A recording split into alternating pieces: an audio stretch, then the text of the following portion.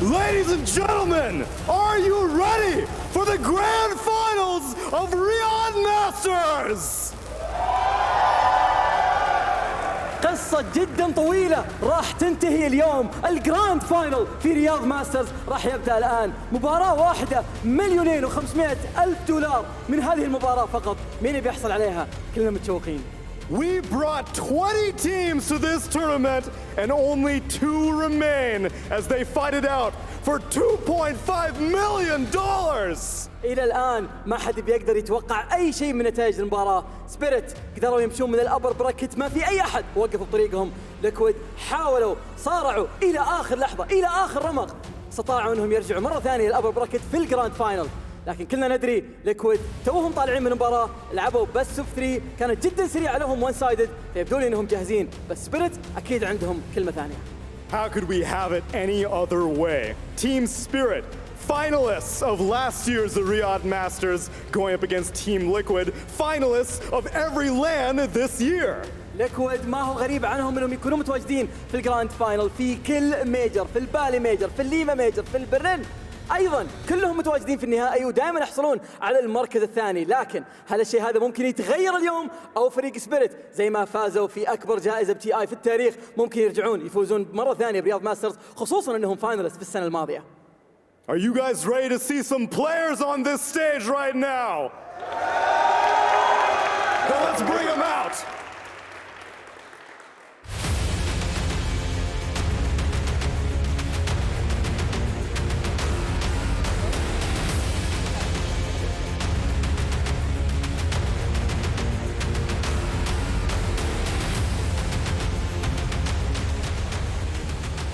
Team Liquid!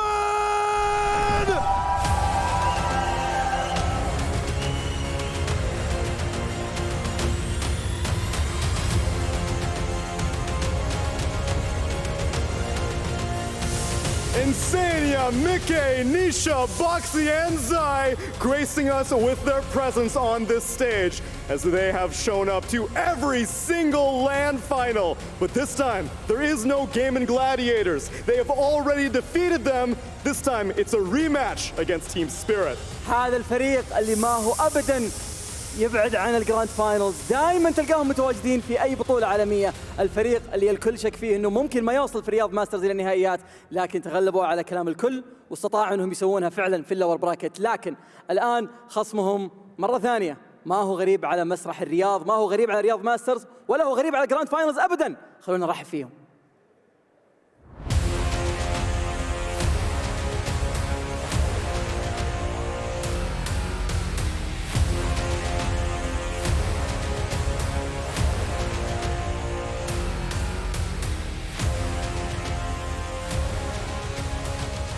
Riyadh Masters 2022 finalists, Team Spirit!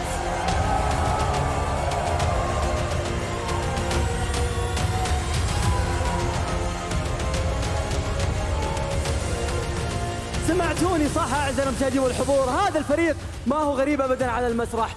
كانوا متواجدين في النهائي في 2022، كانوا قدام فريق PSG لكن ما حالفهم الحظ، لكن رجعوا مرة ثانية بعد سنة كاملة من التطور، سنة كاملة من البطولات، سنة كاملة من الإنجازات في هذه اللحظة عشان يحصلون على اللقب من جديد. كل اللاعبين سواء كان يتورو، لارل، كولابس، ميرا، ميبوشكا، أساطير في عالم دوتا، واليوم جايين عندنا في المسرح يثبتون لنا وش هم يكونون. They may have been somewhat off the grid for most of this year, but they have woken up. These beasts are ready and maybe even the favorites as they've already taken down Liquid once, but this is a best of 5, Fancy. أول مباراة بست اوف 5 راح تكون موجودة عندنا، فكل شيء بيتغير. كل اللي شاهدناه من البست اوف 3، كل البست اوف 2 في الجروب ستيج ما راح يكون منطبق عليها كل الاستراتيجيات اللي هم بيجيبونها اليوم. بنشوف دوتا جديدة عندنا وبنشوف تغير كبير في كل خططهم. Well then, before we can start the festivities, Yatoro, I want to know what's on your mind. All these people in the crowd are looking for someone to root for. What do you have to say to them? We're gonna show our best performance today. They're gonna show their best performance today! دوري فريق سبيريت جدا واثق من ادائهم، سمعتوها من ياتورو بنفسه يقول احنا راح نكون متواجدين وجاهزين ندي لكم افضل الاداء. How about you, Boxy? What you got going on in your brain right now as you look forward to a best of 5? That it would be cool to finally win a grand final in my life. It would be pretty cool! It would be pretty cool! تيم ليكويد يقولون انه اخيرا ممكن يكون عندنا فرصه انهم يكسرون اللعنه اللي جايه عليهم واللي حرفيا ما استطاعوا ولا مره انهم يكسبون المركز الاول، بس ممكن الشيء هذا يتغير والتاريخ راح يصنع اليوم. All right then, Fancy. Can you hold this for me? Up. Let's get this started! Let's go! Teams, players, please, to your seats.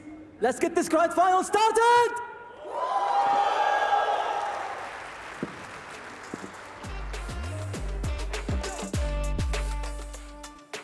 Yeah, it would be pretty cool to win on this stage here at Riyadh Masters. Of course, Team Spirit did not do so last year in their grand finals against PSG LGD. And Team Liquid, well, I will say they won one thing in their lives. They have won in 2020 an online tournament in a best of 5 against Na'Vi, and that was really good. But since then, this is their 4th LAN finals in a row this year, and it feels coming second every single time so far, that's mentally damaging. It is, and I mean, when you're as competitive as these guys, I'm sure losing is losing. You know, there's like winning, which is finishing first, and there's losing. Nothing doesn't matter if you're 6th or 2nd. No, they probably don't see a difference between finishing 2nd, 4th, or 10th, even though they should. Obviously, attending every single grand final of the year is a big statement, and they should be proud of what they have accomplished. And you know, I wish them to win the grand finals. But at the same time, I'm also very excited to see Prime Spirit again, because these guys have shown that, you know, in the money time, they are incredible and one of the teams to fear the most. Yeah, they step it up when they need it most, fair. Team Spirit, they absolutely do. We haven't seen a lot of them getting into the top 3s or the grand finals this year, but when they do get there, they always look damn good, and they're always a team to be super scared of. Yeah, Faith Beyond, it is time to get into it. It's time to get into the Dota 2 of it all. And I know this is something that the teams normally prepare for a lot. What are you expecting to see out of these opening picks and bans from these players? I'm really surprised by Liquid. They just ban out Beastmaster and Darkseer here, because I think it's a very good strategy, because look at the play of Spirit. They basically just play these 2 offlaners. They pick one Lycan and one Mars, and other game they just pick Beastmaster and Darkseer. So I think it's a very good strategy for Liquid.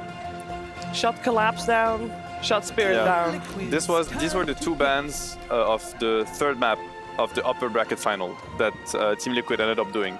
At first, they played versus the Beastmaster with the Medusa, and they won. Then Team Spirit banned the Medusa in the 2nd game and picked the Beastmaster again, and Team Spirit won this time. And then in the last game, Liquid was like, let's ban both Beastmaster and Darkseer and force them into something else. And in that game, Team Spirit opened with Void and Enchantress. So this was the same opener in the last game that they played. First pick Snap, and Team Spirit answered it with Enchantress and Void. And Team Liquid proceeded to answer with an 8th morph pick. So let's see if now Team Spirit is gonna switch things up or go for the same. And it's always a little bit different, I feel like, in a best of 5, where maybe you want people to just get their comfort. This is literally the same draft, except Team Liquid went for the Naga 8th pick instead of the Morphling.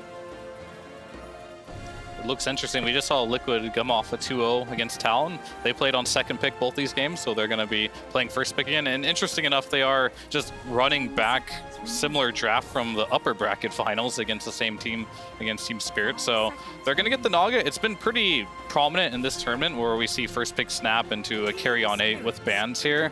And Naga is one of those heroes that has a very favorable matchup versus the Faceless Void throughout the game. So I do like this adaptation a little. But the interesting thing is, when I having dinner with Liquid, they said Nikkei, he don't play Naga.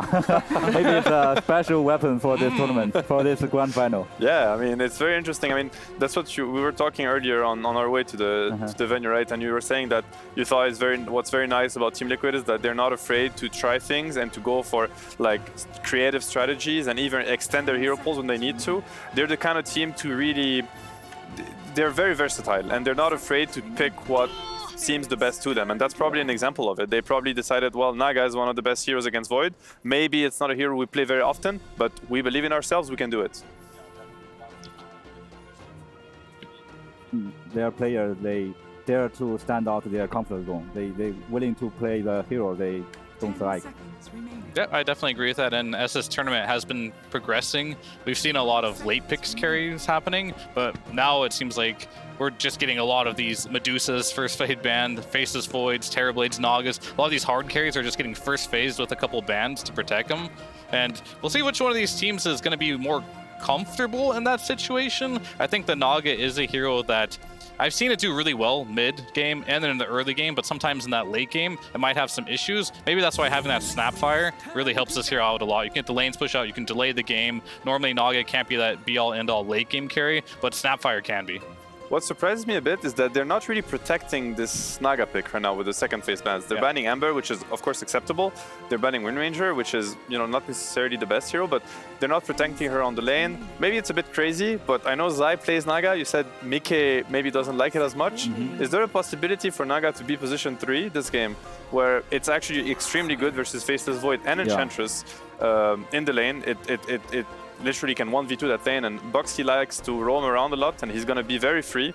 If it's maybe it's a bit crazy, but I think it's not completely out of the picture, because to me they haven't really protected the position 1 Naga a lot in the second phase, which could hint towards that. Yeah, I haven't thought about this idea before, but now I think it's really good. And also, except you mentioned on the lane, and also in teamfight, it's a good counter against Void Chrono. You rely on the sleep, the Illus are scouting, so showing where Faceless Void is, making it really hard for him to, you know, get a hidden angle into the fight and get a very good chrono. And if he does, Naga has to be in there, because if not, she just sleeps. Even if Void has a BKB, Aghanim Shard on Naga is just going to heal her teammates. Like, it's just a very good counter in terms of team fight and map presence. Yeah, I think it could be really good here, and that's what I was saying early on, that the meta that we knew before, I think it's just going to get flipped over on its head here, and we're going to see something completely new in this grand finals compared to what we saw in probably any of the upper bracket games. Team Liquid has came in with a new outlook of the game. They showed that versus Talon, and I wonder how far they're willing to push that. Yeah. And I mean, the Timber Saw is direct answer to the Naga, especially on the lane. Like, it's a very, very good lane for Timber. Collapse has had incredible Timber games in this tournament, where he single-handedly almost carried the game, explosive performances. So I'm sure he's extremely happy with his matchup right now. Yeah. When you're talking about explosive performances, though, I feel like I'm going back to the first pick of Team Liquid. They get their hands on the Snapfire. We've seen Nisha absolutely dominate on it. What can Team Spirit do to try and, I don't know, maybe tame that a little bit as far as it's possible with the Snapfire, which is still one of the most picked and contested heroes here at Riyadh Masters?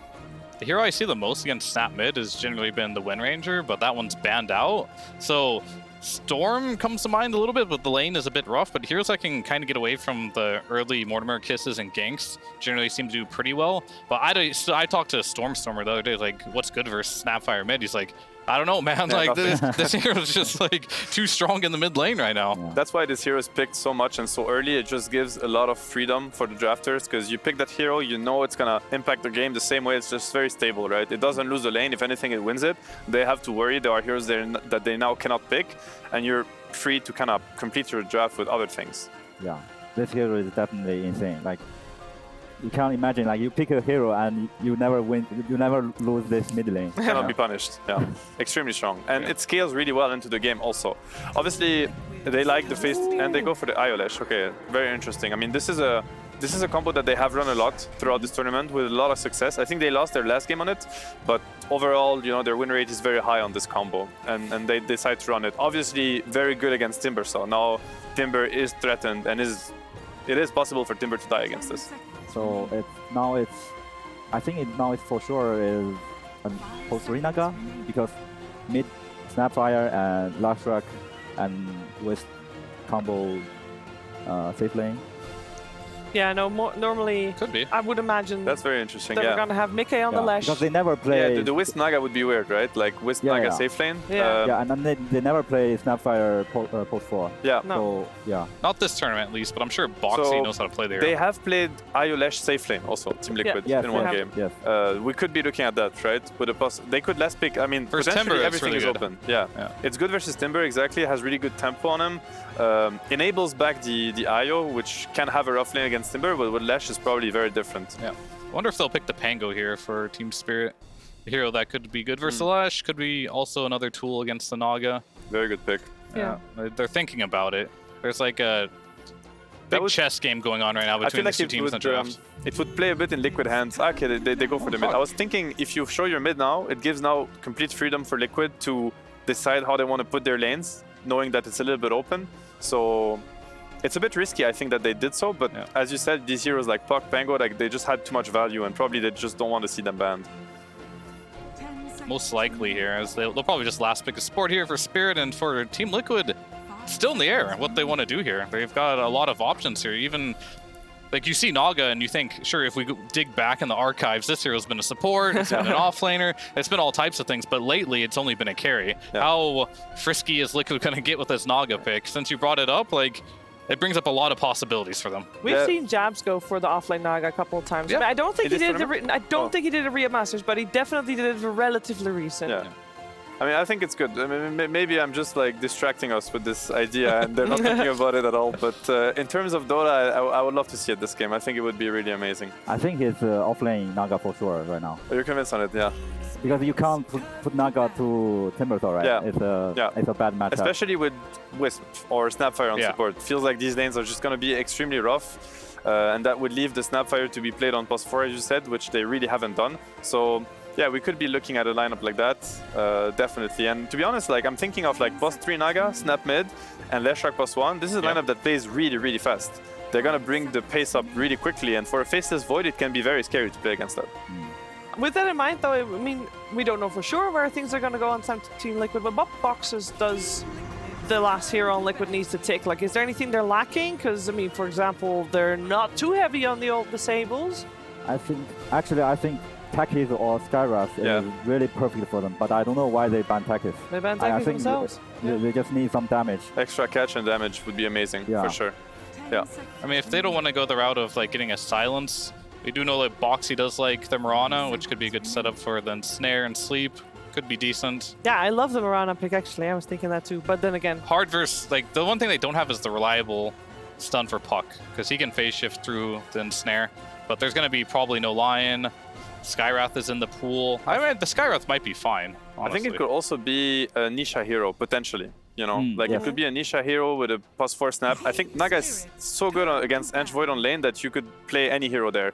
And the lane's gonna be great. I'm sure Boxy, he's such a good player that he'll do great on +4 snap. And a lot of people have actually played position 4 Snapfire here in this tournament. I'm thinking of Zinq, for instance, played it a lot. So we could also be looking at a Puck punishing hero from Nisha. It could be a DK, it could be maybe a TA even, you know, with an early shard. Could be very deadly to play the map against that. Like Naga Illu scouting everywhere, the threat of relocate. Obviously addressing the Puck a little bit more would be nice for them, because right now they lack tools. Yeah, so basically they need some type of hero, either mid or +4, that can control the Puck a little bit, ideally. Or the TA route would just be to just win all lanes here. If they do commit to this Naga 3, which maybe they don't, and it's going to be a completely flipped over draft, but with the level of confusion that their draft can bring, you can only imagine what Team Spirit has to go through right now. Yeah, they end up banning the Enigma and the Tiny, so it's a little bit... there it is, the TA. The TA, okay, so... It is a +3 Naga. It's a TA mid versus the Puck, which is absolutely amazing. The early shard and the silence is going to destroy both... Like, these 3 cores are going to struggle a lot against TA early shard. +3 Naga is gonna get a complete free game against Void and Ench. Is that a possibility? The Naga? The 4 Naga and 3 Snap? Yeah, would that be a possibility? I guess so. But when I think Naga, like if I had to pick a Naga player on that team, I would probably pick Zai. Okay. I would too. Well, we have both teams digging hard into their bonus time on this entire draft, and that's how you know that indeed, as Fear said, it is quite the chess match, and the Ancient Apparition comes out. Of course it does. Why does it do that? Because of the IO Lash? IO Lash, yeah. And the combo with the Void? Very scary against Naga, in my opinion. Scary versus TA2, but definitely good against IO Lash. And that also is Team Spirit kind of going a little bit away from their comfort zone, because now it's going to put Mira on the Enchantress, which we haven't seen yet. Yeah, because it is Miposhka that has been one of the only players that actually touched the Ancient Apparition recently at all. And yeah, we have got both drafts on the board, so I'm gonna straight up ask Faith Beyond, who has it? I really like Liquid's draft here because I think their speed is really fast. The TA like just speed up their tempo, and also we see Zai picked Naga, and I think it's a free game for Naga versus their support and Void. So I think maybe Liquid can win this game in 30 minutes. Yeah, I agree. I'm completely sold. I think it's absolutely brilliant what they come up with. Caught Spirit off guard completely because their bans were completely unrelated to what Liquid was doing, so 100% Liquid for me too. Well, I don't know what offlane Naga buys in this patch, but I don't think it matters because they're going to win all 3 lanes super hard in this game. And when you snowball 3 lanes like this, you got a Nisha TA, you got a Naga split pushing, it's going to be hard to get back into the game. Okay, well, 3 lanes won by Team Liquid as per my panel. They really like what they've got going for them. And I'm sure that the person who's standing next to Jenkins thinks so too. Let's head over to Blitz. Has anybody told you that that's not Game & Gladiator sitting over there? Yeah, it's still a relief. Like I'm pretty sure that's Tofu, like 99% sure. I'm pretty sure it's not, but you guys ended up picking the IO Lesh. They gave it to you. Are they insane? No, I mean, I think these guys they probably just were confused because we were confused ourselves. We were like, we're cooking something and we have no idea if it's good or bad because obviously we've never scrimmed this. A lot of the things here we've never scrimmed and we're kind of just saying like, you know, let's have courage, you know, let's be brave. That's right. Courage is the slayer of suffering, and human suffering is the worst kind of suffering. And speaking of suffering, you picked Naga Siren. When did you know this was a 3 position in the draft? Oh, I don't know. It kind of just worked out that way. Zai's like, I'll make it work. We're like, all right, sounds good. Sounds fun. Like, if you want to do it, just go ahead and do it. And he's like, don't worry, I got this. And I trust him. If there's any player in the world that I trust, it's probably Ludwig, so. Okay, and well, who we also trust to bring you the game is Cap and Avery with the game of Dota 2, Game 1. Thank you, Jenkins. That's right. Welcome to the grand finals of the Riyadh Masters, where 2 teams have come to defeat the demons of their past. Second place finishes have become the norm for Team Liquid, but Spirit also came second in last year's Riyadh Masters. So it begs the question, Avery, what does it take to win a finals? I can tell you from experience, if you leave a grand finals on the table and you felt like you give it everything, it will not matter years from now. It takes more than that. It means belief in your teammates, belief that you can pull through in a BO5 against another world-class team, and belief maybe in heroes you've never played, a draft you've never scrimmed, a tempo that isn't custom for you. It's putting yourself out of a comfort zone and still rising to the occasion here. And that's what's going to take to claim this championship right here for either of these teams, because they are both absolutely world-class. They have some of the best players of all time. There is no doubt in my mind this game and this series is likely going to go the distance. I cannot wait to see what these 2 teams do in a full series here, as Liquid are bringing the heat early in game number 1 in this series. With an unconventional Naga pick they are not used to playing, it'll be pushed to Zai for some extra tempo in the TA and Lesh. And once more, like our analyst said, are they just going to win 3 lanes and run away with it? It is something we saw happen in that game 1 series in the upper bracket final versus Team Spirit that caught them off guard. That triple lane win was deadly in that game 1. It's not going to put them away, though. And if there's anything about Team Spirit at this point that we have to understand, it is that this team is incredibly comfortable playing from behind. And I think that's something that Team Liquid is trying to address, is the full series win, right? You could get a game win, 1 win off of, you know, a laning phase lead, what have you, but they do need to be able to address this opener, and they found it with the Naga Siren, where many teams would go for comfort. In fact, we talk about comfort a lot when it comes to the analysts. What is comfortable for these players and their player-hero combinations? It seems like Courage is going to be the choice for Team Liquid in this game 1. Courage to pick up the Naga Siren, a hero that none of these players have played in literal years. In fact, the latest person to play it, and the person who has played it the most, is indeed Zai, because, well, he used to rock it all the time, all the way back on Team Secret. But it's not particularly inspiring, with going all the way back to 2018, in fact. A paltry 33 games. Well, Zai has played everything at this point.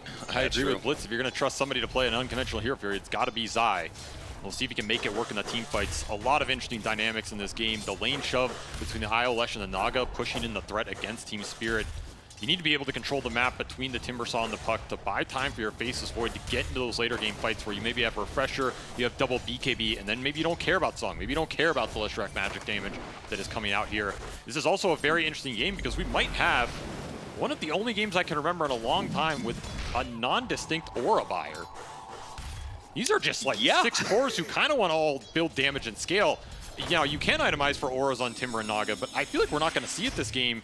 It's just going to be guns blazing here. It's going to just fall to the supports to build the utility. And a quick first blood for Insania, as this IO has worked well for Liquid the entire tournament, and it will continue to do so here. That is a kill that you do not expect to give away if you're Team Spirit to the level 2 IO. No, certainly not. And that's going to feel pretty bad for Collapse, because the last thing he wants is a safe lane magic damage dealer to be amped up even more. He is already going to have to contest with some heavy physical damage burst off of Nisha. So if he ever doesn't have those reactive chargers, he could be in trouble. But if this Leshrac really starts getting away with the game, and he may find that his frontlining isn't going to be as potent as he would hope for. I mean, you do have some cushion here with that Ancient Apparition pick. Now, that's a last pick Ancient Apparition designed to shut down the aggressive potential from the IO Lesh. But like Panel talked about, the downside here is it's not helping you with the Naga on the map, and it's not doing anything into this Templar Assassin. If I have to pick one threat that Team Spirit need to think about, it's probably Nisha on this TA. It has been a hero that is extremely dominant for him the entire tournament. I don't think he's lost a single lane with it whenever Liquid has gone to it. It's a hero he's personally very confident with. And right now we're looking at a Nisha who is up there at his peak potential, as he is the KDA leader of the tournament right now. Oh, nice use of the cookie. Boxy, he's going to surround Miposhka with the help of the illusion. Miposhka's going to turn around, do what damage he can. It's going to be close call. Boxy gets stunned up, and they do manage to get the kill on Boxy first. Miposhka will be granted the experience for that one. Zai, in turn, will claim the solo. Not too bad for Zai. He's going to get level 4 off this. You're happy to get the XP on your Ancient Apparition as well. This is a support duo from Team Spirit that's a little unconventional for them. We're talking about the Naga for Liquid. At the same time, you're pushing a 4 Enchantress, which is normally a hero that you just automatically assume is going to be Miposhka. Yeah, that's another reason this AA pick really needs to pan out here. And so far, Mira is not having a fun time in this early game. He gets pummeled again. He's just gone. He can't even believe that he died there. The amount of early damage coming out of this level 2 Lightning Storm is significant with the buffs. Cannot underestimate it with a little bit of extra spelling from the IO. Yeah, 140 damage since 733D, so I got a 20 damage buff, and that probably is what made the difference there. He's still looking for the level 3 on the enchant. I mean, ideally you want to give a lot of solo XP to Collapse here so he's as strong as possible going into that mid-game, burst all this burst damage, and you maybe get some roam action to mid or the jungles. You get some wards up, you can contest stats from the TA or Naga later. Right now, this early game is not going how Mira wants it to. 2 deaths on the board. Does get that level 3 as they look to rebound in the laning phase. This is something we are used to seeing from Spirit, however. Can't really stress that enough, right? They go into these drafts, they go into these games understanding in some of them they're going to be behind. That's also why I go back to that upper bracket final in that game 3 where they switched the tempo up so much and just decimated Liquid in that laning phase. They are capable of doing that. It just seems to be something that they can turn on or off. That's not a bad skill to have as long as you can turn it back on. Quick check up here on this mid lane. We can see Laurel's going to be heading back to base. A big lead in the Nisha versus Laurel matchup, but maybe it's less about the players. After all, it's a TA versus Puck matchup, an old school counter that Nisha is taking full advantage of. 30 and 13 compared to 17 and 6. He's supposed to be ahead. I don't know if you're supposed to be that far ahead, but it is a bad matchup for Puck. It's a free matchup for TA. I mean, this goes back to Ferrari TA days, right? Yeah. It's been winning since 10 years ago, and it's not going to stop now. A tether up to the high ground as they both went through the portal here. Boxy and Miposhka, now they're going to be met by Collapse. No might be able to burst down Insania. Timberchain doesn't quite land, but they might just be able to get that final hit in. Oh, it's not enough. What did he live on? Now an impetus. That'll finish him off. Mira is going to be in an awkward position, though, and Mickey does have enough mana to be able to take advantage of this one. They will trade off supports, but maybe they're going to get a 2-for-1 special because Collapse will get him with the Timber Chain. Mickey's looking to even the odds now to chase down Miposhka, and he's going to have the IO joining him soon. The creep block. Oh, the creep block! It's not quite enough. Miposhka was just huddled away in the corner. Collapse. He's fighting now against Mickey 1v1, but not for long. Insania's going to join in, start healing up Mickey, and he will probably be perfectly fine here. Dodges the Timber Chain. In fact, they may even chase after Collapse. Nice drop. Item drop to be able to get the maximum amount of HP out of the one, which was actually needed there. He stays alive of just 90 HP. What a crazy item drop there from Collapse. I mean, you have a chance of getting stunned there. I think he really would have wished he had a whirling death point there, being stuck in all those trees. That is such a high-level nuke this early in the game when you get 6 or 7 trees into it. Double chain, triple chain, in fact, just to get as much damage. Oh, he still won't save dropped him. a branch to try and block away the vision of himself. Meanwhile, Yotoro dies at bottom lane. Oh, this is definitely a bit of deja vu now because Liquid is running away with the laning phase, Avery. There's just no way to skew these lanes this early. It's just a draft situation that Team Spirit have put themselves in. They are used to it, but this is going to be a deficit going into that mid game, and it's going to be a lineup that can take full advantage of the map. That's the scary part. What do the AA and the Enchantress offer you when your lanes are getting shoved in by a TA Naga that their interactions with are just pitiful? You have to make it up elsewhere. You're going to have to bring some skirmish power, maybe some early chrono rotations from Yotoro that we've seen him pop off on. Maybe get this coil rocking with an AA ult. You can find the levels on Maposhka. Is it really better Those for are your him to answer. be here in this lane against the Leshrac? I mean, yeah, we saw what happened bottom. You just can't fight Zai right now. You know, speaking of fighting Zai, actually going back through his history, I was wrong. It wasn't Team Secret 2018. I was like, wait a minute, that's way earlier. That's going all the way back to Optic. I don't suppose there's a little bit of deja vu for you, Avery. What? Last time, not actually the second to last time that Zai played Naga Siren, it was at TI, and it was against you. Oh, wow. Optic Gaming versus VGJ Storm. So you can actually give me first-hand experience. What does... Did I win that game? You did, actually. Nice.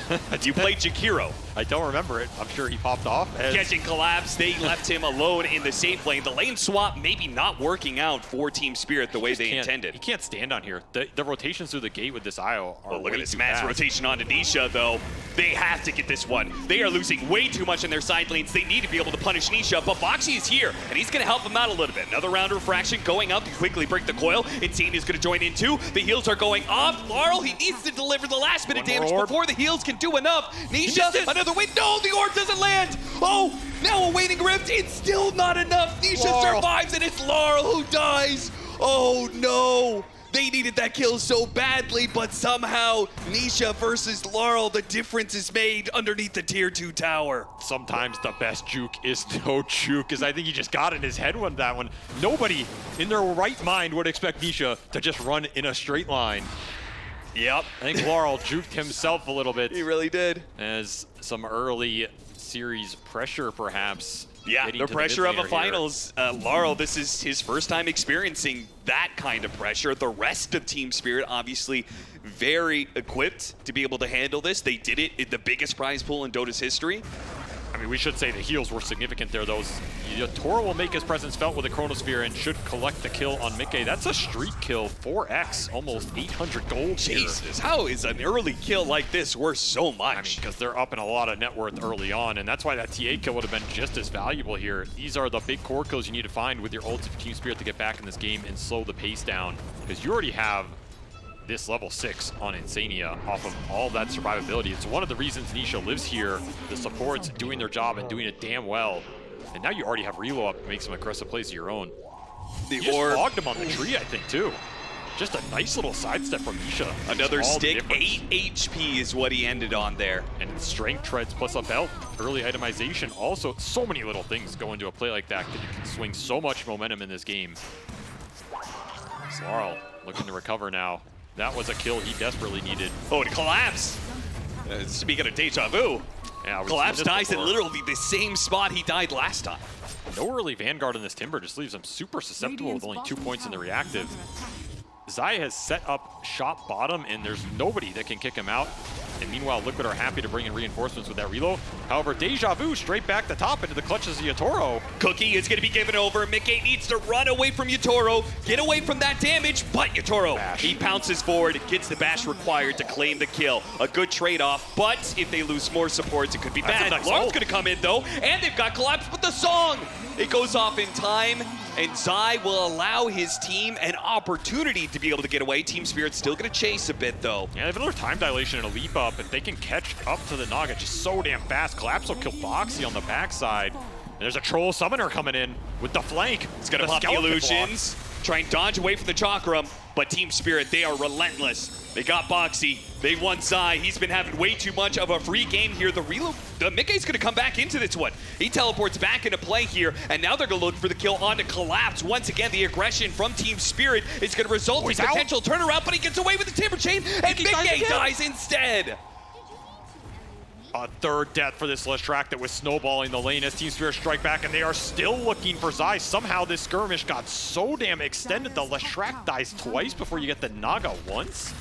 Just so damn fast with the tether. And the entire time they're getting damage on the tower too, so yeah, Team Spirit. That troll did work. That was fantastic. They are likely to get this safe lane tower, or at least bring it incredibly low. This team is just so scary from behind.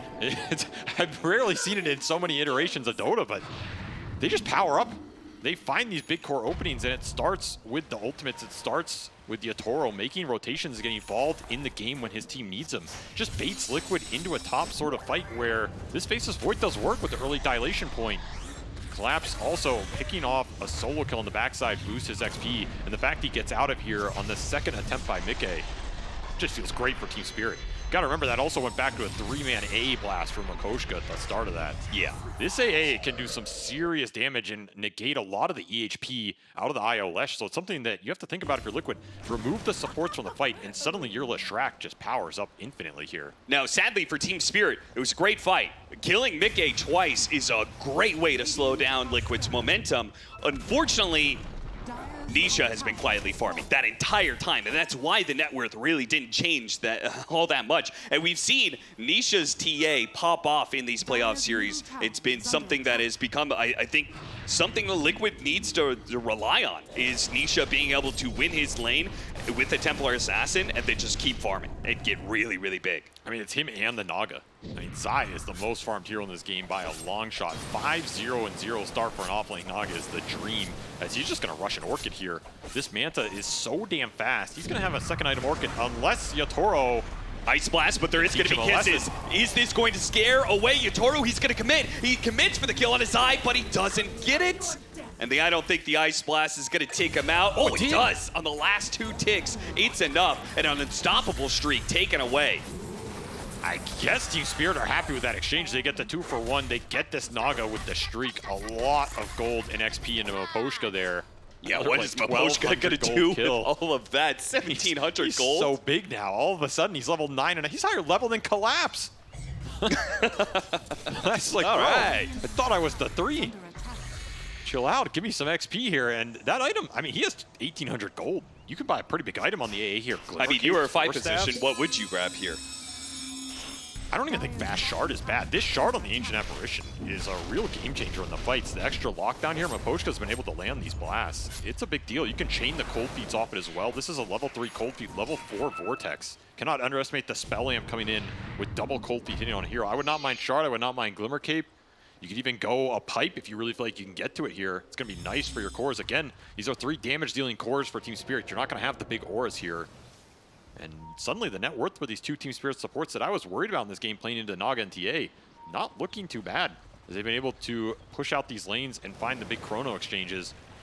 Yatoro, this guy is just so good at making sure his team stays in the game, not only himself. It's one of the things that makes him one of the scariest carry players right now. Yeah.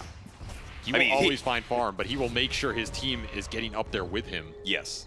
Nisha has had the luxury of just being able to AFK during a lot of these fights, while Yatoro has been forced to join the fights and turn them around. Song actually going to be used here for the setup.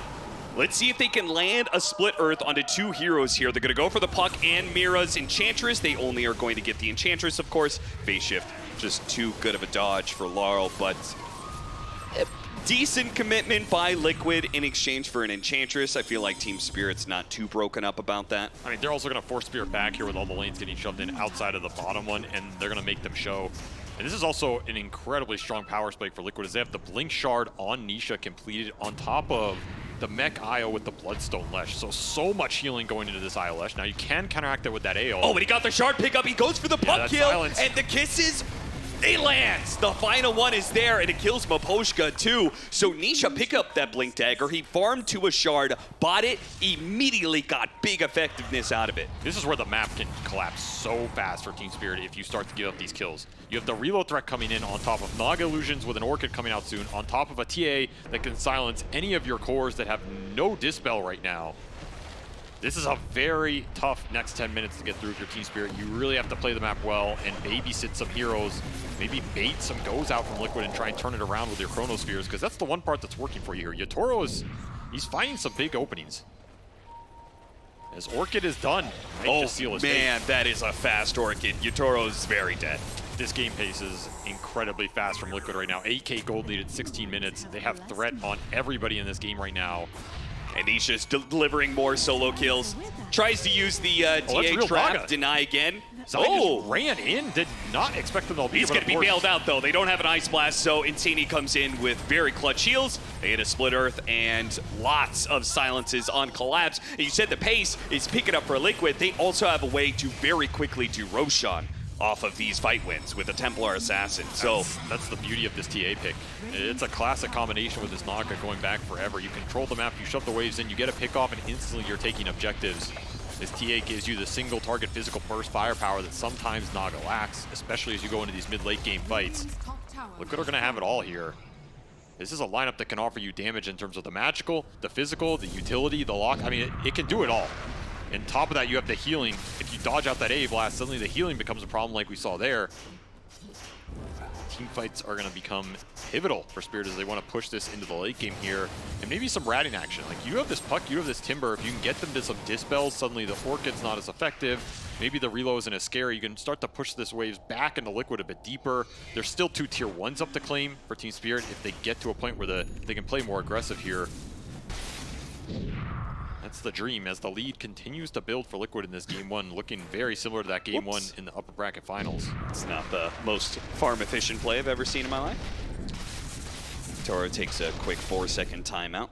A little bit of breather, and maybe that's what they need. Liquid up with 10,000 net worth like this. Team Spirit are going to have to really, I mean, one of the things we've always talked about when it comes to Team Spirit is they're great at being able to put together team fights. And almost kind of no matter what the advantage is for Liquid, Chronosphere Ice Blast, if you throw in some extra damage on that from like Laurel or Mira, it's probably enough to be able to win the start of the fight. It's definitely enough to take down a big core, and that's kind of all you need. You just need a big core to create an opening. You can't even underestimate just Ice Vortex Cold Feet within the Chronosphere. Faces Void's a composite hero. He does a lot of damage between the time locks and the Maelstrom procs with a Mask of Madness here. You might not need to throw in this blast on the first target. Jesus. Yeah, that's a lot of damage. Okay. Collapse just died to a Templar Assassin solo. Granted, he had a double damage, but that's not a great sign. Neither is Laurel getting picked off solo by Zai here as the pickoff route continues. And the items just came out so damn fast for Liquid. Team Spirit not able to respond, as it'll be a quick Roshan off the back of that double damage. Level 17 for Nisha. He has been absolutely unstoppable, and he is 4 levels higher than the next core on Team Spirit, which would be Yatoro. This man is the leader of the tournament for a reason, and it's another great TA game with a very strong counter pick. It has not been slowed down at all. Put an Aegis on the man. Could even be looking at some early high ground here if you believe the song can bail out the Chrono. I mean, you have a lot of sustain. You have a Solar Crest on Boxy. There's a lot you can pump into Nisha and just let him frontline with this Aegis that's pretty annoying to deal with. It's gonna for sure bring everybody back and Team Liquid want to commit for that. Also, Tormentors just spawned, so Nisha's gonna pretty much try and steal this instantly here as Zai sets up on the other side of the map. And he will find Yatoro with a great song. catch. No dispel for the Orchid here. He is absolutely gone. Only question is, will the Golem take the kill? No. Not a chance with Zai outputting so much damage. I love they relocate in as well to make sure that there's no backup from Team Spirit. Mira's playing desperately to try and snatch away. Oh, okay. Cookie a little bit late there. Wonder if it was on cooldown. Either way, chase away Mira, get a kill on Yatoro. Liquid, they are cruising through this game 1, man. This has got to be a bit of a sigh of relief for them to be able to show, okay, we can still beat Team Spirit after they got taken down to the upper bracket finals the way they did. I mean, especially that game 3. That was, I mean, I think you said it. I think maybe Seb said it as well. Like, one of the most well-executed games of the entire tournament was that game 3 by Team Spirit. That is definitely Team Spirit at their peak. That is what they won out of a game. It was pretty much a perfectly executed game in Dota 2. You cannot ask for anything better. As this one, I mean, it's pretty close. Like, Liquid have not made too many mistakes in this game, and they're executing this lineup pretty damn well. And this is just what it looks like off a triple lane win, which we kind of expected from the draft. So you put yourself in this position, you got to be ready to dig yourself out of it. Team Spirit continuing to search for an answer in this game.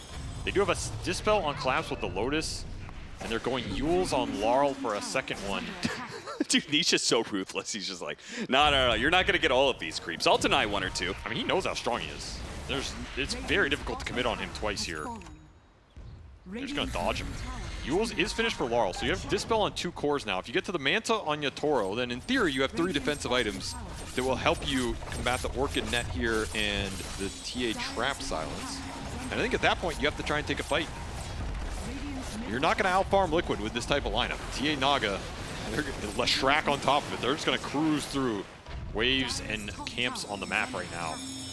Immediate smoke up. They show Nisha in the mid lane while Zai sets it up, heading to top lane. He finds anybody, he can song for it, have his team come in, and that's exactly what happens. They spot Yatoro, immediately the song, and then he's going to be able to Orchid, and Yatoro is going to find that his Manta is delayed even further. Meanwhile, they're still fighting on the other side. I mean, this is a coil on Nisha. His team is not here. And Nisha's like, I dare you. I dare you to go on me. Kiss is going to be used. If he hits one of them on Laurel, he'd get the kill, but it's pretty blind. Not going to be able to land that. He does slow down the Ancient Apparition. Meanwhile, mid lane with the Orchid usage, they go for Collapse. Bounce back that one, but with Nisha's damage, they may still have the kill on Zai. One last Timber Chain. No, that shot almost killed him, but fortunately he had enough armor built up by that point. Liquid, though, just continuing, giving Team Spirit absolutely no room to breathe, no time to farm up those defensive items you're talking about. No time to think about what went wrong in this game as they are down 20k at 23 minutes. Getting their base siege with the first Aegis, and the scary part is there's still so much scale left in the tank for Liquid. You have 3 cores that can get 6 slotted this game and all be a threat, especially to this Faceless Void.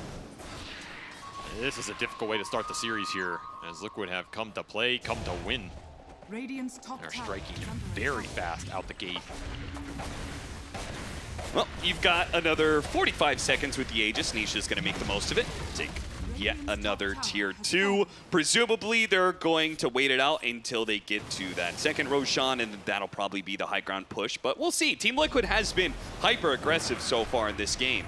And we have seen more and more teams be willing to take up that mantle of pushing high ground without an Aegis if they can get that right kind of pick off. I think your Spirit, you got to smoke Yatoro pretty soon. Like, you need to go out and look for a big core kill with this Chronosphere, slow this game down, get some extra network into the Faceless Void so we can get to the Manta style, because he is struggling to get there right now. Yeah, use the Chrono in this window where you can use the Chrono, put it on cooldown, but the Aegis, you don't have to worry about the Roshan fight just yet. Yes, because that's something you're going to have to think about this game. When you use that Chrono, it creates a large window where Liquid can just go and force objectives or force your base. It'll be a smoke behind Yatoro, so maybe trying to bait him out. I mean, these Naga illusions are just, they're seeing so much right now. They'll get stolen by Mira. That is one thing they have going for them. They can push the Naga back against herself. But Zai has read this move, and he is completely out of there. This is a smoke that's going to yield nothing but perhaps an aggressive observer. Vacates the area, and that still leaves Team Liquid with owning probably 70% of the map. They're taking all of top. I think this is a move you just have to make, though. You have 3 wards on Maposhka. You need to smoke him out here to get some vision on the map so you can maybe look for the pickoff in the future.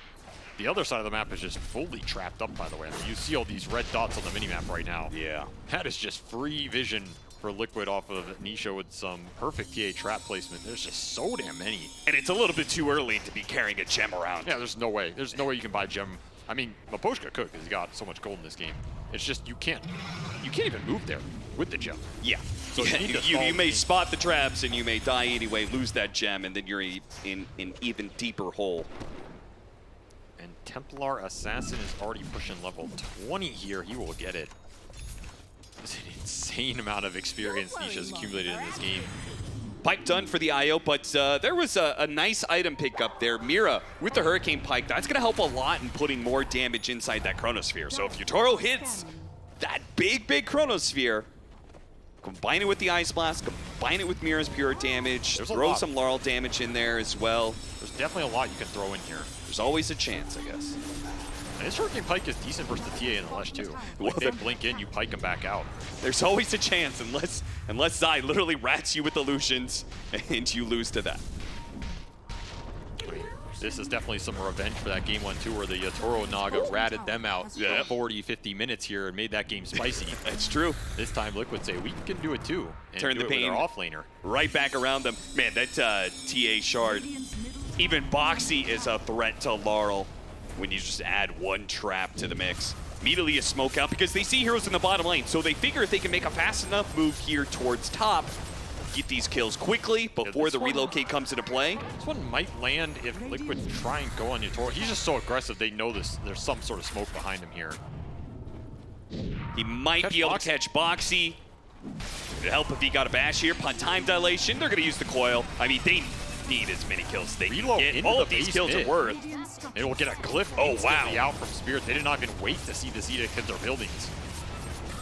Very quick and decisive move from Liquid. You can't even chrono anybody here because this reload will guarantee take you out. Yeah, this is so smart because if they relocated to where Boxy's at, they probably just get Chronosphere. Yes. Right? So they instead make a better move, just outmaneuver Team Spirit. They go for the mid lane. They take that tier 3. Range Barracks still up, but Yatoro, if he dies here, oh, jeez, that damage is just so damn fast. I mean, that's with his Dispel, too. They're just saving the silences. Oh, more silences. Dude, Nisha is putting on... Oh, he's getting out. Quite a masterclass of an early shard pickup with this TA trap. He's still trying to get out on collapse while, Zai's trying to set up. He's like, guys, I've caught so many heroes. Come over here. And Nisha will oblige. They'll get the kill onto Mira as well. So 3 dead on the side of Team Spirit. Now they can go and finish up that range barracks. They started earlier and take a melee on top of it. And no glyph because of that little reload play you made before. So 15 seconds for Yatoro to come back up. He does have Chrono off cooldown, does have that Manta. You get a good fight on these cores before they leave your base. That's what you're looking for here. No Song as well, so that Chrono's absolutely free. Liquid might just back off. I don't think a second Rax makes this game impossible, whereas Roshan might. You just play for that next Aegis, you're super content. Boxy even looking for a Wisdom Rune. Yatoro says, enough is enough, sir. You have gotten enough experience in this game. How dare you assume you will take my Wisdom Rune? Well, that does put Chronosphere on cooldown with the potential of Roche being up right now. It's not actually going to be up for another minute, but as soon as it spawns, I'm sure Liquid is immediately going to pounce on it because they do have TA traps to scout it out. And not that they're in the pit right now. Basically ensures that fight. Yeah. Did get a gem pickup on Team Spirit. It has been put on Laurel, so you can start to clear out some of these traps. Going to take a damn long time here. There's so many. Eventually, it will add up. You can get out on the map. You wait for your Chrono to come back up. That is all you're relying on at this point. Big Chrono series from Yatoro. Pour the damage in. Yatoro might get caught again here. Time walk away, and he's still got a Manta. But it's Zai who's really the big threat. Hits him with the Orchid. Waiting out the Manta. Finally throws out the Ensnare at the same time as the Splitter, so they land both and chain it very nicely. It's just so hard to dodge these silences on the map. A single Dispel is not close to enough here, as Zai playing with his food at this point. Yeah, when you run out these lanes, it's just an alleyway of death with all the TA trap silences available. As Naga has been near untouchable. They found her once and never again, as 12-1 Butterfly completed looking for a Hex. Hurricane Pike gonna deal some serious damage to Mickey. Gotta respect the impetuses here on the high ground push. Double damage for Nisha. Makes swift work of this Rax as it'll just die to illusions. Collapse denies it though. It's the small little victories, I suppose, Avery. Nobody takes anything free from us is the message here. Are they gonna fight this? Or are they just gonna go back to play for Roshan? Looks like it's the latter choice for Team Liquid. So they got nothing. Yeah, if you want to say denied melee barracks is nothing. Liquid pushed your base and Collapse got a Rax. That sounds pretty good to me. You know, Damn. a moral victory for sure here in Spirit as they try and rally the troops. You need to rally a whole lot more than that. Yeah, you'll take what you can get in this game down 30K at 30 minutes. Yeah, Jesus. I mean, it is just exploded in terms of the advantage here. Yeah, he went to Manta, which took a while levels to be able to get that Manta to counter the Orchid. He's got this window where it's like, okay, the Manta can kind of deal with the Orchid, that's nice, but then you're going to have a sight device soon on Zai. So he is just maintaining a huge lead over this Faceless Void and keeping Yatoro's game near impossible, and he's always the win condition for Team Spirit. Where was the deny on that one, Collapse? That's true. He had the Chakra Mount, who's disarmed himself. You only have a couple moments to seize these advantages. As it'll be a smoke play to the Roche pit. This is pretty sneaky from Team Spirit. Yeah, I mean, they kind of have to make a big play like this. They got scanned, man. Oh, Absolutely nothing is going their way as Liquid fully ready for this now. They'll smoke up themselves. They're like, oh, you're going to do Roshan, huh? Just run. You do Roshan. We'll take your melee barracks. We'll take Megas. Yeah, Zai is ratting you the whole time. It's just put Collapse on illusion duty. He has to clean up the trash while the rest of his team fights for their lives. He does not have a bot, by the way, so he can buy out for it and maybe join this fight. Off that, he can also just TP Radiant Outpost, I suppose. It's just going to be so damn slow. Yeah, and lacking your frontliner when it comes to the damage being put out by Nisha. Anybody shows they could get two-shot. The potential is there, and there's the silence. Maposhka, one hit, brings him down to half. Now the Kiss is trying to get the vision, trying to get the slowdown. Hits Maposhka once or twice, almost enough for the kill. That final one might just do it. He's going to tick out. Mickey, meanwhile, Fuel Scepter put onto Laurel. He does have phase shift, but immediately silenced once again by the TA traps. They're just, it's the TA traps nonstop, man. And they're just reloading to the base again. Oh, he's broken. Miro's going to be shredded immediately. They have to throw out the Chronosphere. Otherwise, they're going to get barracks. Mickey does get off his BKB, and a song goes out. The sleep will put an end to what looked like a turnaround potential for Team Spirit, as now they have to fight it out with no ultimates. A Coil desperately trying to keep Team Liquid out of their base, desperately hoping to somehow turn around an impossible team fight, but it will never happen. 4 dead on the side of Team Spirit. A buyback from Yutoro immediately, but he comes back with no Chronosphere, comes back with no chance of defending his final barracks and no chance of winning this game 1.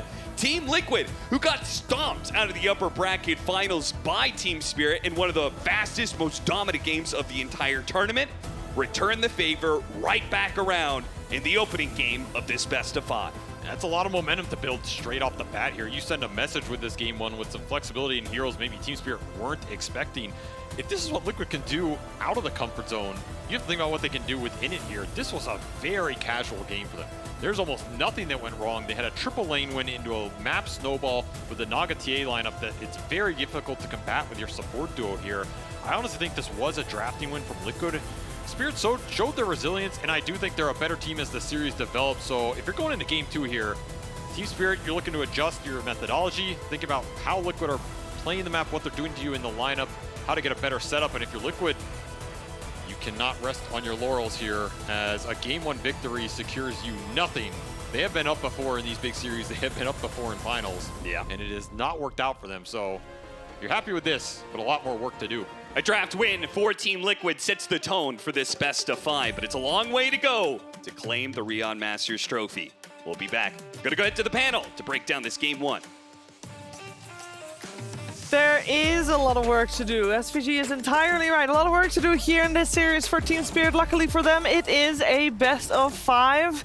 This one, though, Team Liquid runs away with it. We were having our eyes on it from the get-go because Faith Beyond had some insider information, but Team Spirit definitely did not. And this offlane Naga Siren caught them by surprise, and it just did not work out the way they wanted it to. I am actually joined with a different panel at the moment because Faith Beyond is still with us, but we now also have Saberlight and Effie joining us on the panel. Saberlight, this game, it was a little bit disgusting. It was very disgusting. These Liquid drafts are something else. Something else, and this was this was very one-sided. I think Effie for grand finals, I mean maybe game 1 is allowed to be like this, right? Yeah, but it's not the tone that you want to see set for the game 1, right? You hope for a nail biter, something that goes back and forth, but kudos to Liquid for this amazing draft, and of course to Nisha, who has been playing so well in his TA recently. Yeah, he played fantastic. The match results here, Faith Beyond, we saw this one coming. I just want to know, is there something that you feel like Spirit could have done differently? This game, Liquid definitely drafted so well, and I can see the reason why Spirit do this, because last series they play against Liquid at upper bracket. They winning with same opening like Ench and Void, So they just go for it. But Liquid prepare very well. They just take a Naga. This must have a lot of discussion on this hero. And I think if the lineup end like this, there are much less that Spirit can do in game. I think they can maybe change the lane, like put the Timbersaw against Naga and put the Void against Lashrak. But I think it will not change too much because Naga is just so broken in this game. They didn't see this Naga in post 3. They banned all the offlane hero. I think it's just Liquid prepared so well in this series. But I think Spirit, now they know. Now they know this strategy. So next game, I think they maybe have something better. I think what was very impressive about that offlane Naga was Blitz in the pre-game interview said to Jenkins, well, we haven't scrimmed this. We're trying something here. And Zai said, just give me the Naga, I'll make it work. When they saw that the TA pick was open and available to them. So the fact that Liquid are able to make something look so seamless when they haven't even practiced it before is really impressive. It is. I think it like takes a really big boss to actually go for it, and I think Zai, ever since the insane comeback, I think he really has them. At the same time, I think with the team spirit, you give them the IO Lash, you see how it goes. It didn't really work out for them game 1. I think there has to be like a possibility where you're counting on it. We'll give them the Lash IO, we'll see how it goes. It didn't really go that well, so now they're like, okay, let's recalibrate. So I think like Team Spirit still has very good shot at taking this grand finals.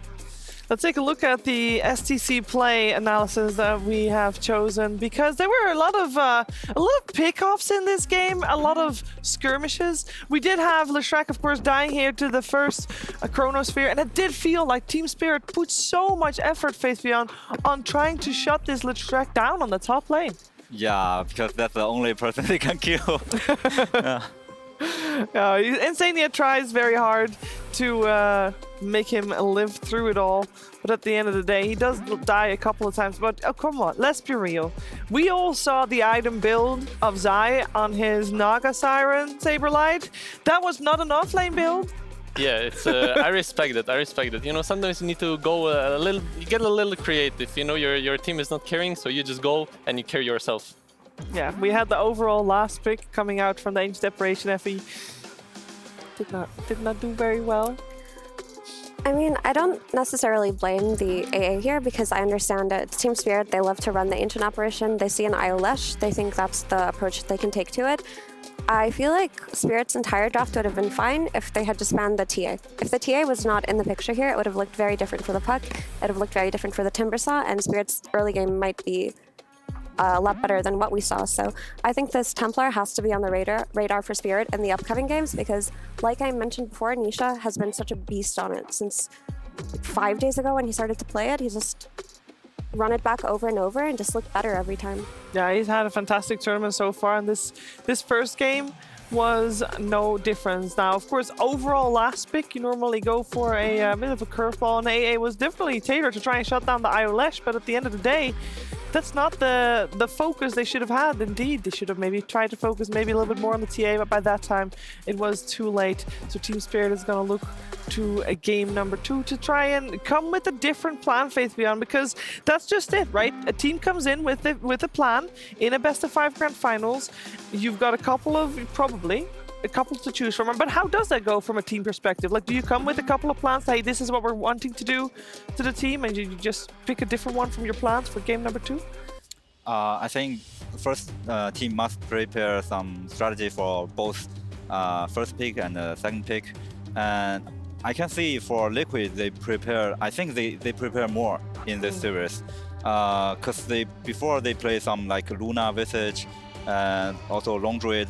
And also, so I think maybe they have more strategy. But for Spirit, I think they kind of just like, okay, we just play as we played before.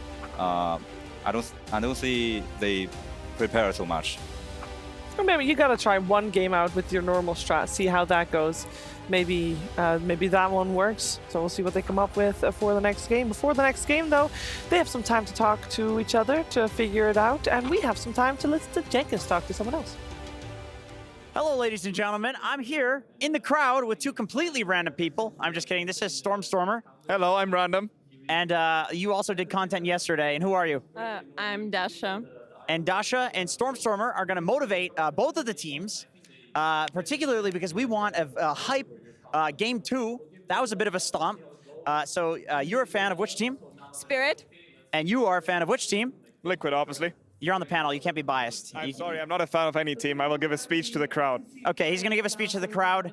That is not fair, but that's how Dota. Life is not fair. Dota's not fair. Are you ready for your Team Spirit motivational speech? Yeah, sure. Take the mic. Yeah, I'm gonna say something in Russian. Итора, еби! Collapse, еби! Come on, guys, соберитесь. Please, Spirit, just win this fucking tournament, please. Win the tournament, Team Spirit, ladies and gentlemen. You're actually going to do it for Liquid. We're not going to. I'll motivate the crowd, but you're going to do Liquid. Okay, I see. All right, Liquid boys. I mean, it's Western Europe Pride time. You've been to every freaking major finals. It's time to get the fucking trophy, get the first place. You know, I believe in my boys. I believe in Blitz. William, you got this shit. You stumped first game. Go stump the other ones as well. Let's go fucking Liquid. All right, my turn. I'm going to motivate the crowd, ladies and gentlemen. Let's hear everybody screaming right now. This is not live, so you're not going to hear it. So I don't know why I'm doing that. But let's all pool our energy towards the teams, so at least we can get a 5-game series, ladies and gentlemen. And now I'm going to do a segue back to the panel. Thank you for joining me. I appreciate it. Thank you for carrying the content, and thank you also for being biased panelists. Back to you, panel. Well, thank you very much, Jenkins. Indeed, we have people cheering for both squads right here, and Team Spirit, they definitely have got their work cut out for them. This is a best of 5. Of course, when they were playing in the grand finals last year at Riyadh Masters, it was a best of 3, so best of 5 maybe gives a little bit more leeway for them to adapt and come up with a different plan, and we know that they have got the capabilities to adapt and to come up with a different plan, because we've seen them in grand finals before, and they have taken the biggest of prizes home at the International 2021. Yes, definitely the right math going on there. And so we know they can do it. The question is, can they do it here against Team Liquid as a team that is in their 4th grand finals, and they are so hungry after getting denied 3 times before this. And I just want to touch up on something that Yatoro said before the series started. He said his goal, I mean obviously winning, but his personal goal is to be considered the best carry player ever. And he said that, you know, he feels like that goal will never be reached. It's never enough. Saberlight, when you're, as a player, like, can you relate to that? You're never enough, never, always got to go more, always got to do more? Yeah, I can relate to that. I feel like there's like it's very easy to get content in your life. You know, we're here in Riyadh in an amazing 5-star hotel. You know, everything is great. So when you're at a place like this, it's very easy to become content, to become lazy. So after losing this tournament, I can relate to that a lot. I think it's important to strive for greatness, to strive to be better. And in a way, you can't ever reach the goal that you set out to be. Yeah, but that's so sad, no? Yeah, it is. I mean, that's the irony of it. You know, you can because the thing is, once you're content and satisfied, you'll never get better than that. So you kind of have to just keep pushing and you know, burn the boats, as they say. Keep being hungry. I think both of these teams at the moment very hungry. We have seen Team Spirit this entire year, Effie, and they've made it top 8 in Lima. But other than that, they have not really performed at the level that we are expecting from them.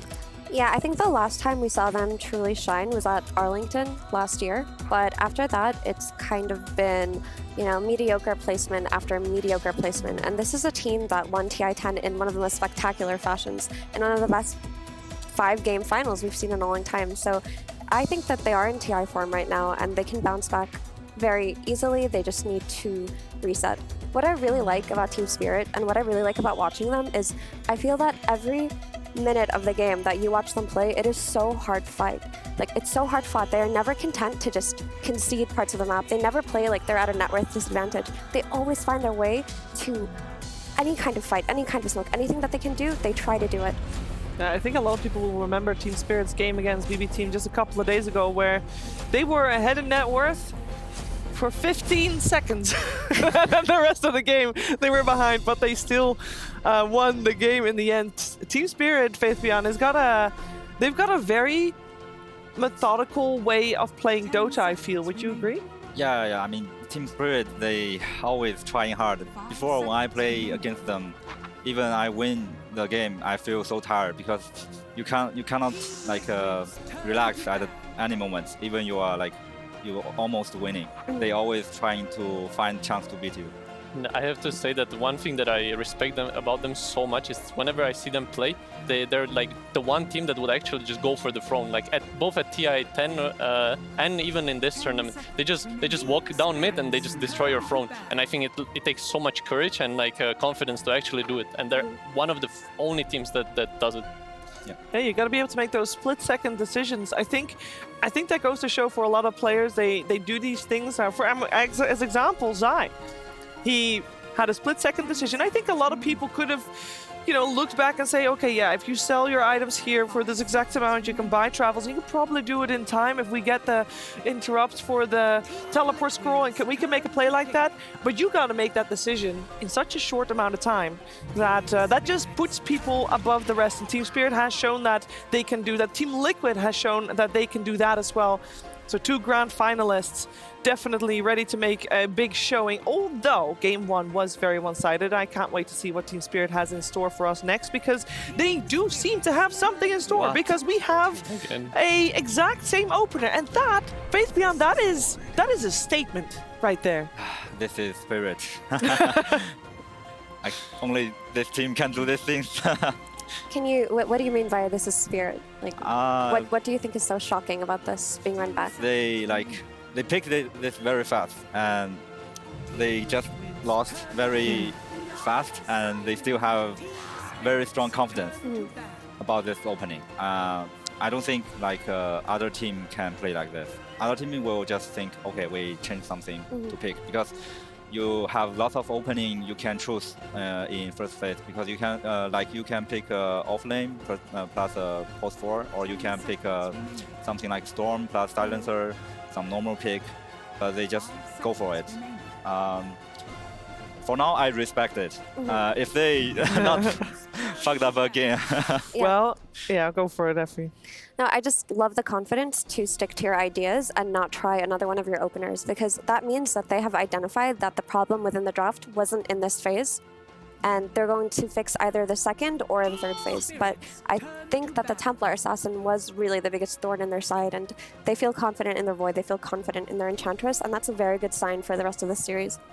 Yeah, I think in best of fives like this, there's important to find balance between adapting to what is happening in the games, and also just sticking with your preparation and with your ideas, being confident in what you've been winning the entire tournament with.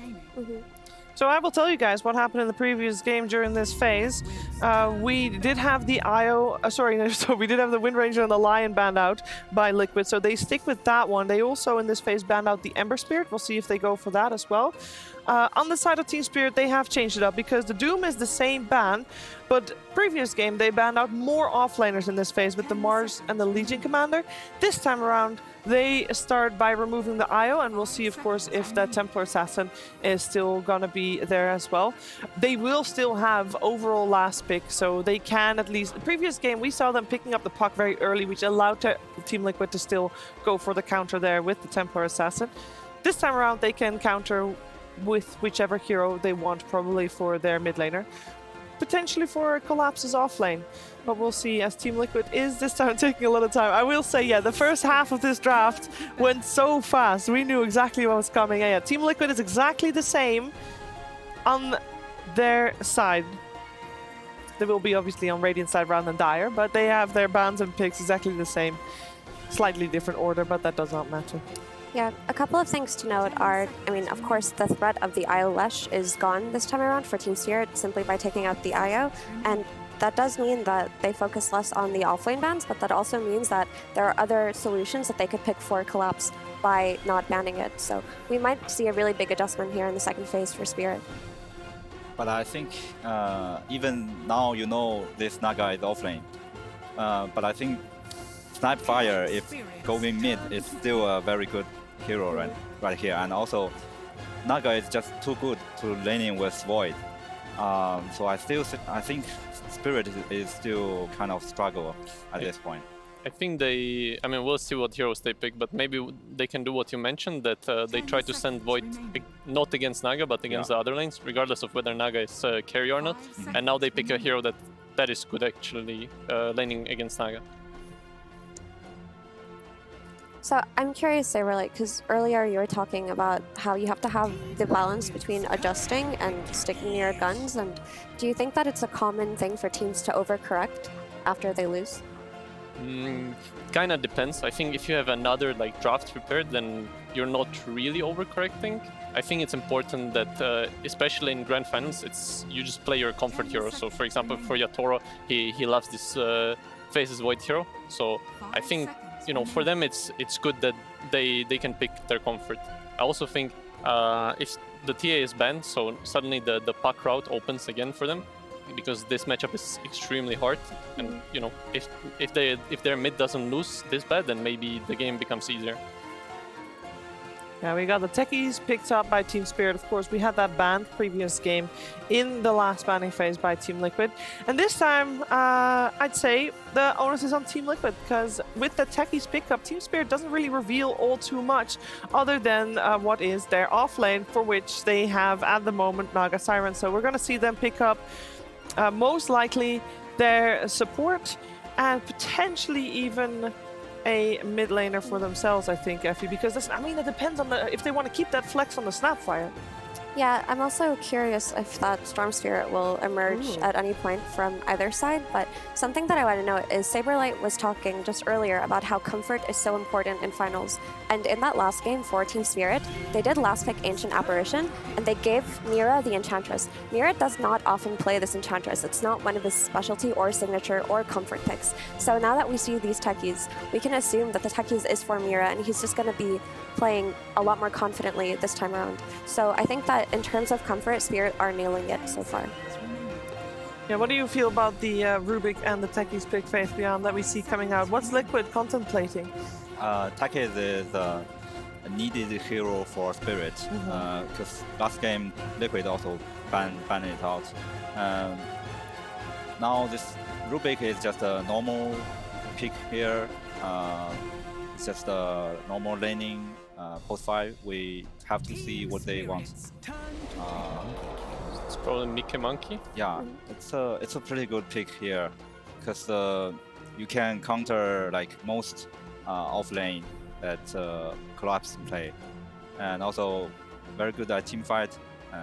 Now they look very solid. I think even like Spirit changed the lane. It's also very hard. You put Void against the Monkey King. The only fear with this Monkey King is that they could opt to go for a different route for Collapse, where they don't pick a hero that's countered for it, obviously, but you have the Enchantress, who, if he plays a very solid early game, you're going to have the Dispel on the early Jingu stacks if Monkey King is rotating early.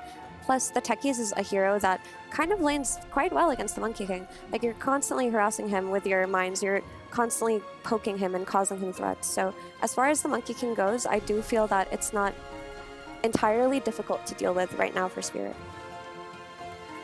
Also trying to figure out what's like a good offlane hero for Team Spirit, because all the offlaners are very hard to pick against Monkey King. Like the classic collabs heroes, like the LCs and Axis are usually really hard to play against Monkey, so I'm interested to see what they pick. What do you think, Fabian? What's like a good offlaner here? I mean, Collapse, he played just all the heroes he played in this tournament is not good. Maybe he should try something new, or maybe he could try play Edge for 3. True. That sounds cool, actually. How about the Collapse Axe? That always comes out somehow in a grand finals. It is good against Naga, but not so much against Monkey, so they would need to like get the lanes correctly, but I don't think... I mean, Void sounds also kind of rough to lane against Monkey King, so I think they need... I don't know. Like, even Enigma is hard, some Venomancer is also hard. These are like the usual Monkey King counters, but all of them are super bad against Naga. They'll still go for the Timbersaw. They did that previous game as well. This time with the Monkey, isn't Monkey considered to be on lane anyway, a counter to the Timbersaw? I think that Timbersaw actually, after level 3, can do fine. He has a lot of spells to like disengage from the Monkey King, and as he gets more levels and gets the Vanguard up, he can easily self-sustain. Also, just in terms of spellcasting, Timber does counter Monkey when he's like perched up on trees, he can cut them down.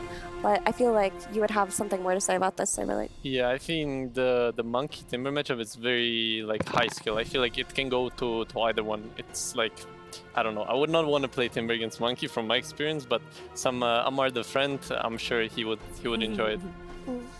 How do you feel like Techies enables this Timber Saw versus the Monkey King? Does that add an added layer to it? It is good because I think against Monkey King you kind of need heroes that poke him, and when he's like half HP, you can't really walk up on Monkey King and hit and get the Chingu stack.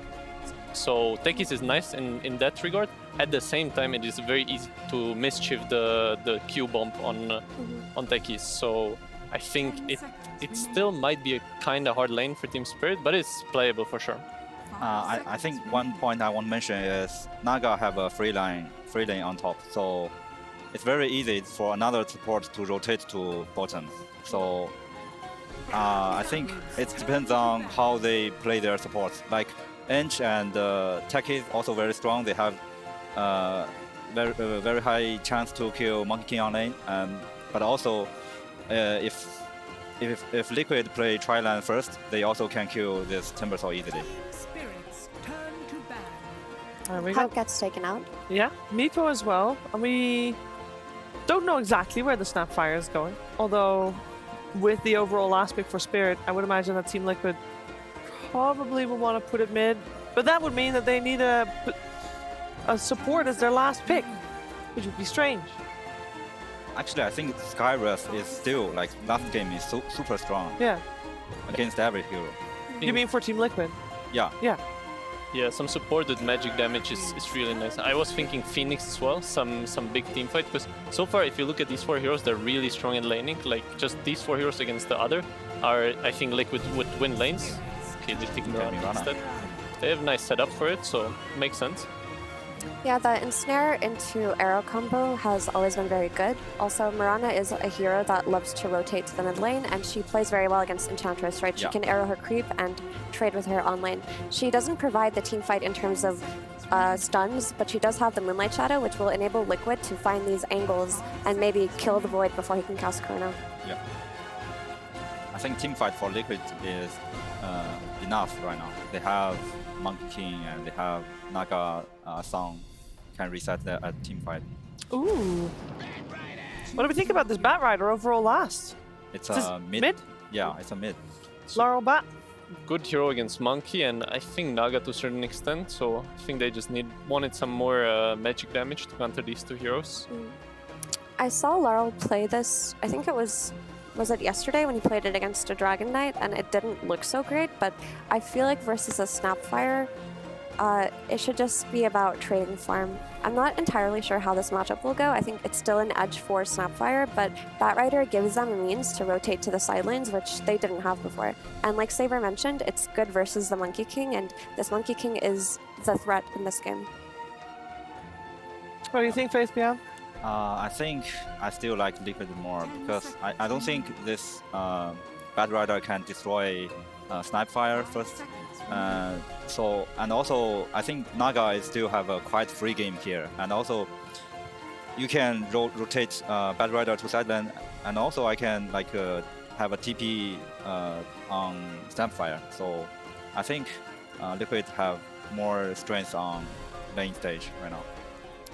I will try to bat for Team Spirit here because I think Liquid's draft is really good and very well-rounded, but I think that Team Spirit is not a team that you can count out, and maybe with the Enchantress rotations to mid with the Batrider, they can pressure the Snapfire, and then if that Batrider gets an early BKB, they can kill the Naga through the song, and they'll be able to maybe get their initiations, allow Void for a good Chronosphere, so Spirit do have a fighting chance this game. I think I'll agree with FaceBeyond. I kind of like the Liquid draft. I think they're both stronger in lanes and also just like in team fighting and just how you play the map. So unless Team Spirit just straight up plays better, I think Liquid is going to take this game as well. Okay, I got two quick questions based on that. Previously, we had mid absolutely dominated. Is this going to be a dominating Snapfire, Saberlight? I think so. I think this matchup is pretty good for Snap. Okay, well, my second question will have to wait because I'd rather hear from the coach of Team Spirit. Let's head over to Jenkins, who's standing by with Silent. Hey, Big S, good to see you. Killed it. So you guys picked the same opening as last game. Does that mean that you think the second phase of the draft was the issue? Maybe. I think back pick was a little bit weak, and also we could go 3-lane against them and Timber into Naga, and Timber just free farm. But anyway, there was chances, but we didn't make kills where I think we could, and it was disaster. It happens. I wanted to ask you, you guys seem to power up on land. Do you think you're the type of team that under pressure, you are the strongest? I don't know, we're just playing Dota. All right, I respect it. Well, just playing Dota and just casting Dota is not Sunsfan and Kazu. It's going to be Avery and Capitalist. Take it away, boys. Lovely. Thank you, Jenkins. Welcome to Game 2 of Team Liquid versus Team Spirit, where if we talked about how to be able to win a finals, one of the things that you hit on, Avery, was being able to have belief in yourself and belief in your teammates. Full belief. And it seems like that theme will continue into this Game 2, as both teams will go on the theme of believing in your draft, or at least your openers, the exact same. Running it back like that in a Game 2, particularly for Team Spirit after a loss, is very bold. There's a point where it bleeds into stubbornness, right? All these things have a vice. I can't help but feeling like Spirit are just underestimating the impact that the Naga had in that game versus the Faceless Void matchup, but particularly that opener on the lane, where it wasn't the Ench, but now the Ench is going to have to be there anyway. Yeah, you do get a switch up here where you didn't show your mid earlier, so you get a better matchup versus Nisha in theory. However, it was the first pick snap in the first place, so you can't really counterpick this hero on mid. Sure. And I'm not sure the last pick bat, it's a decent bat game. It ruins the monkey in the team fight. It's going to do okay on the lane. I still think Laurel's going to have to step up for Team Spirit to have a better time in the lanes this time around than the first game. And like you said, I guess it might just come down to how much do they believe in the Yatoro Faceless Void to really carry these games from a completely blind position in that lineup. One thing that's really concerning for me is that Game 1, Naga was an answer to the Faceless Void in multiple ways, but we didn't even necessarily get to see the full effect of that hero against Faceless Void. Was there ever a song to counter the Chronosphere? No, it just never got. I don't even think the Naga Shard even got picked up at a certain point or had that big an effect. Yep. It was just the lane domination that really won Liquid that game. It's way too hard to come back versus this team when they can have heroes that can control the entire map. They have vision advantage over you as well with like the traps and the illusions. And here, it's like a similar idea. They have the Naga and the Mirana. This is a duo that we saw very effectively used at TI-11. So the map control, the laning, the team fight combination with the Song, net into arrow. There is no save on Team Spirit's side, so you're just going to have to tank it out here. However, this is a much better start, as it's Mira gaining a lane advantage instead of feeding away. Now, he is still going to feed. He gets a one-for-one trade-off, but being able to get that first blood for himself has got to feel good, particularly in a matchup that you do want to relieve the pressure off of Collapse's Timbersaw against this Monkey King in lane. Yes, if you can create as much solo XP or just experience for Collapse as general, that's how you get through this matchup, just nuking people down, playing very aggressively. You don't want to end up in a situation where you fall behind, and then Liquid can rotate the supports off the side lanes, leave these advantageous 1v1s, and 10 stacks for Isha. Yeah, pushes Laurel off of that. I mean, he just doesn't give a damn about here, these right? stacks, man. He just keeps on playing into them over and over and over again. This is going to be a 10 sticky flame break if Laurel wants. He does not want to use all of his mana, however. Very tempting. I might have taken that. Foxy dealing with stolen illusion here. And it'll be Maposhka back on the Enchantress. I think this is also a better setup for Team Spirit. So it's like small things they changed in the lineup that are going to alter it, right?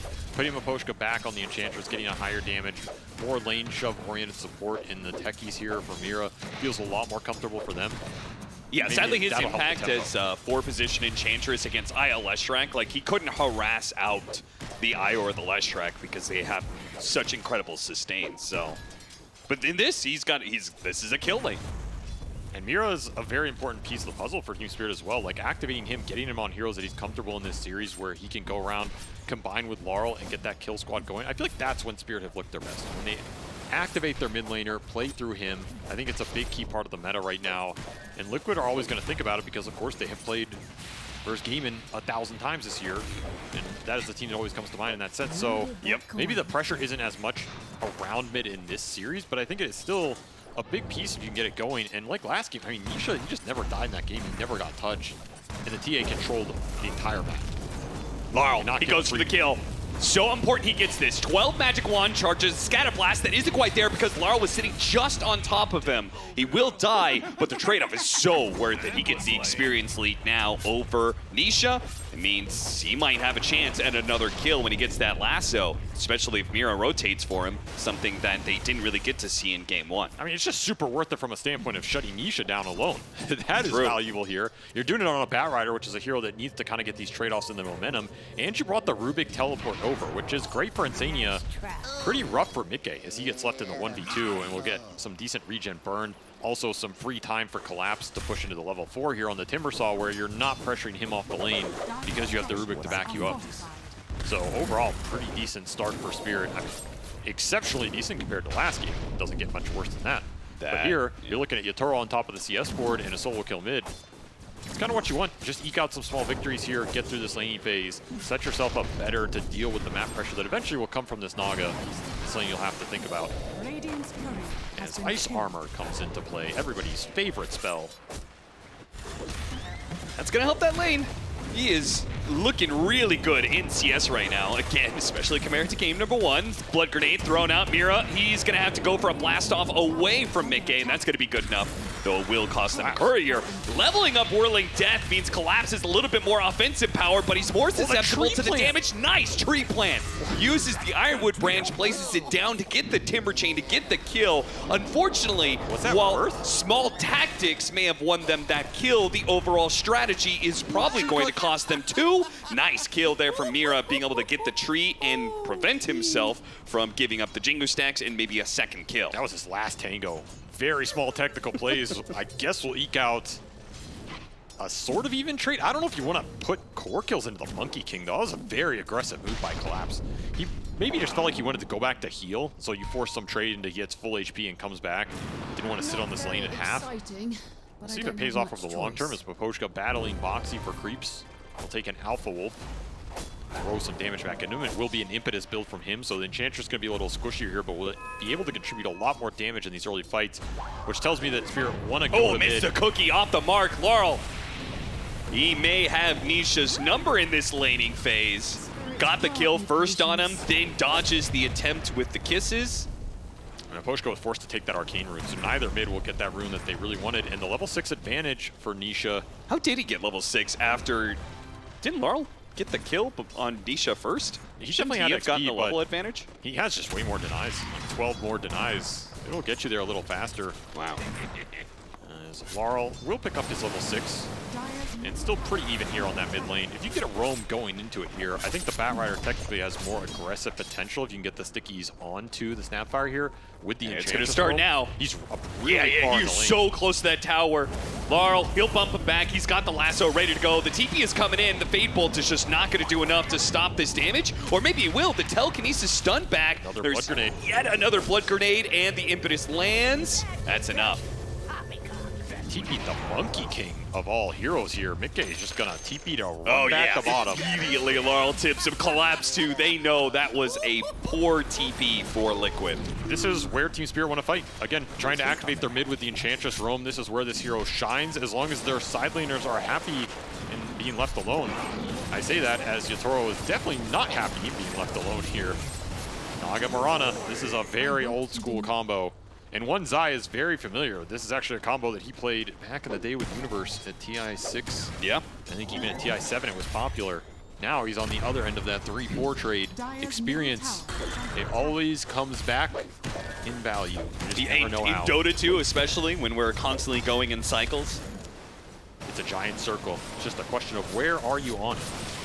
As Seed Shot will come through and clear through this with some dilation. No 6 for Zai. He is 1 experience off. Oh, that is gonna hurt if he dies because, oh, he gets it now, but he doesn't need to use it. The kisses are gonna nail him. Yatoro dies with Boxy scooping into the backside, and they're gonna get Poposhka. Once again, Mickey being hyper aggressive. The IO Leshrac combination, he makes the early rotations. Now on the Monkey King, as he is prone to do, he will set up through the gate and help them get some big kills around the tier 1 tower. Just perfect execution here from Liquid. They bring 5 to that crash, and they get everything they want out of it. A double core kill. Zai even TPing out during the song, just for max efficiency. I love that Mickey tipped Collapse back there. He's like, oh, you thought that mid-rotation was funny. What do you think about that rotation, huh? Two can play that game, as Yatoro with a second death to lead things off.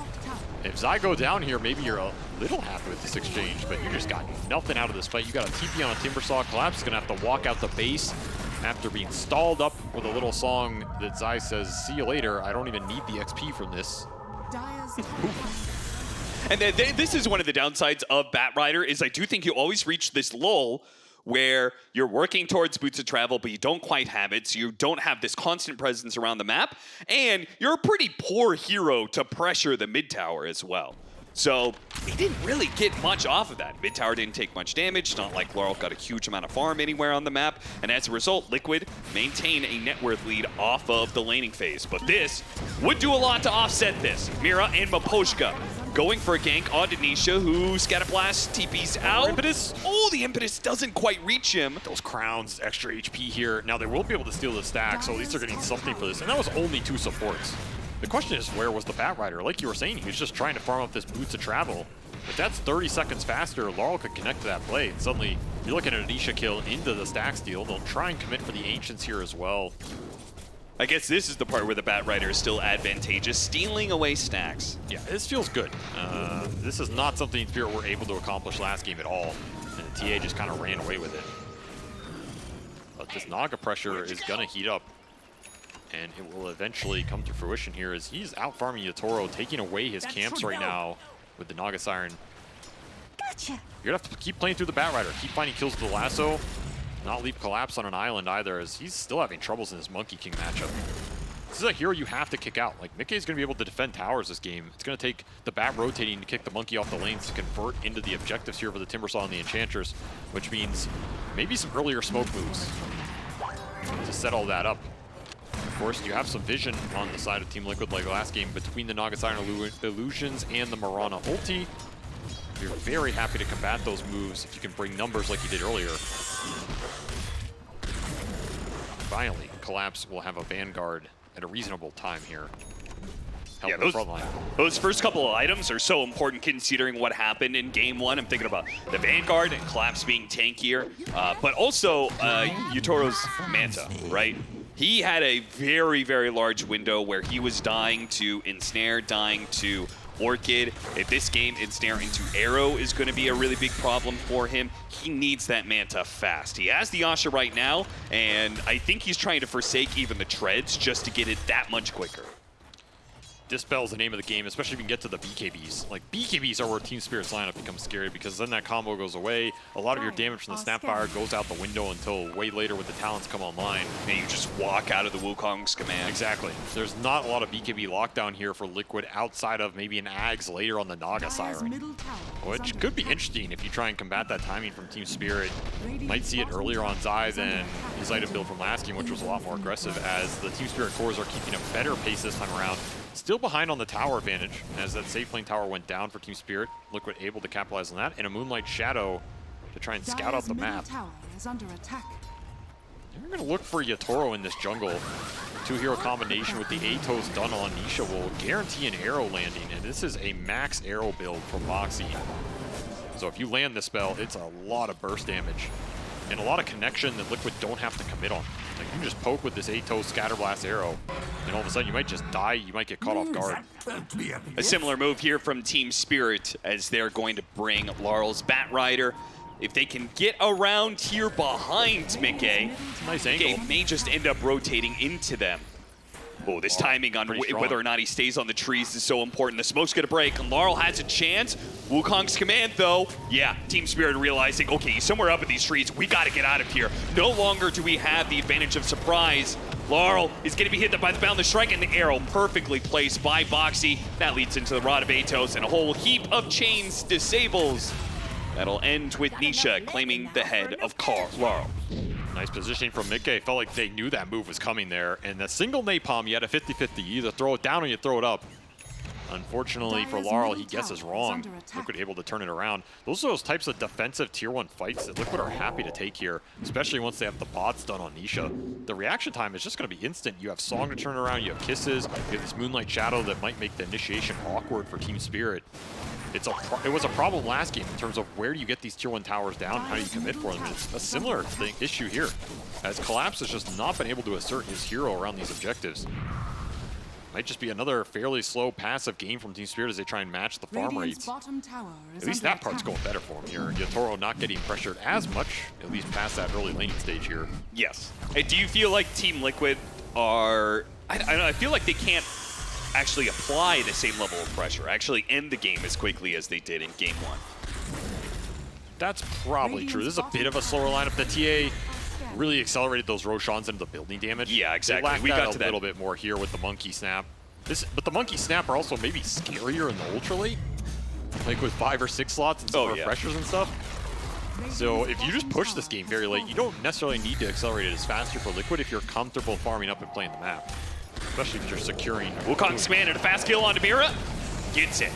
So Mickey and his patience is rewarded once again. The first time from dodging the gank from Laurel, the smoke gank, and now the second time being able to find a kill on Mira and then head straight to lane. But Poshka, he's going to be caught here probably by the arrow. Maxed out arrow, maxed out level 1 in snare, but it still lasts long enough. This is going to be a deadly combination, especially with Moonlight Shadow to just get the Naga in for free. You send the illusions, you can't even see the real one. Suddenly, this combination just nukes you down from afar. Yeah, that's actually an interesting point because we talk so much about the advantage that Team Spirit, they really like playing around with vision.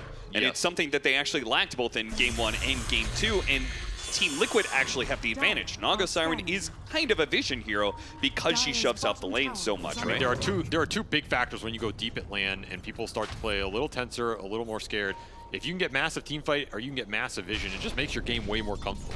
You feel like you have Slane to fall back on. Even if sometimes it's a trap, you do get baited sometimes into playing like a worse style of Dota. It just feels more natural.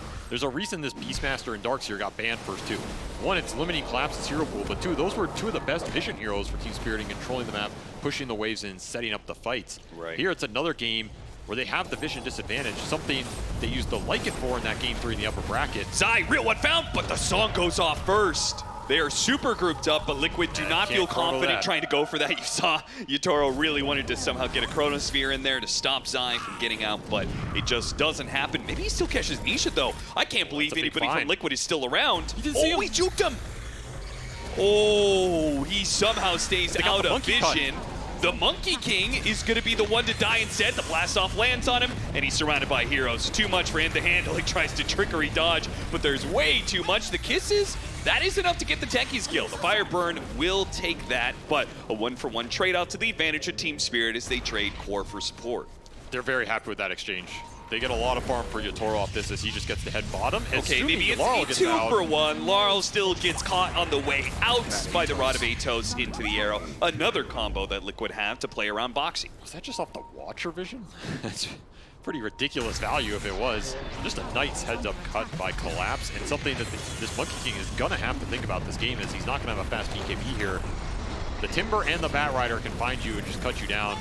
Even a Chronosphere might commit you to that grave. And yes, it was the Watcher. Yeah, I mean, that's just that's the value of Watchers here. You never know when they'll pay you back. And that is pre-BKB for Laurel and this Bat Rider, an item he desperately needs in this game to feel confident committing into these fights. However, that's a Manta style for Yatoro with only 2 deaths. Much better game 2 for him, as there's the ensnare. Arrow is not going to be there because of the creeps. They try and hit it to telekinesis, but there goes the Manta. Now he turns around, gets a 2-man Chronosphere. He does need a little bit more damage. He'll get the kill on Insania, but what about Nisha? They slow him down with time dilation and the enchant. He's not going anywhere. Immediate smoke up from Team Spirit afterwards, too. This is the timing that they want to keep playing with here. They want to move aggressively into Team Liquid. And Yatoro straight back the top. He's getting so much farm off these side lanes while this is happening. The difference having these items a couple minutes ahead of time makes, right? Compare this to last game where that pickoff would have just killed Yatoro and probably gotten Liquid a good team fight. Here, a single Manta able to turn it around with a 2-man Chrono. and you have some decent damage to pour into the Chronospheres this game. That is the one thing about these Team Spirit drafts they always make sure they have. It's not just about what the Faceless Void does, it's what does Time Dilation and Chrono do for the rest of the fight. You have Impetus, you have Flame Break, you have a Chakram, you have Techie spells. All four of these heroes can contribute to the trapped units inside that Chronosphere.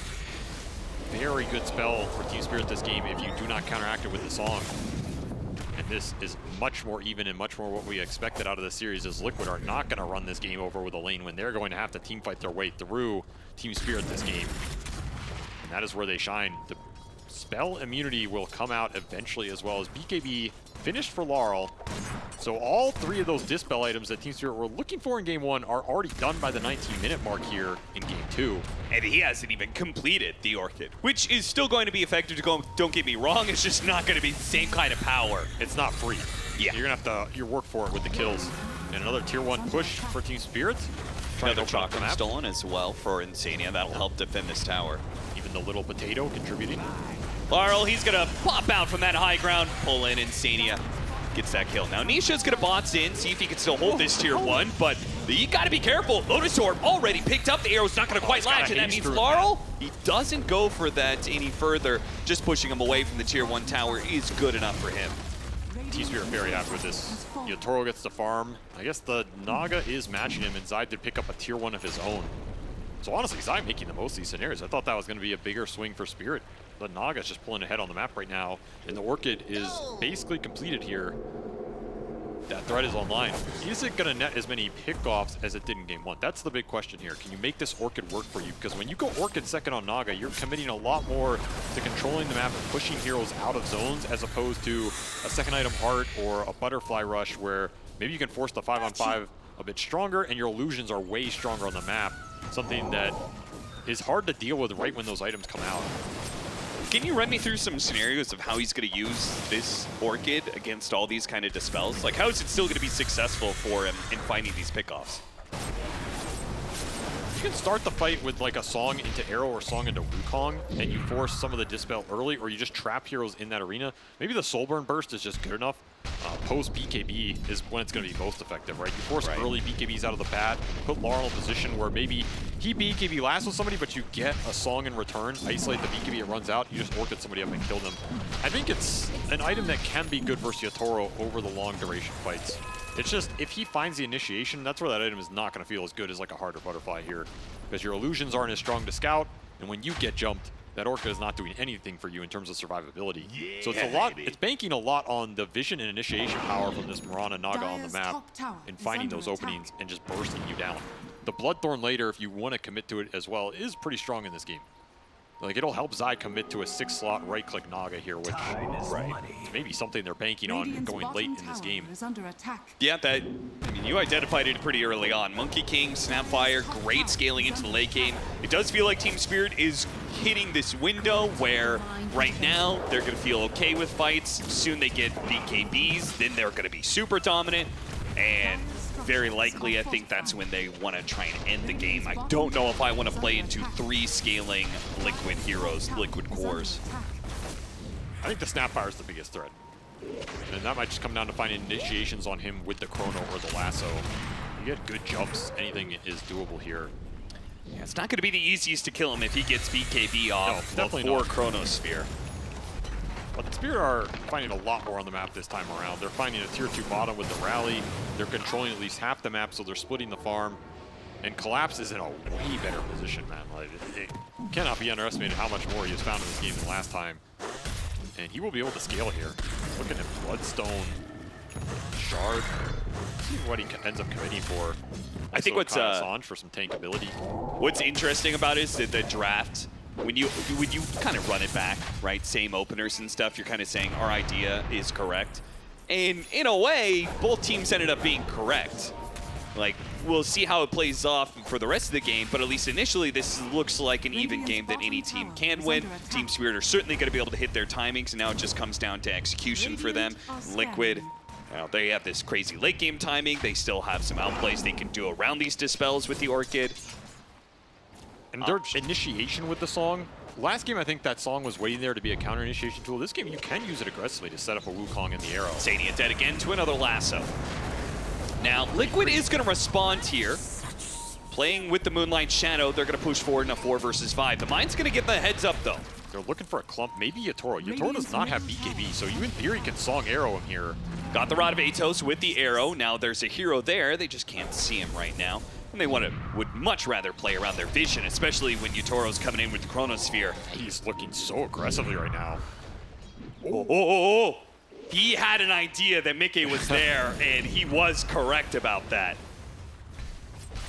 That's one of those moments, you don't know, man. You throw that out, might just win you a game.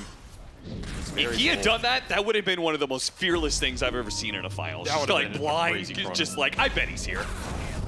Ronald's gonna find Nisha, but no lasso here. Nisha knows it. Yeah, Grand Theft Lotus back to mid lane. As Naga continuing to push in these waves, pushing towards the heart for Zai. This Orchid has not been what he was looking for, I think, so far. I mean, we're looking at the net worth between the Void and the Monkey. The thing that struck me about that is the amount that Yatoro has gotten off lane creeps compared to Mickey this game. That tells me that he's been aggressively shoving these side lanes in, and the pickoff has not been there for Liquid. Sure. And whenever you get that done as a Faceless Void, you feel really good. Because this hero, it's almost like a Phantom Assassin. Like, you want to be farming some waves for, you know, first 15, 17 minutes, whatever it is, until you get, you know, Mask of Madness, Maelstrom, whatever it is. Then you can move into the jungle and you feel way more efficient. So the fact Yatoro got that much off the lanes in a game where, in theory, Liquid could have punished him with 1 or 2 more kills, it just puts him in a really nice position here. And they gave him the priority from Spirit. He was gobbling up both side lanes here as Laurel, he kind of took a more sacrificial role on this bat and found farm where he cut off the camps. So his net worth's a little lower, but he's got what he needs right now, which is bots, BKB, Blink. You have your initiation tool online. You're splitting the map right now, and it'll be a smoke top from Liquid as they look for the TP in. It's Collapse, tankiest target in the game. Do you have the burst for him? They're going to try with the kisses. I think that's enough magic damage. He is going to die. They'll take the tier 2 as well. Meanwhile, bottom lane, they push out and catch Boxy, and will try and do the same with his tier 2. It looks like both teams will be successful in their endeavors. A stalemate continues here in Game 2 of Liquid and Team Spirit. Timbersaw melts pretty fast if you get that Timber Chain cancel. Gets out of the Wukong, maybe it's a little bit of a different story. That is a nice gank into a tower for Liquid, as they will match Spirit on the map in a perfectly even game here at the 25-minute mark. We have a 50 XP differential and a 1,000 gold differential. Balance in all things. Just what you want to see in a grand finals. Especially a game 2 where Team Spirit bounce back. I could use a few more kills, but that's just me. Can't all get away. That's game 3. Maposhka is going to get picked off here. Team Spirit going to leave him behind. Looks like Mira may be caught as well. Oh, the 4-step. It cuts down Mickey's tree that he was hopping to. Not that anything's going to come of that, of course, as they will very easily be able to bring down the second support, and that now means Zai, he doesn't even have to go back to base after getting low because he's completed a heart. Time to start pushing the lanes in. Double support kill for Team Liquid here will give a lot of space to control the map. They have pretty decent Radiant Hordes as well. I mean, they're scouting Yatoro. You would really like to get a gank on this Faceless Void soon. I feel like if you let him get to BKB here, he starts to become immortal, right? There's not a lot that guarantees you the all-in initiation on him outside of Ronald just setting up a perfect stun. That's going to be difficult if he has Manta and the BKB. Yeah, I thought so as well. Less valuable as well. They just haven't been able to find him. And he's setting up. He caught him. He caught him big time. He baited out that creep wave. Moonlight Shadow, but with the... Oh, no! They don't have any detection. Lasso doesn't reveal, so they're going to miss out. Wukong's command is actually going to be used. They're going to try and burst him. BKB going off for Mickey. He'll protect himself. They chase after Laurel. They chase after Yatoro. Both of them will be able to get away, but they do not get away with murder. That's what they were hoping for. And in fact, Laurel may still die here. Flame Break will protect him a little bit. He needs to hide for the blink. Hide. He should get away here. One more second, a blink, and a TP. He's good. Maybe Team Spirit looked top. Brought a lot of heroes bottom for Liquid. Just not nearly enough damage. You can't get the Firefly on the Monkey and the Chrono, and you have to lasso him early there because, of course, you do not have Dust, as cores do not buy Dust in Dota 2. It's not available in their shop. Very unfortunate. When is Ice Rock going to unlock Dust? Maybe the next patch it'll be there. It's something you have to think about with this Ronald. Like, these heroes don't get bursted that fast. Numbers fight for Liquid. They just ran everybody up here. And since Mickey's still alive, he'll help join in on an Enchantress kill. Collapse, he needs to get out of here. Beautiful blast off from Mira. A couple of mines laid out, still not enough to finish off Mickey. Gets a cookie, he's hopping away. He's bleeding out. Is he bleeding out? The time dilation, it's too many slows. All of Spirit his spells put on chase. cooldown. Lasso back up, and it will secure a second here as he drags him into Yatoro. Double kill for the Faceless Void, and Roshan is up. That'll be the BKB completed for Yatoro as well. He might just make the call to commit here. Song on cooldown, your Monkey dead for 45. A bad place on the map to die if Team Spirit can convert on the objective. I don't know if they have enough damage and enough time. It's going to be really close. They're going to BKB out of Laurel. Should be fine here. That could help them contest that Roshan. Ensnare is eventually going to hit after the BKB wears out, and they're still going to gun for it here. Gunning quite literally as the Scatter Blast looks to finish him off, but it's not good enough. Collapse, running interference. Insania trying to use his own Timber Chain to get away from the Timber Saw. Trying to juke him backwards, but without a telekinesis, he needs a disable to really get away from this one. And I like the early flamethrower pickup for Collapse. It really helps you commit on these supports and just solo kill them in the back of the fight if Team Liquid do not want to commit big spells on this 3,000 HP Timber Saw. He's pretty damn tanky, and the whole time you were doing Roche. So while you were messing around trying to kill Laurel, Yatoro will gobble up the objective here and get a second life on the Faceless Void. Second net worth in the game, only behind Zai, but Zai has not had that game routing impact he did in game 1, and this game has slowed down. And finally, I think for the first time in the series, Team Spirit claim a net worth lead. Yeah, it's finally there. 30 minutes into game 2, they will take it. Now, I fully expect them to give it up, as, of course, they do not like playing from ahead. Of course, it's not of a position course. they are comfortable with. At the same time, they have kind of hit a window, right? Oh, they're very strong right now. You just got that level 20 talent on the Faceless Void as well, so the damage just skyrocketed for Yatoro. And of course, you have so much to throw in the Chrono on top of it. It doesn't need to be him. And you got a second bots on the Timber Saw. So you have this Chronosphere that's deadly on the map, and you have two other cores that can bots into anything Yatoro finds. Team Spirit have created a decent threat of their own, which is going to help them shove these waves in aggressively, or at least make Liquid scared to show with some of their big core heroes like the Monkey King. You get picked off one or two more times on the mid-game Monkey, you're going to lose a lot of lane pressure. And it's something that has been the bane of him on this hero for this tournament, right? He's looked great on it. The itemization's been on point. It's just a dangerous hero to play because you give up these pickoffs every now and then as you're playing aggressively. That is a big risk. They're going to find little Rubik here. Yeah, they really wanted to be able to kill Zai, especially now that Zai pushes into their jungle. And meanwhile, they're going to go for the Chainsaw Boundless Strike, into the cookie, into the arrow. Is it enough? Ever so barely it is. You have to get out, though. Yes. That was all of your stun action. And the bots heroes will come in to back up Yatoro, but that is a free Aegis here. Yeah, fortunately, Haste Rune will help Nisha get out of there. And look at this, an Aghanim Scepter, fourth for the Faceless Void. Very interesting itemization from Yatoro as he just wants the AoE Time Walk Bash when he leaps in versus the Naga. It'll be decent, and Chronosphere, do you have the damage here? This is a hard kill. He just picked up Butterfly alongside that heart. This could give him a window to get the song and get out. They use the BKB. They want this kill so badly, and they will have it. The bashes come raining in, while Collapse creates a little bit of time here as they try and go onto the Timber Saw. It's not quite good enough, and now Liquid, they may be stalled up. Yutoro's coming, and he wants even more. Blast off, not gonna land onto Boxy, catching up to Insania though. Time dilation put onto him. Insania will turn that time dilation back around, but Yutoro's still on his time walk. Immediately jumps forward. Looks like Mira's gonna be dying, but they have the Century to reveal Nisha this time around. Can he get out? The Rod of Atos. Now Cookie, Scatter Blast, that's gonna do a lot of damage, but the bashes, man, the bashes do not stop for Yutoro. Yatoro praying to the RNG gods, and they return his favor here as a triple kill for him. They route 4 heroes from Liquid completely off the map off a single Chrono catch on a Naga Siren that had been deathless up to that point. Everything collapsing here in the last few minutes for Liquid as they cannot get the map pressure they were looking for. They cannot find the pickoffs, and that'll be an Aghanim Scepter for a Faceless Void who is becoming an absolute beast in this game. Butterfly timing for what? Kisses for what?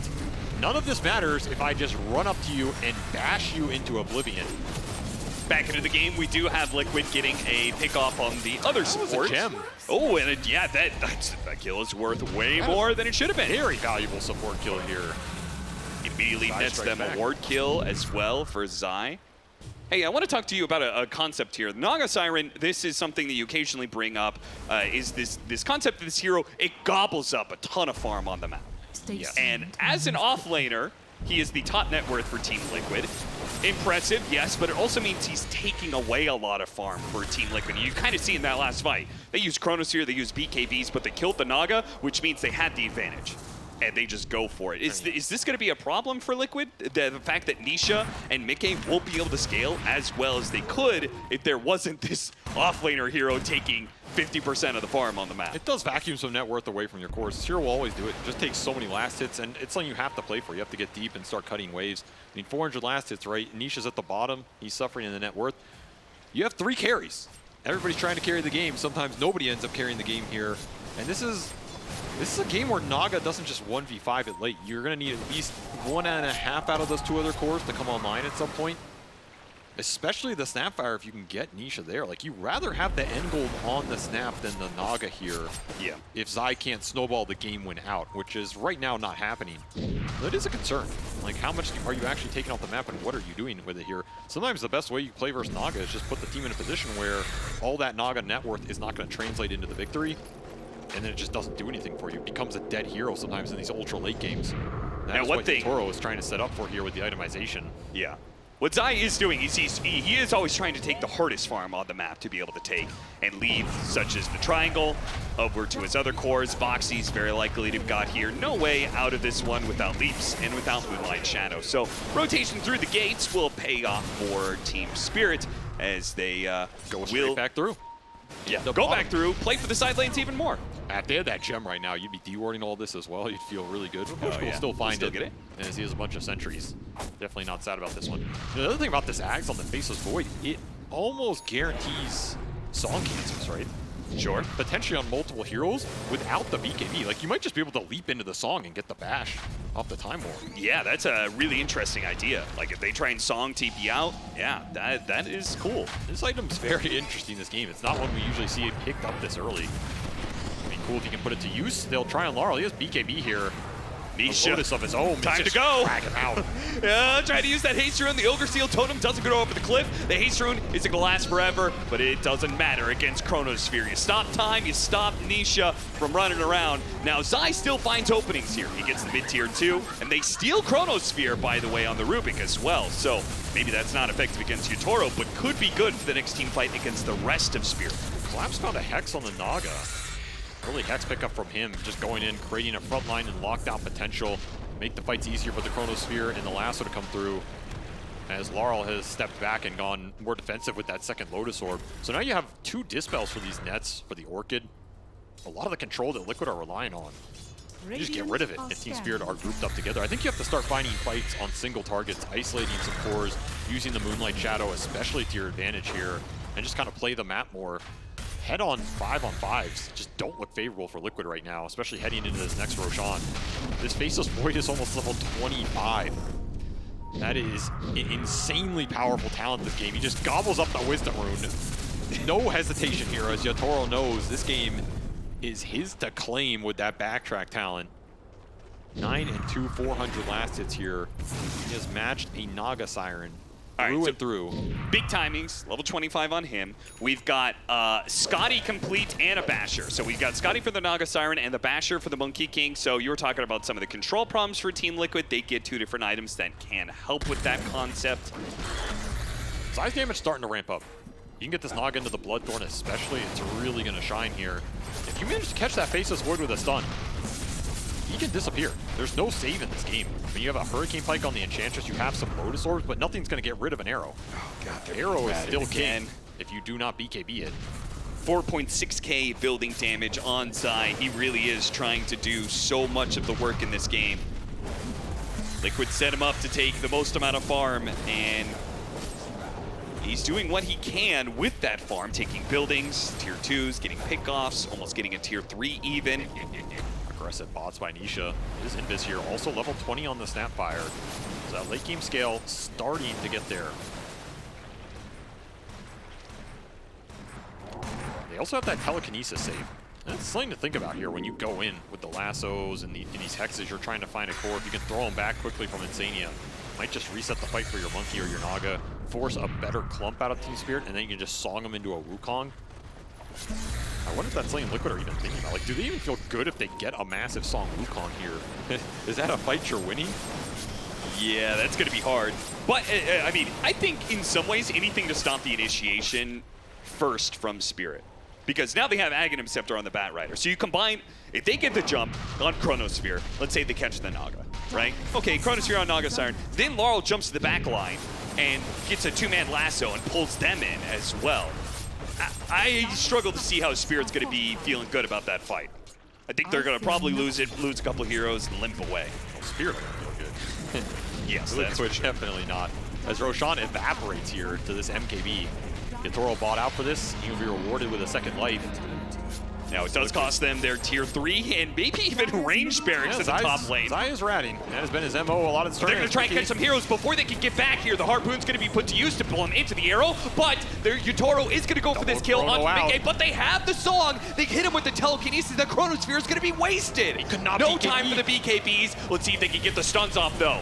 Laurel taking a lot of damage as he tries to get out of the Wukong's command, forced to use the cheese while the Rod of Atos catches Yatoro. He pops Samantha, time walks back into the side. Time dilation being given away is a dangerous spell, though. Just going in. And Collapse just goes for it. Just Immediately gone. gets arrowed in, and a stun comes out of nowhere to hit Yatoro as he tries to jump in. They're getting nothing out of this one. He jumps back in with a time walk. Finally, he's going to lose his life. Collapse but Team Spirit, buyback. they have to buy back to help out Yatoro here. He's in big time trouble. He pops BKB. He does manage to get Mickey. Can this BKB net him another core kill? If you can kite out another Snare Orchid here, you might be able to take down Yatoro. Foxy, he gets that one as well. Zai, the remaining hero now with nobody left besides the buyback on Insania. He comes in. He can turn. He is going to turn, but Yatoro with that time walk is doing a lot of AoE damage. Zai, he goes to the TP out. Now the Yatoro goes back in, but the Aghanim Scepter went to work. He catches Zai on the TP out, and they will actually wipe Team Liquid. More than that, they get 6 kills out of it.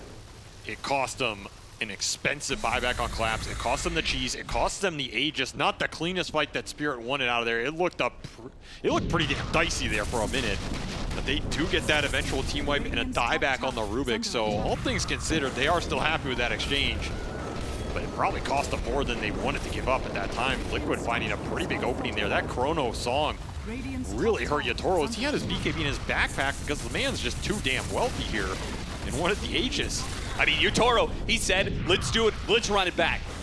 Let's play the Faceless Void against the Naga Siren. Because I don't need the Chronosphere with the build-up I'm going to go for. I'm going to go an Aghanim Scepter, and boy, did it pay off in that last And he just ate it. So he's going to free up that slot for the BKB now. We'll take an arrow. Here. If only anybody was alive from Team Liquid. And that level 25 for the Timber, double Chakram coming out. Even more damage to just pump into these Chronos as Collapse is pretty happy with how this game is going. How much is he going to get out of this? Team Liquid are still not having the Naga Siren for a significant window. And Chrono's back up. So you're pretty happy to take a fight on your terms if you're Team Spirit, as long as the Timber Saw doesn't go down first. It's just, what are those terms? I mean, you're pushing towards a Satanic for Yatoro. He is absolutely massive here. Moonlight Shadow, Shadow Blade, so many options here for Liquid to find the pickoff on the way out. But going for Collapse, that's too difficult. Yeah, these two heroes alone cannot kill him. You need more. You need the Monkey King. And that's such a tempting kill. It would be a dieback for Collapse. Just need more damage on the Snapfire. No way around it. You need more physical burst to take these extended fights and find the Faceless Void. If Yatoro doesn't have to like stand there and hit people, he's just jumping around with these time locks on top of time dilations. It's gonna win you the long fight. You can't TP out of it. You can't run away. They're just so debilitating.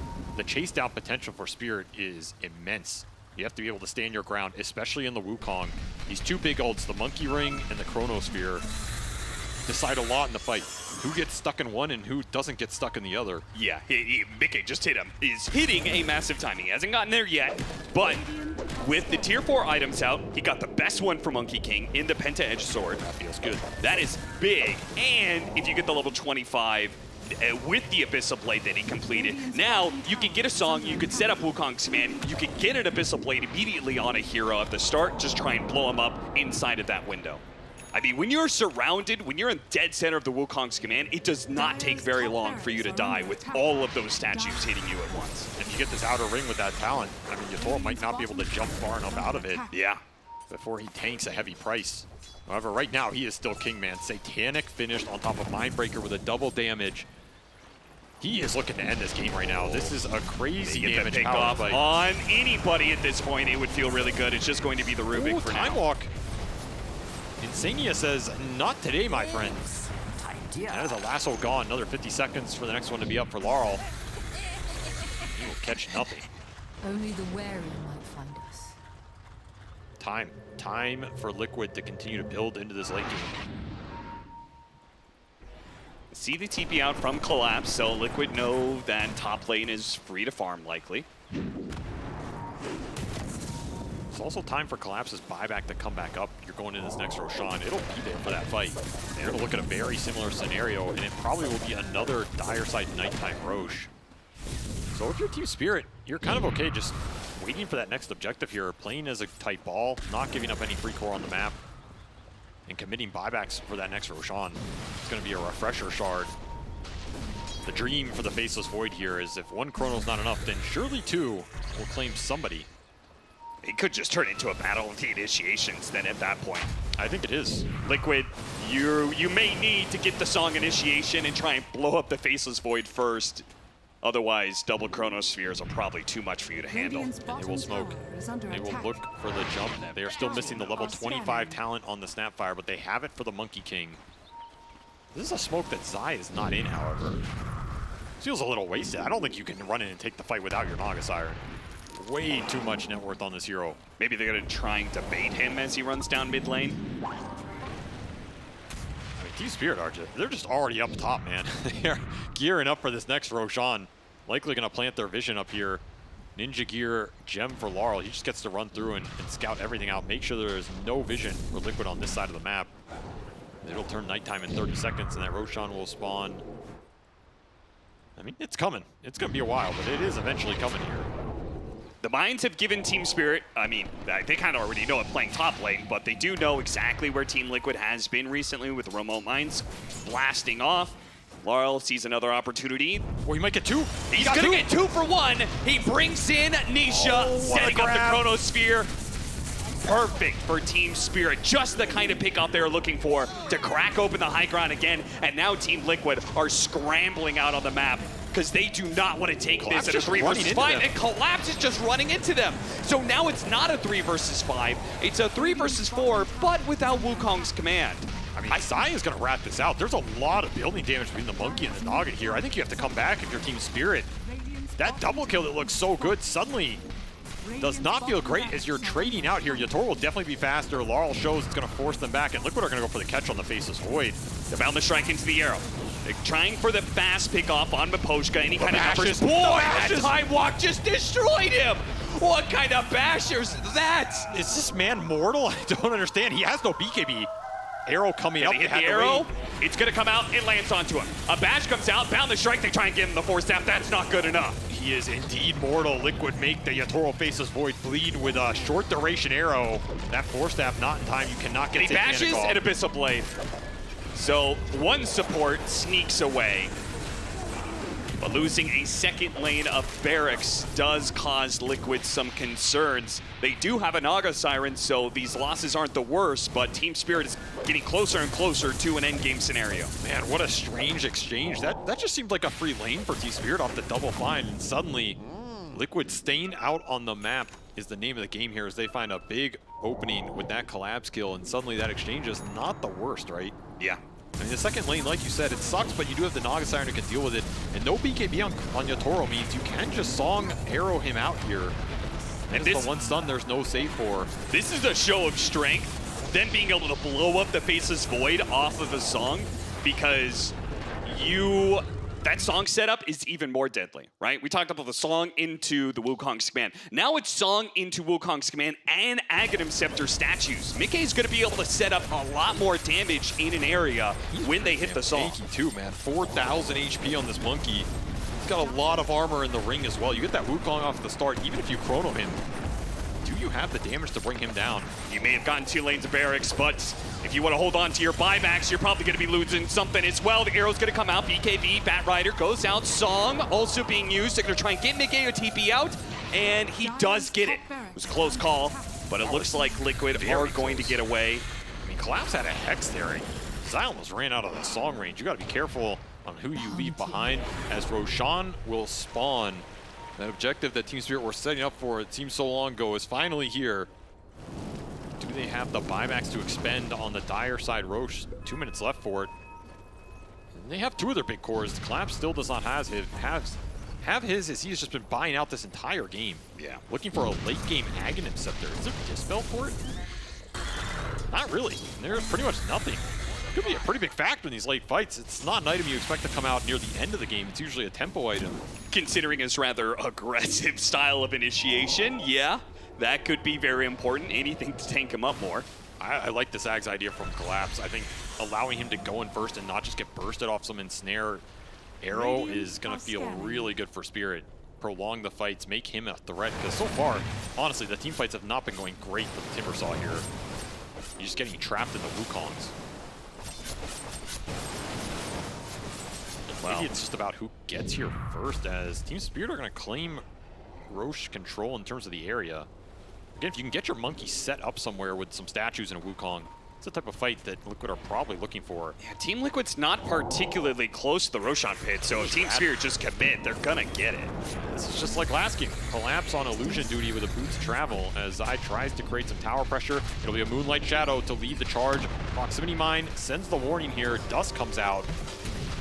That is Yutaro very close to finishing this up. The arrow is going to come in. Mickey just jumps straight into the middle of it. Wukong's command, but it's not inside the pit. It's not looking that great unless they get the telekinesis back in Abyssal Plane. It's so close. Yutaro does die. Immediately buys back. They need to get into this pit now while they can. See if they can blow up the Monkey King, drag him out of his Wukong's command. The Roshan's going to die in a second here, but Nisha's banging for the kills. He gets the kill for Yutaro. It's the Chronosphere. He takes everything inside of it. The stolen Chronosphere is going to be able to catch the backlight of Team Spirit, however, but the buybacks are running a little thin for Team Liquid. They're trying to get away from Zai, but so much control. And CD with the Stolen Blast Off hits a good stun, and now Mickey's back into it. A beautiful Boundless Strike with the Shredder pumping into Team Spirit. They couldn't handle that one, but they do have the extra lives. Yutaro comes back immediately into the stun. The statues are not enough. Another Chronosphere, and Nisha's gonna die as well. They'll collect Zai on the end of it, and this is the end game for Team Spirit. This is the Yutaro Faceless Void. You let him have it a second time, and Yutaro will make you pay. A big itemization toggle here from Yutaro as he just brings everything out of the Roche pit in the first life. The second life, with that Refresher Shard, getting him a second Chrono and a Divine Rapier just to pump in the building damage here. 10,000 damage done from the Faceless Void, but damn, did Mickey almost turn that fight with a Boundless Strike into the Shredder multi-shot. Yeah. You had some crits flying out that might have just turned that. However, 4 heroes dead for Liquid with no buyback. Yeah, look at him desperately trying to use couriers to delay, but nothing can stop Yutaro. That's game 2 right there. That is going to make this series a BO3, as Team Spirit say the first time didn't work out, but the second, nobody defeats Yutaro Faceless Void first phase twice in a row with a Naga Siren, apparently. As specific as it was and as stubborn as they were about running it back. He believes in it, and so do Team Spirit, and now that Faceless Void is a threat, right? Yes. Like, you have to respect this hero, as the late game prowess is just insane. The damage numbers, the team fight, everything that Team Spirit can throw into it, that is a handshake between two gentlemen who have been here before and know how to get the job done. That's right. Good Team job, Spirit. Collapse. Good job, Maposhka. See you on the other side, yes. They keep the faith in their team, they keep the faith in their draft, and they keep the faith into Yutaro's Faceless Void. One hell of a game. It also means that Team Liquid, the onus is on them. They got the game one mostly off of a draft win, right? They need to be able to, now that draft is kind of spoiled, they have to make the decision. Are they going to give up that Faceless Void? And that is a question for our panel. So we're going to be heading to a game 3 soon. March Cap and SVG, yes, Team Liquid and Team Spirit now tied 1-1 after Team Spirit closed this game out with fantastic fight in there in the Roche pit. But this was a very back and forth game where Team Liquid had the upper hand at the very start, but Spirit eventually was able to come online, and we talked about this, Saberlight. Gotta get that gamer post, by the way. But we talked about this, they stuck to their guns in the draft, they went for the exact same opener, but this time they had the answer. Yeah, it actually worked out really well for them this game. These last few fights were absolutely insane. It was a joy to watch. I think for Liquid, their draft is more like early game oriented. So when I saw that, you know, the game is going late, like after 30 minutes, it kind of switches to Team Spirit because they have Lasso to initiate fight, they have big Chrono, Timber can do a lot of damage. So it is kind of easy for them to fight in the late game. And Liquid made a few mistakes during the early game and mid game that I feel like kind of cost them the game. And I think this last pick, Batrider, played out so nicely for them because it felt like Liquid had done everything they needed to do in the early game, and Team Spirit were in a losing position. But because they had this Batrider, who did very well mid, by the way, he actually managed to solo kill Nisha once at the start. He did die for it, but it allowed them some space in the game, and they were able to get lasso pickoffs early on. They were able to use this Batrider in conjunction with some of their other heroes to get a few kills on the Monkey King, and it just gave them a way into the game where it looked nigh impossible at times. Man, this team has so much heart. Yeah, when it comes to drafting for scaling, Team Spirit, they're scary. Like you mentioned, the Batrider gives them this like ability to come back in the game, and also like I have to give some props, maybe some balls to this collapsed Timbersaw pick, like straight into the Monkey King. That's usually like Monkey King picked as a response to Timber, but he says, I don't care about my lane. Naga created way too many map problems, like split pushing problems in game 1, and the Timbersaw may not be hyper focused on this early game, but once they get those few kills with the Batrider, that opens up the map a little bit. Suddenly you have a hero that can trade control of the lanes and map area with the Naga, and made Naga not so much of a problem, so Yatoro got to play his game. Yeah, we definitely saw Zai trying really hard to get his Naga illusions to take those racks on the sides, but every time Collapse like, nope, took some of the illusions out, and therefore I think it was only one ranged rack taken at the very end there for Team Liquid. And of course, Team Spirit by that time had already taken 2 lanes racks for themselves. Now, I will say that there were a lot of moments in this game where we're like, ooh, Team Spirit win this. This is our STC play analysis, because we got to talk about that. And I also must admit that because we said that at least 5 times, I'm not entirely sure it will turn out to be our STC play analysis. Let's take a look at the one that turned out to be the deciding play here at the end. Oh, it is, okay, it is one of those Roche fights here, Saberlight, because it was, this one actually, we thought Team Liquid still had a shot here because they were sort of winning this fight up until a certain point. True. Yeah, I mean, it is looking kind of good for Liquid.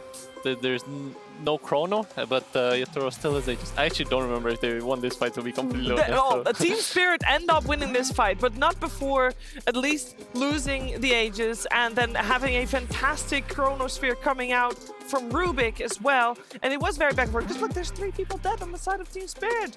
4 now. How, Mira, how Effie, how can they still come back and win this fight? Dude, I just want to say that Yatoro on the Faceless Void is the best Faceless Void player in the world. The Aghanim's pickup in this game was so beautiful. Like, he did everything that he could do to win this game. And when it looked like it was over, they had used so many spells to kill the Timbersaw, who at the start of the fight, by the way, was defending their base. So this fight started 5v4. When he made his way back, he baited a lot of spells. Then Yatoro was able to just clean up because of the strength of this Ags. He was able to jump in, Mjolnir himself, do so much damage. And they stopped the Naga TV here with the Aghanims by Void. So well played, well itemized, just hats off to you, Yatoro. That was beautiful. Yeah, one thing I think he's probably one of the best carry players in the entire world on when it comes to itemization is how long are team fights going to take to win. And usually Voids, they itemize heavily for the Chronosphere, but against the Naga, you saw the sleep came out and almost nullified the Chronosphere entirely. So he has this Manta with the Ags, like he's planning on time walking, what, like 10, 15 times in the middle of this fight, and he knows that he can't all in the first 5, 10 seconds. So it just makes so much sense with his itemization. This guy's vision of like team fights and exactly what their win con is such an integral part of this team's success, and yeah, it's just a marvel to watch, really. Maybe that was the idea when they drafted Void again, and they knew that Naga is coming again. He just said, okay, I'll just bite the Axe, and the Axe is actually insanely good against Naga because you just stun all of the illusions when you jump in, so it's really good against Naga. Yeah, when we're talking about very Team Spirit specific things, the struggle of this game was no stranger for them, I think. No, not at all. Thank you for that, Cheever. The reason why we're laughing is because in the green room, I'm always waxing poetic about how Team Spirit embody the human condition. And it sounds funny, but this team has so much grit, and every time you tune into them, they're losing the early game. They have a net worth deficit. Their entry point back into the game is so much more difficult than teams like Liquid, who just lead from the very start. And in the face of struggle, in the face of these difficult circumstances, they find a way back. They persevere, and that's just so great to watch. it's inspiring. It's fun. It gives you great Dota. It's Dota in its purest form, really, right? Like, this is what we all dream of, is like, you know, 5 people playing it out to the very end, coming up with some creative problem-solving way to make it work, so. The comeback definitely here strong for Team Spirit, and we heard a commentator say it, and it's absolutely true. The onus is now on Team Liquid because this was the same draft twice in a row, and that's risky, Brian, to do that regardless. But they might not be able to do that again, or probably can't do that again. Before we find out if they should do it again for my panelists, though, let's find out what Jenkins has been up to. Ladies and gentlemen, welcome back. There's a lot of pressure here in the crowd. There's a lot of Spirit fans. There's a lot of Liquid fans. And I want to try to dial the pressure down a little bit. So we're going to play some fun games. We got a professional analyst here today. Who are you, sir? I'm Kezu, very famous player, thank you. Very famous player, very famous analyst, and of the Suns fan Kezu duo, of course. And he's going to guess, we're going to play Dota charades. He's going to guess the heroes of our wonderful guests here that you'll see in a second here. Okay, so we're going to do our, I'll give you an example. All right, you hold this. Okay. Ooh, it's Bad Rider Lasso, baby. It's Pudge, you idiot. All right, you don't get to talk, all right? The microphone's not in your hand. All right, you go first. Go with your hero. Enchantress, Impetus. Nice, that was relevant. That was relevant, good job. All right, thank you, appreciate it. You get a prize now. Your prize is a handshake. All right, you're up next. One more time. I currently have no idea what that is. Can I guess? Go ahead. It's my game, so I can make up the rules. That's Templar Assassin. Okay. Do it again. One more time. Okay, what's the hint? It's ulti for the hero. I don't know. It just tells what the hero is. What's the hero? Keeper. Keeper of the Light? Keeper of the Light? The root. Lone Druid. All right, Lone Druid, ladies and gentlemen. All right, you get a handshake, even though we didn't guess it. You're up next. Shut up. You're up. Let's see what you got. Oh, who is that? Juggernaut. Juggernaut, very nice. You get the handshake. Well done. You're up. Okay. Let's see it. Templar Assassin? I know this one. Team Secret. Silencer. Silencer. Team Secret. That would have been a good one. All right, handshake. Well done. You're up. Yeah, go ahead. Someone with a whip. So I think I know that one. Grimstroke? Crystal Maiden! Whoa, Crystal Maiden, you're so good, dude. You're so good. All right, you get the handshake. Of course, spreading the germs. Come here. Yeah, go ahead, go ahead. What? Is it the Fire Alchemist from Full Metal Alchemist? Yeah, that's what I'm thinking. It's Full Metal Alchemist. Anywhere on the map. Sunstrike. Sunstrike. It was actually the fire guy. That was very good. Good guess. All right, thank you very much. Ladies and gentlemen, that's Dota Charades. You won. You get the very special prize of you get to do 2 push-ups. Whoa! Oh, yeah. Woo! Don't make that noise. And back to you at the panel. What a Sigma male. Oh, I love that. Also, it definitely was Tree and Protector, by the way, with the overgrowth there. The one that both Kezu and Jenkins were a little bit confused about, but we're not, obviously. And I don't think that Team Spirit is confused about what's going to happen next. Or at least, should they be? Because so far Team Liquid has done 2 times the exact same thing. But a third time, Brian. Usually Liquid doesn't do that. Like, I have their series against Talon in the upper bracket, and then they also did it in their series before that one, where they started the first draft, won, second game, come back, the other team beats it, and then in the third game, Liquid completely swaps it up. So I'd imagine that's what we're going to be seeing today. Completely swap totally. it up. Why do you put it on me? Yeah, so what do you think? Yeah, I mean, that's the beauty of like picking the same draft twice in a row, is that like if it actually works out, now you put the pressure on the enemy, because now, you know, do you want to play the third time, because we're ready to pick it. So, but I actually agree that I think Liquid came prepared with a bunch of strats, so, you know, this one didn't work out, so I'm sure they have something else in reserve. Yeah, we actually do know that Team Liquid is a very versatile team. Obviously, they've played a lot of different strategies here so far at Riyadh Masters, Effie, so I don't think it should be coming as a surprise that they're gonna bust out something different.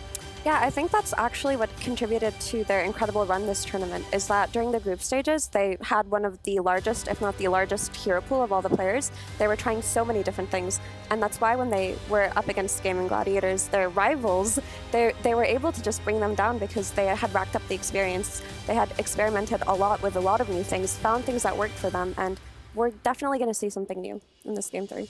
Definitely see something new. So then we got to talk about if there's anything out of these last 2 games that they should ban out instead, because I'm thinking Beastmaster and Darkseer are probably just going to get banned out once again. So I'm thinking in terms of opening bans, we might be keeping the same. It's just a little bit of a draft difference coming out here. Maybe not going for the Naga Siren, but it's moments away here. Just a couple of seconds before the draft of game number 3 here is on your screens. And I know Cap and SVG said, oh, but now it's a best of 3. No.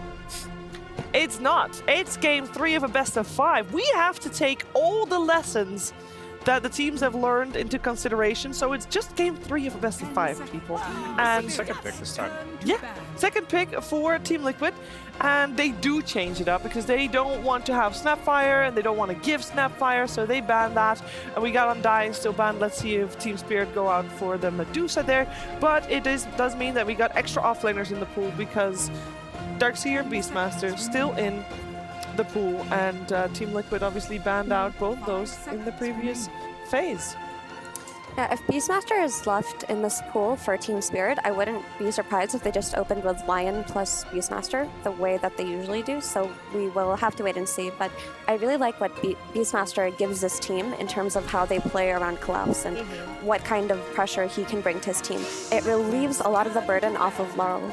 Speaking of Collapse, I also wanted to commend him on in the previous 2 games they banned both Beast and Darkster, and Collapse is not the most versatile player, so there is actually only few offlaners that he wants to play, and they also pre-pick the Monkey King for his Timber, and despite all of that, he still has a really good game and he still carries. Yeah, does that mean that you just shouldn't ban out any of his heroes because he's gonna do well anyway? So that's one approach. Either you go all in or you go the opposite of all in, 0 in. Yes. Probably Liquid are looking at this void now more than anything. How do we solve this void? How do we make sure that Yatoro doesn't have a game like that again? And that's why they decided to alternate with the Snapfire. Well, the thing is, since Enchantress is banned now and both Lycan and Beast are in the pool, if they do end up going for the Void, they need to worry about the Zoo heroes, because Naga is a nice counter, but the Zoo is a completely different beast. Yeah, I think the Enchantress with the Void is instrumental to covering that base, as most Void players, they hate playing against the low cooldown push, because Chronosphere, the best way to punish it is to be able to take as many objectives during its cooldown as possible. And since Enchantress just owns those heroes in lane, and also out-tempos them in the early to mid-game with taking tier 1 towers, then it just mitigates that threat a lot. So with that hero out, I doubt we're going to be seeing Void from Team Spirit. And Spirit snag up their Darkseer. They are fearless when it comes to it, and Liquid have already pre-banned the Enchantress, which is what most teams default to when laning against Darkseer, something that can dispel the Iron Shell. The trade-off here is the IU and Lash Saberlight. Not only is this a good heroes for Team Liquid, but I also think this Lash IO combo is really strong against Darkseer. You can put Lash carry against Darkseer, and it's a pretty hard lane for Darkseer to play. Usually the strength of Darkseer is it's 2 things, actually 3 things. It's Vacuum, the shells, and then Wall. And Wall is completely useless against carry Lash since, your illusion is bad. The shell and Vacuum is still solid. Vacuum is a nice counter to IO since you vacuum them together. But yeah, I'm interested to see. I have a feeling that they're just gonna put the Lash carry. They have to pick the AA now, otherwise they'll probably get banned. It's a common hero for Team Spirit, but I can't help but thinking that it's... don't get me wrong, I'm biggest advocate for the hero, but I also feel like it's maybe not the best in this situation. What makes you so scared? Because you basically go all in okay, I'm gonna get the blast off on the IO and the Lash, and if you don't get that, then it's, that's your goal for the hero. You stop the heal, you stop the regen, but you get 1 shot every well, the higher level, every 40 seconds or so. I think it works for Spirit because they have been really keen on opening with their Ancient Apparition, and they've succeeded with it quite a bit. It also opens up some safe lane synergy with this AA. Like I've seen them draft Carry Sven for Yatoro with the Ancient Apparition, and it lanes well, so you're not just an Ice Blast. But having this solution to the IO and the heal reduction of Ancient Apparition will simplify their draft, which is why they went for it so early on. Yeah, I mean, I think you can get a lot of setup from either Yatoro's hero or from potentially like a Puck on Laurel, or even more so you could do like a Clockwork, a Spirit Breaker, a Nyx, type 4 positions on the map. So even though these two heroes don't pair all that well together, AA does well against IO Lesh. I think Darkseer against Lesh, it's not the best in lane, but at least you do rush a pipe, which makes the Bloodstone timing for Lesh a little bit less potent. So if they can shut that timing down and then have a hero in the mid to late game that sets up that AA blast, I can see how Team Spirit thinks they are covering all their bases here. All right, so you guys sold me. They have the better opening. Boom. Yes? Who, Team Spirit? Well, No, yeah, Team not hard Spirit. to sell you on an Ancient Apparition. It's not. It's not. It's like, okay, great. Because normally the weakness is the laning stage. You guys say it solved that because they pair with it heroes that work well. So then they have the better opening, no? I mean, both are comfortable. I would say that IO Lush is more valuable just because the Ancient Apparition factor is... It can fluctuate throughout games, but Team Spirit are happy with what they got here. I think overall, if you look at the draft 1 and 2, and now so far at this draft 3, the two teams just have different ideologies of how to play the game. I think Team Spirit, they focus more on the late game and like win condition, team fight, stuff like that. So they pick AA to counter the Lesh IO, because in theory, they will counter the Lesh IO like 20 minutes to 40 minutes. Whereas Team Liquid, they pick heroes that are mainly oriented on like laning and winning the game, like taking the map from the enemies. And when these two ideas clash, it usually what happens is that if the team with the faster timing actually executes, they will win. But if they mess up, then the team with the slow draft will win, which is what happened kind of game 2. And I mean, we'll see what heroes they pick, but I have a feeling it's going in the same direction. With that in mind, though, would you like to see Team Liquid just have a little bit of a backup, having some extra team fight on their own?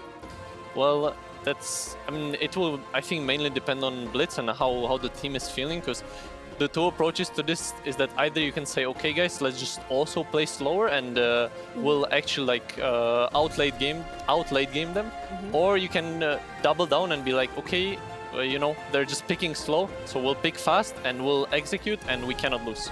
Do you think there's a chance then, if they want to play fast, that the Insania Oracle comes out as a way to play against the AA and of course the Darkseer online?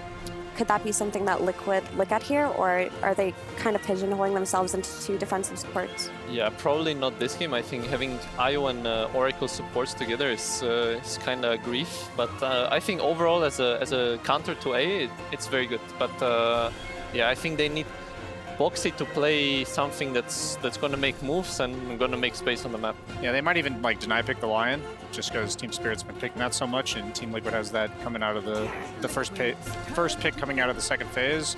Having the support be reliable setup for relocate generally just makes like the 10 to 20 minute window really smooth for the IO team, because you have the IO partner, like the IO Lesh running around the map, you have the carry farming one place, offlaner controlling another, and then if the support rotates to the carry or the offlaner, suddenly you have 4 people there.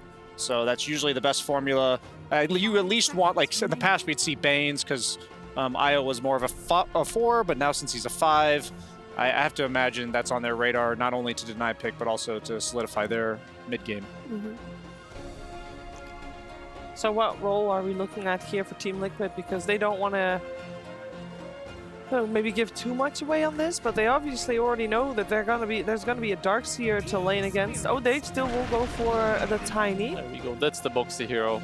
Actually, I mean, they could theoretically put it mid, but I would imagine just Boxy plays it. That's setting up probably like Enigma or Visage off lane, right? Because that's like melee 4 with a range 3. They usually want a summons guy against AA. That's usually their approach to like AA silencer supports, ones that have absolutely no way to deal with the hero just running at them. But Enigma doesn't really run at you, so... I think Enigma can work. Overall, like, both these lanes are really strong. Enigma Tiny and Visage Tiny. What I worry about is that I think Darkseer is very good against Visage, because you kind of break through the whatever you call it, the E. Yes, and Enigma can work though. We'll see what the two heroes here are, and then they can choose their zoo of their choice.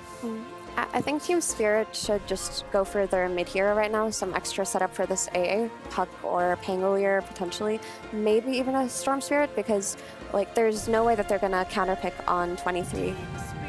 The Wind Ranger is kind of cool in that it provides you a hero that has a solid lane versus Lush if it does go mid, and later on as the game progresses, it's going to scale very well, and like Saber mentioned, Team Spirit do love to play for scaling and for the late game. In a way, it could also be an IO counter because of the Shackle Shot, but Wind Ranger has felt very hit or miss in this tournament. Yeah, absolutely. This hero, when you see it's 15 and 13 in record, it's either solo carrying the game or it's doing the triple-double in Kiyotaka's case with the 10 kills, 10 deaths, and 10 assists. But one thing I like about this Tiny now that I'm looking at it is that you do need a support or a core to jump the AA. Like, they definitely need somebody that removes AA from the equation or at least makes his positioning something he has to concern himself with, so he's not just getting the free alley-oops to his combo. The Tusk, I was wondering if they were going to break out one of these classic A's. Like, I think of like Tusk AA, Nyx AA, like Clock AA. So they bring out a hero that's not necessarily in the meta, but it overall, it lanes really well with Darkseer. If I'm looking at carries, what do I even like against Tusk Darkseer in lane? Nothing really stands out, to be honest. I think they can still put the Lash carry and then pick some new hero against the Wind Ranger mid. What comes to mind? Because they would need physical from that hero, right? Physical damage? Yeah, they would need like some carry hero kind of mid. I mean, the Ember Spirit is a traditional counter to her mid, but Ember has been taken out, so I don't know if they should overreact to this Wind Ranger right now. It got picked up so early because we mentioned that this mid hero for Wind Ranger needs to, or the mid hero for Spirit needs to come out because there's no counterpicking on 23 anyway, and you might as well access a hero before it gets banned. Bloodseeker is a solution in that Wind Ranger is mobility-based, and the Rupture counters her ability to wind run in teamfights, focus fire in teamfights, etc.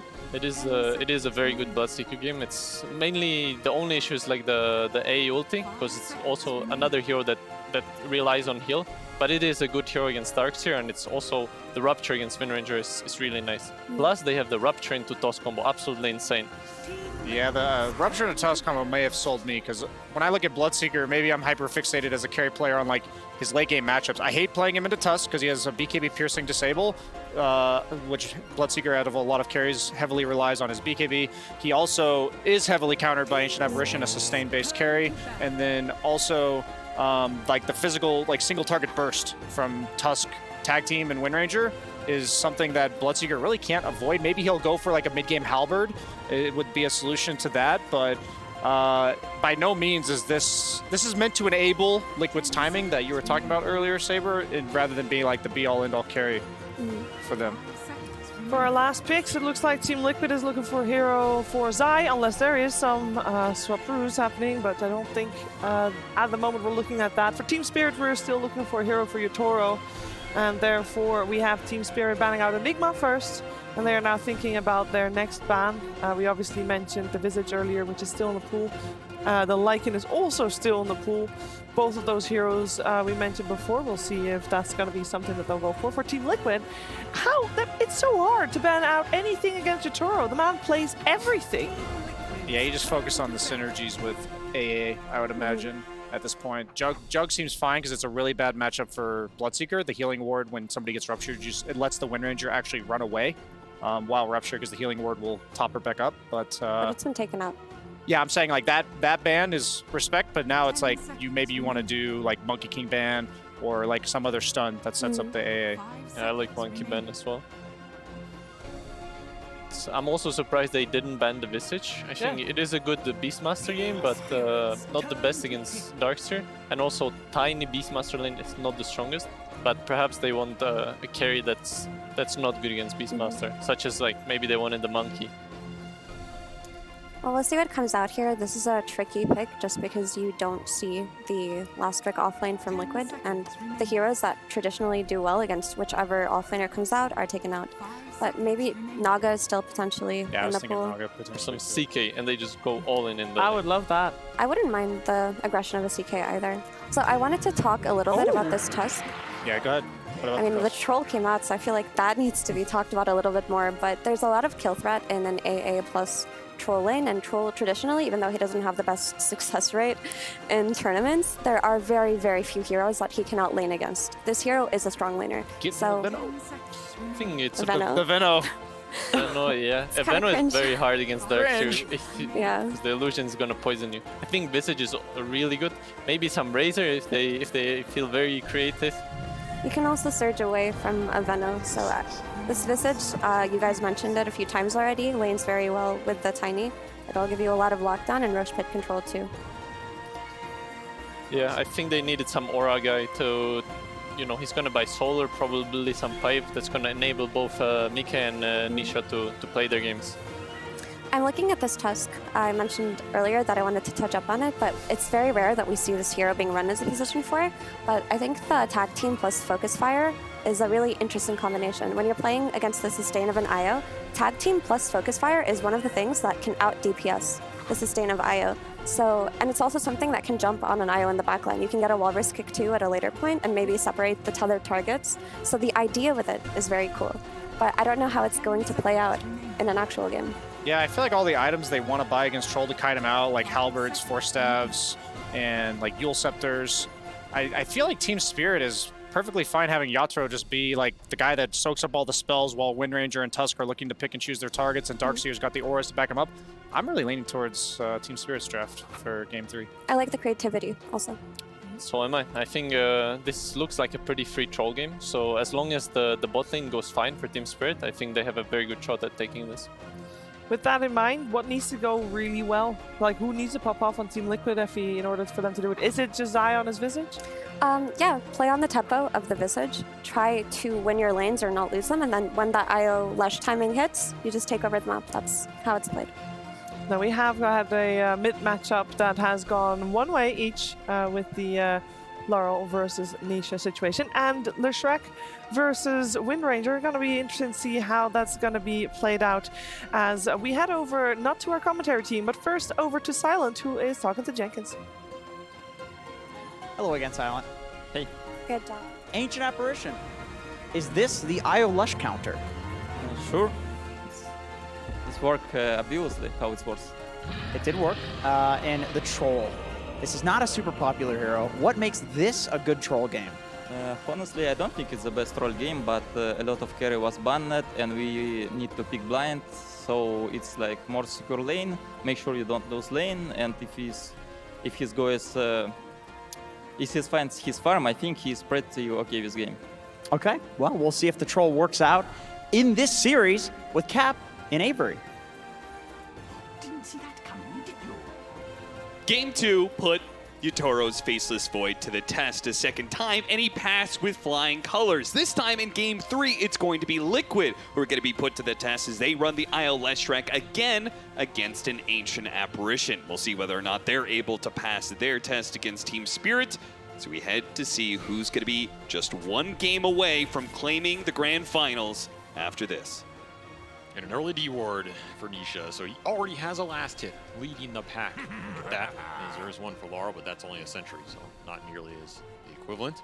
And it's going to feel very good. It is going to be a Nisha Leshrac rather than a Mickey Leshrac, because he's going to be rocking the Bloodseeker in the safe lane this time around. It does mean that's a bit of a wrinkle, right? How do you feel like the difference is between safe lane Leshrac and mid Leshrac when paired up with the IO? I mean, the mid one's definitely faster because you just get so many more levels on the Lesh. So once you start tethering him and amping him up into this Bloodstone, he can be like level 10 or 11 at 11, 12 minutes, and you're just tethering out on this monster on the map, right? The safe lane, you kind of have to execute the lane a lot better to get the levels, and probably need more snacking to get up to that point.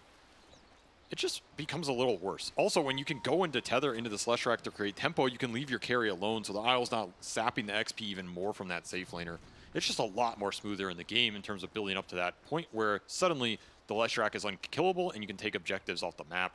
And this is going to be a game from Liquid where the second that group up hits, it's going to hit really hard with some Visage auras, and IO pumping in the heal, and then a Leshrac just frontlining with a toss back that forces you into that ball. That's where usually Tiny shines, and especially if you can rupture that target on the way.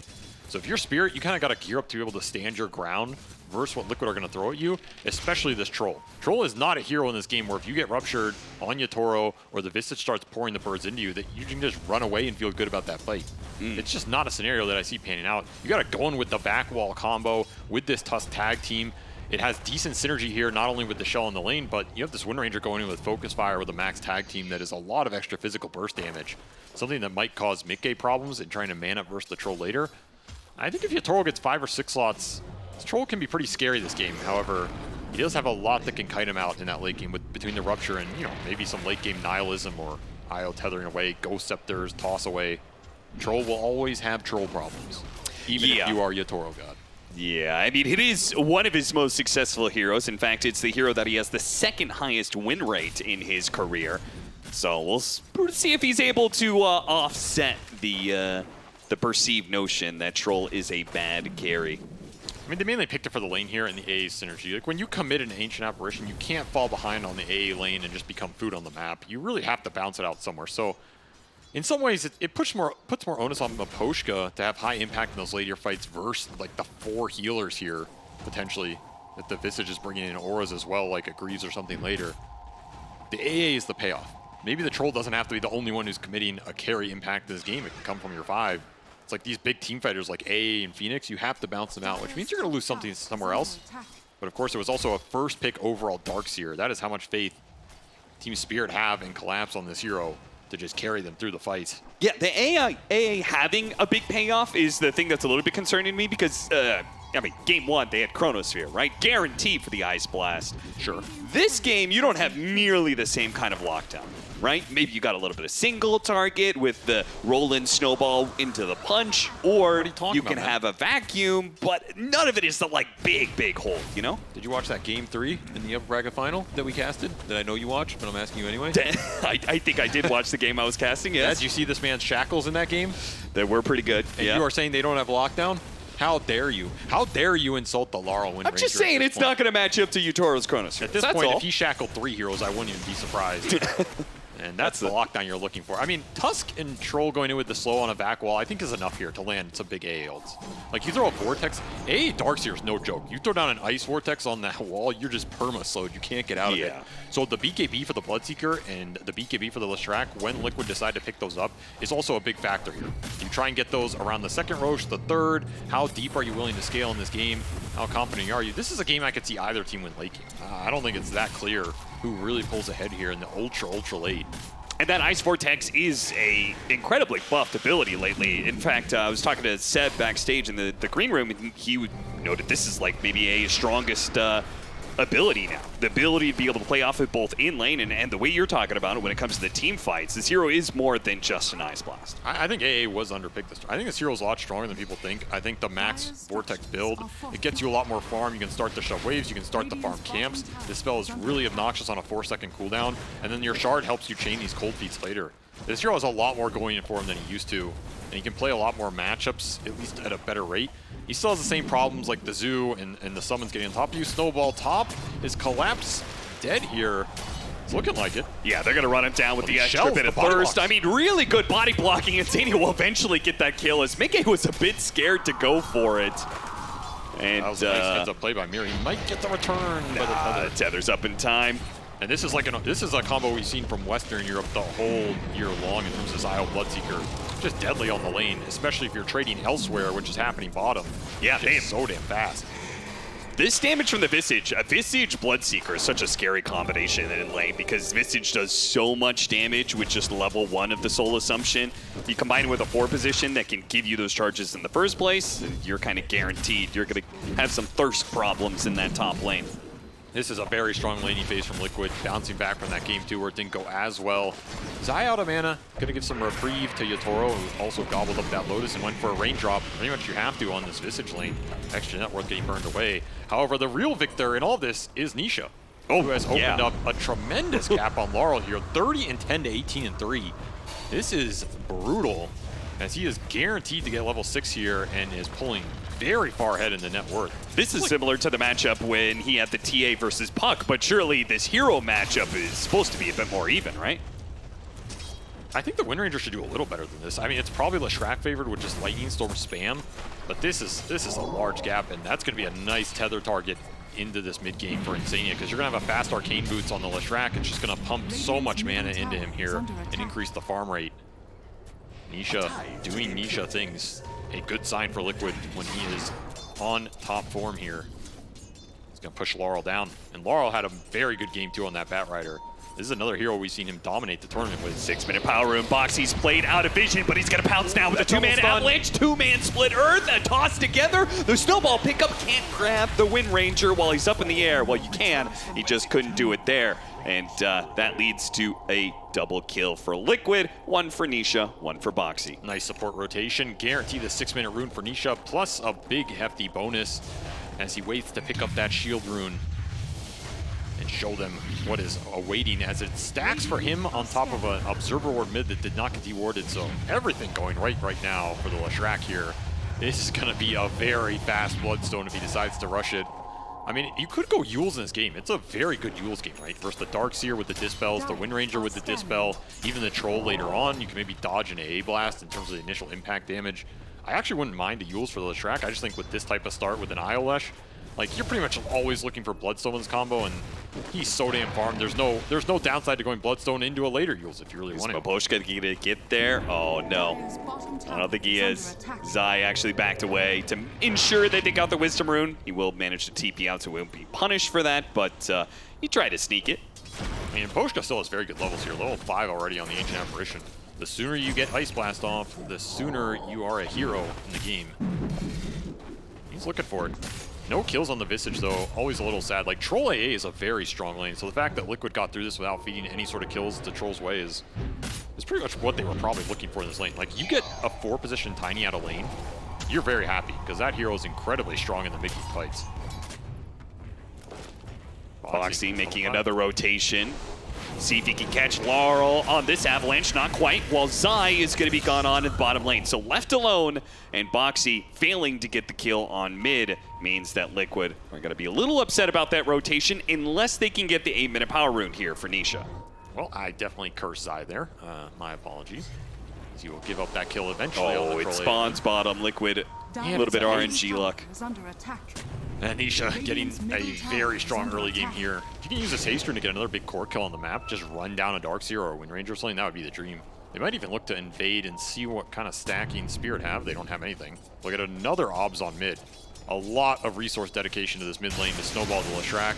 It's pretty much how you want to play this ILS. Guarantee that Nisha has a good game here and you're just going to play through him. He's going to gobble up everything here, including a salve that he digs up.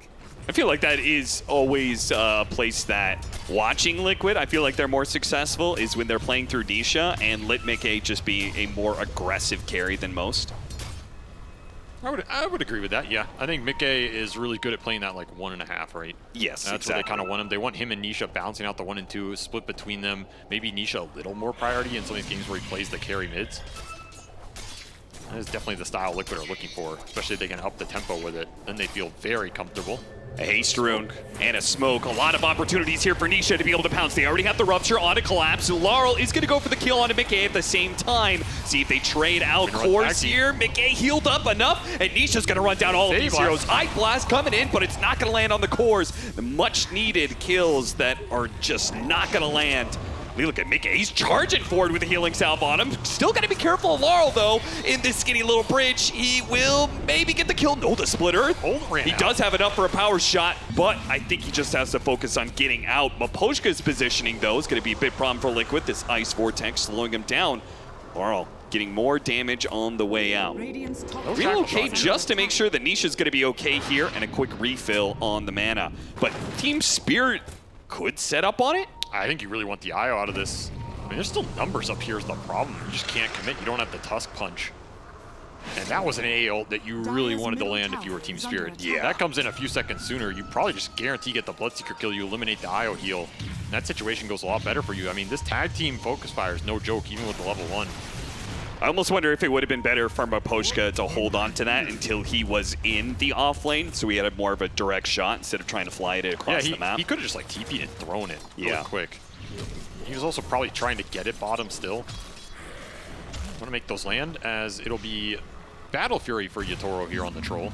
So you do have some item build options with this hero. You can just go early BKB Sanjin Yasha, which is a build we saw on him for a while. There's like the Maelstrom Rush into a faster Mjolnir, and Battle Fury is definitely the greediest, but pays off the most in the late game. So Team Spirit gearing up for the scale, as they're going to probably want all 3 cores with a lot of net worth here. It's not a bad idea with this Darkseer. I don't think we've seen Darkseer lose a lot of late games. Zero's just a beast when he gets the Ags and the wall back once BKBs are lower duration, especially if you have a carry that you can help kite out with the Surge. He doesn't have the best illusions to pick up away from Liquid, but I guess if he's still hitting the right kind of walls and vacuums to set up the AoE damage, then you're probably still winning that fight. Yeah, it's about the Darkseer AA combination. Yeah, with a Tusk going in.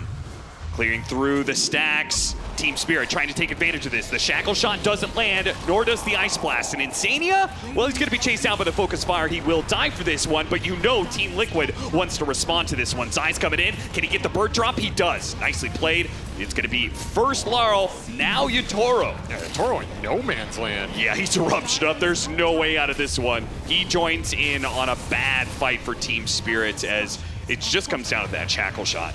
That was a very deep go for this IO, especially considering their stacks here. You know Liquid are going to defend this area. You refuse to let Yatoro just run in here for free and get out. Yeah. Those bird stuns are going to guarantee you a TP cancel. So nice response from Liquid here. They do trade the tier 1 top versus the Darkseer, as Collapse will continue to ramp up here and get that team fight online for Team Spirit.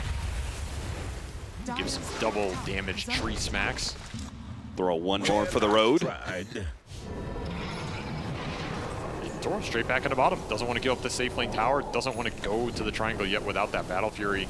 Bloodstone complete, 12 minutes. He is so big on the Leshrac, man. Look at the net worth. Just crazy. 110 CS already with 3-0 and 3. This is prime IO Lesh territory right here. And you're just going to start to run through these objectives and get onto the enemy side of the map. The second you start taking away the enemy camps with this IO Lesh, your net worth just skyrockets, especially if you can't fight the hero. You're already playing against so many healers. Now with the Bloodstone on the Leshrac, the pressure just amps up even more for Maposhka to never waste an Ice Blast. Yeah, you can't throw it on anybody else here unless you're in a situation where Nisha cannot get to that fight. You even have the mech already done on Insania. He's even got Lotuses to boot. A lot of healing to pump into this Lesh if you do not land that ult. You really have to be patient with it, hold it, and play the fights for your connection here. As long a wrap courier, round. Will not scout that smoke. This is a great pickup because they already killed the Yatoro once. If they, oh, the smoke is going to break.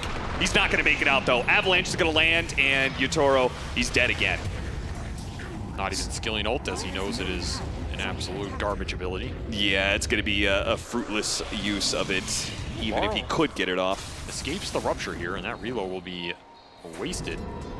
I don't know. I don't think Team Spirit can take advantage of this reload, though. Set up for it on the other end. Yeah, it does seem like Liquid just hold the parts of the map required, so not too much loss. In fact, they're still going to get Maposhka as well. Toss him over to Zai, a little bit alley-oop into the dunk of the Visage. That's going to be one of the pieces here for Liquid. If they ever find the A first with a tiny toss or the birds and just force them out of the fight or force a bad ult, then something like, what is stopping this IO Lesh train from just running into you? Yeah, I think that was the part that was interesting me about some of the bans. They banned away the Beastmaster, banned away the Enigma, but in my mind, everyone had the Visage as one of the heroes for Liquid to be picked up, and I think that's the best hero to actually get on top of the Ancient Apparition out of those three, right? At some point in time, he's going to get an Aghanim Scepter, and he's going to be just hunting Maposhka. Outside of the Lycan, yeah, I'd agree. Sure, I think Lycan yeah, just does it so much sooner. Like you can get on top of him at 8 minutes, he's gone. Yeah. But this Visage is a big threat in the late game. It's a big vision threat as well. We talked about vision a lot this series. There's not a lot of it on Team Spirit outside of this Darkseer pushing waves in to gain info. They're going to run to Zai. Connection. Shackled missed. But the block out here at the Shard's going to do a lot. Resummons on the Familiars just to try and hit these stuns, and Insania gets a really big heal with the mech, and he's staying up on the high ground with the healing salve going in. They have to throw so much damage to finish off Zai, but they finally do kill him. Nisha is running low on mana. They have the Rupture on out. Still a lot of damage. Laurel, yeah, he's going to be chased down immediately. A Maelstrom proc. Nisha is still working with enough here to be able to get one more kill. Even a refill on his own bottle thanks to the shovel. More gold into the Disco Pony's pocket as Nisha will clean up on top of his friend's corpse. They did get that refresh bird summon and they killed one of the birds. So that's pretty nice. You're going to take these off the map for a while. You were probably losing a tower here as Maposhka, I can't believe you're sticking around like this. Oh, he's going to pay for it. Lost back in range. I mean, Yatoro's showing up. Now he does manage to hit the Ice Blast before he dies here. Final Lightning will trade out him for Boxy. That ended up being incredibly good for Spirit, actually. What a sick bait. I thought he was just throwing his life away, but it stalls up the push enough that this Glyph comes through, you save your tier 1 tower, and you get a kill for Yatoro. Battle Fury done. Not the fastest timing, but it's pretty good here for a Troll Warlord. Laurel continuing to look aggressively for kills here. Yeah, the last time he did this, it did not work for them. They have level 3 tag team now, though. So the points have come in for Mira. It was a lot of damage and disable they were lacking that now they have. Threatening to push on this high ground.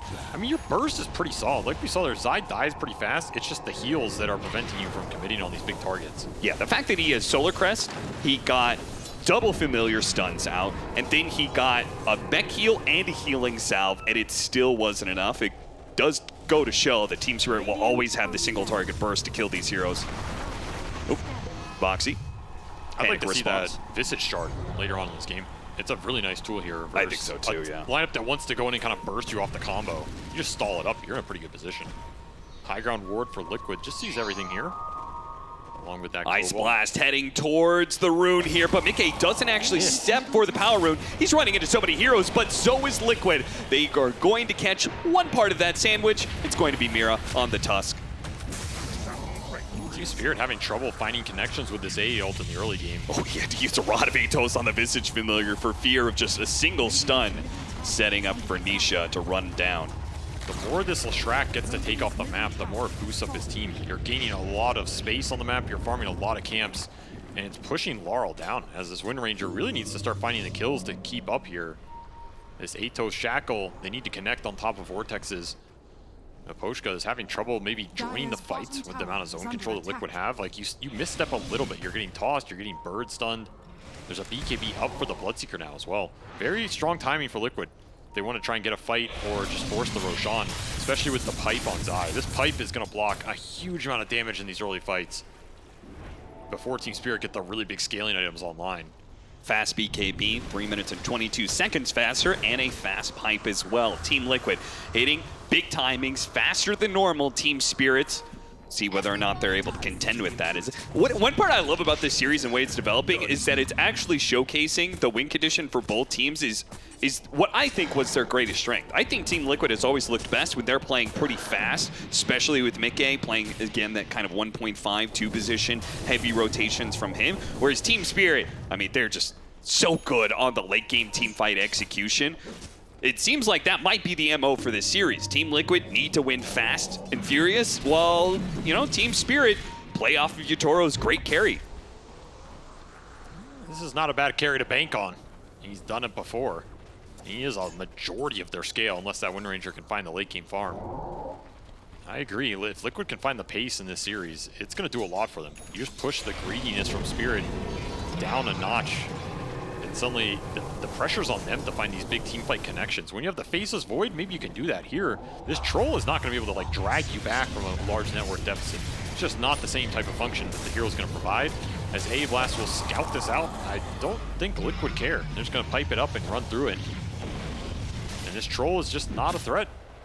He's not solo killing cores, he's not stalling out the game, he's not getting these lanes nearly as deep in as the Faceless Void was. BKB done for Yatoro, it'll be a BKB he just TP's bottom to farm with. And it's a fast Roshan for Liquid and Aegis for Nisha here.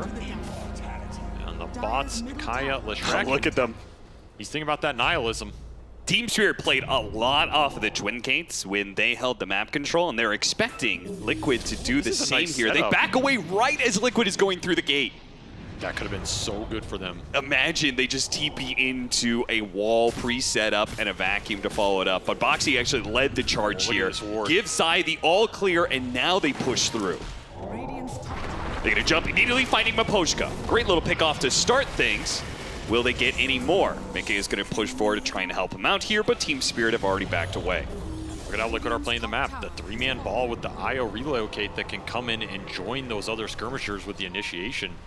This is how you build a huge net worth lead with the IO type lineup, especially when Team Spirit having trouble getting the lanes out. Just a bunch of birds running down some of these side lanes. Like, the birds are top while the Visage is bottom, so Zai is just controlling both parts of the map right now. And outside of the stadium here, we've got a little bit of a drone show going on dedicated to Dota 2 here in Riyadh. So, damn, inside and outside. Dota 2 action happening. Florida 14. I don't know what that is, but it looks like. Me neither. Is it a turtle? Radiant's bottom tower is under attack. Radiant structures Maybe it's the new courier. Maybe that's one of these teams' hopes and dreams floating away. We go deeper in this series. I don't know whose. That's what we're going to figure out here. As the pressure will ramp up from Liquid, they put this Diabolic Edict to work, and we'll take a quick tier 2. The birds on top of it. And a drum gone back here for Zai. I really like the drum on the Visage. I think it just amps up your damage so much in like the first 20 to 30 minutes. Once you take these really early fights, it's just gonna be a high ground push to force heroes back off the map. I don't know if Yatoro is really comfortable taking fights yet. It feels like the pace has just been everything in these first 3 games. Whoever's able to set it and get what they want in terms of the tempo has felt very comfortable. And so far in this game 3, it has been all Liquid. Not a massive lead, but they are definitely controlling a lot more on the map, getting more for their supports here, and 2 supports that can do a lot. In terms of Yatoro with his his BKB, he needs to be able to find a kill on the start of this fight, and he will have it. Visage is going to die before the relocate goes out from Insania. The Rupture, though, is going to do serious damage to Yatoro, and he's going to play without potentially this IO. Beautiful Shackle Shot onto the Visage Familiar, plays against it, but he does have the Bloodstone, and a relocate away from the Ice Blast, but Mickey does die as he commits on in. Yatoro's healed back up, as they're going to try and play this out with the Leshrac, but Team Spirit have completely outfought them. They saved the Leshrac for last, and they'll finish him off on his second life with Liquid getting nothing out of that. Absolutely nothing. You had momentum in this game. You had tempo. You had pace. And in a flash, it is all gone as Team Spirit sucked that net worth lead straight into their coffers here off of what was just a walk-up initiation from Yatoro. Takes the Rupture and just runs through it here. I mean, that is a ballsy play. I don't know if the Troll could really just tank that damage without Collapse coming in with a perfect pipe timing here to match what Zai was putting out. That reload dodges the AO, but it ends up kind of backfiring as you wanted the Leshrac damage going in on the Wind Ranger. They'll pick up Laurel off of a pretty damn good Sentry Ward here. Yeah, this works out very nice for Liquid because they just lost a ton of momentum off that team fight. All of a sudden, to pick off on Laurel does give them a window. In fact, they almost find Mira, but he TPs away. And the Gleipnir from this Wind Ranger is pretty impactful right now because you don't want to pop BKB on your Bloodseeker for this Gleipnir. There's no BKB on Nisha. He has opted for this Ags build. He is just trying to go fast Nihilism. It's going to make the Troll's life really difficult with the extra ethereal action he's going to have to pump a Nullifier into perhaps later. It looks like it's on the menu for Yatoro after a Satanic and after finishing S and Y. That is a lot of gold to push through here. But damn, did he put himself in a decent position off a single team fight. Collapse this lead down, and that is the strength of Darkseer. That is why this hero got first pick for Team Spirit. They probably feel like they can win any team fight with this hero, especially the later this game goes. These walls and vacuums, especially with the Vortex down, are just so damn hard to run. Yatoro trying this one solo, but he knows the relocation is going to be there. Boxy's trying to get a toss away, but the BKB is actually going to hurt Mickey here, and Yatoro is just manning up. He's going for a crazy 1v5, but ultimately, he did get what he wanted out of that, which was Mickey's life. I guess take him down with you here. As Yatoro boss, dragging the enemy carry down with him in a 1v5 situation. Maybe Team Spirit, a little sad their Trolls off the map for a longer time period. I mean, Yatoro was higher level here. And like you said, is the Bloodseeker the real carry in this game, or is it the Leshrac? Are you actually trading a 1-for-1? I feel like you are. I feel like the Leshrac is the boss of this game, even though that Bloodseeker is technically ahead of him. It'll be more push for Liquid as they try and regain portions of this map. The Birds doing the work. I mean, the way that Mickey is building up, it does seem like he's just trying to be an anti-hero to the Troll. I'm going to Rupture you, and I'm going to Heaven's Halberd you. I'm going to let my Leshrac do the rest of the work. Troll can fight through this if you get the late game with Blink and you just Blink start on a target, right? Then even if you Rupture him, like we saw there, you're just perma-netting or bashing a guy. You don't have to run around in this Rupture, particularly if you can start on the Bloodseeker or the Leshrac. Net worth for Yatoro is the key to Team Spirit's team fight here. Keeping him alive is a big deal. Getting the Wind Ranger to 5 or 6 slots, also a big deal. As, yeah, you are playing for a lot of prize money here. The a lot of zeros. Ramping up. And it'll be an Ags done for the Leshrac. So Nihilism, full option now for Nisha to try and kite these fights out, provide some more frontline, maybe not have this Bloodseeker be the first target of the Troll Warlord and this custom physical burst damage. Be a shard from here. Not a bad shard, to be honest. You lock someone in here, it gets really annoying really fast. Yeah, and you need the max effectiveness out of that kind of catch and using your BKBs, right? I mean, this is going to be a problem through the Rupture, through the Nihilism pickup now, through maybe the Stone Form on the Visage eventually. You got to get kills through your BKB direction. Otherwise, once those fade away, you're in some trouble, I think. It may even come to the point, do you think even though they have this great hard carry, well, great, quote unquote, in Troll. I mean, Troll's a great carry. I think the stats would disagree, but. Well, he's only been played 3 times this tournament, and he has a 66% win rate. Damn. Those looking pretty good. At least Yatoro's stats do disagree. Man's got like a 70+ win rate on this hero. I'm just concerned a bit about their late game of just like what happens after if you don't get a kill with the BKB. What does that team fight look like for you? Well, might look better if you can land this blast. It'll clip Nisha. It's just too damn fast. Yeah, he's already out.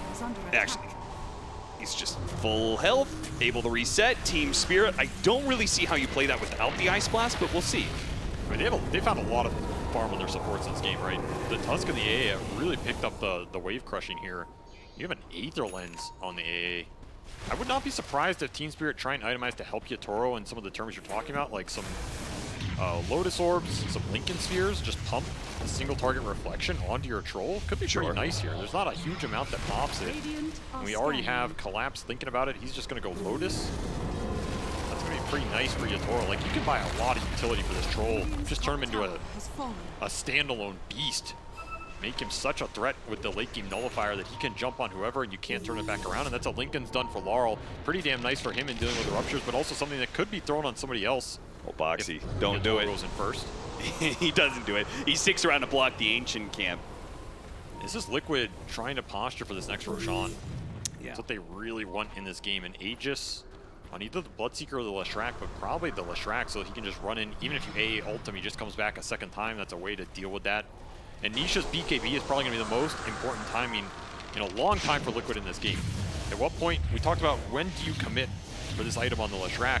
It's going to come out, you know, after this Nihilism, maybe a little later than I thought. There's nothing wrong with that. It's just a question of, do you get the second Roshan with that BKB, and how many fights do you get value out of it before it starts to get whittled down, and then you're just getting stuck in vortexes and shards and a vac wall and all this gunk that you have to run through. Right. If you can't run through it, you're not dealing damage with this hero. You might just get kited out. This Collapse will finish his Lotus Orb off the earlier disassembled Bit Booster. And that's another factor here. You reflect that Rupture. Suddenly, Mickey is not having the impact he wants, as a smoke from Team Spirit will debilitate a Watcher. Team Liquid know they're here. Team Spirit have had Team Liquid's number when it comes to the execution of a lot of the 5-on-5s, particularly when they're already set up. And this Roshan fight, it feels like this is the fight that breaks open the game one way or the other. They're just going to TP out. Actually give up the space. Well, it's going to Radiant side. Oh, yeah. 30 seconds. They're going to have to go through the portal, see if Team Liquid's fast enough to get there before Spirit will. The thing is, the lane is super deep down here, so Mickey had to go back to the tier 2 to shove it in. They don't want to play with this lane vision disadvantage right now. Yeah, if Spirit's fast enough, they might actually be able to either catch Mickey or take the 4 versus 5. Oh, they're gonna try and catch the Bloodseeker on the intercept. Is it fast enough? You have an Observer Ward, you do him. Aposhka does not see him as he gets in the trees. They see Boxy. That's a great target as well. Boxy, yep, they're gonna jump in immediately. Try and burst him without using any sort of Berserker's Rage. Just keep him from a distance, and they got him. That is a very nice pickoff. He does have buyback here.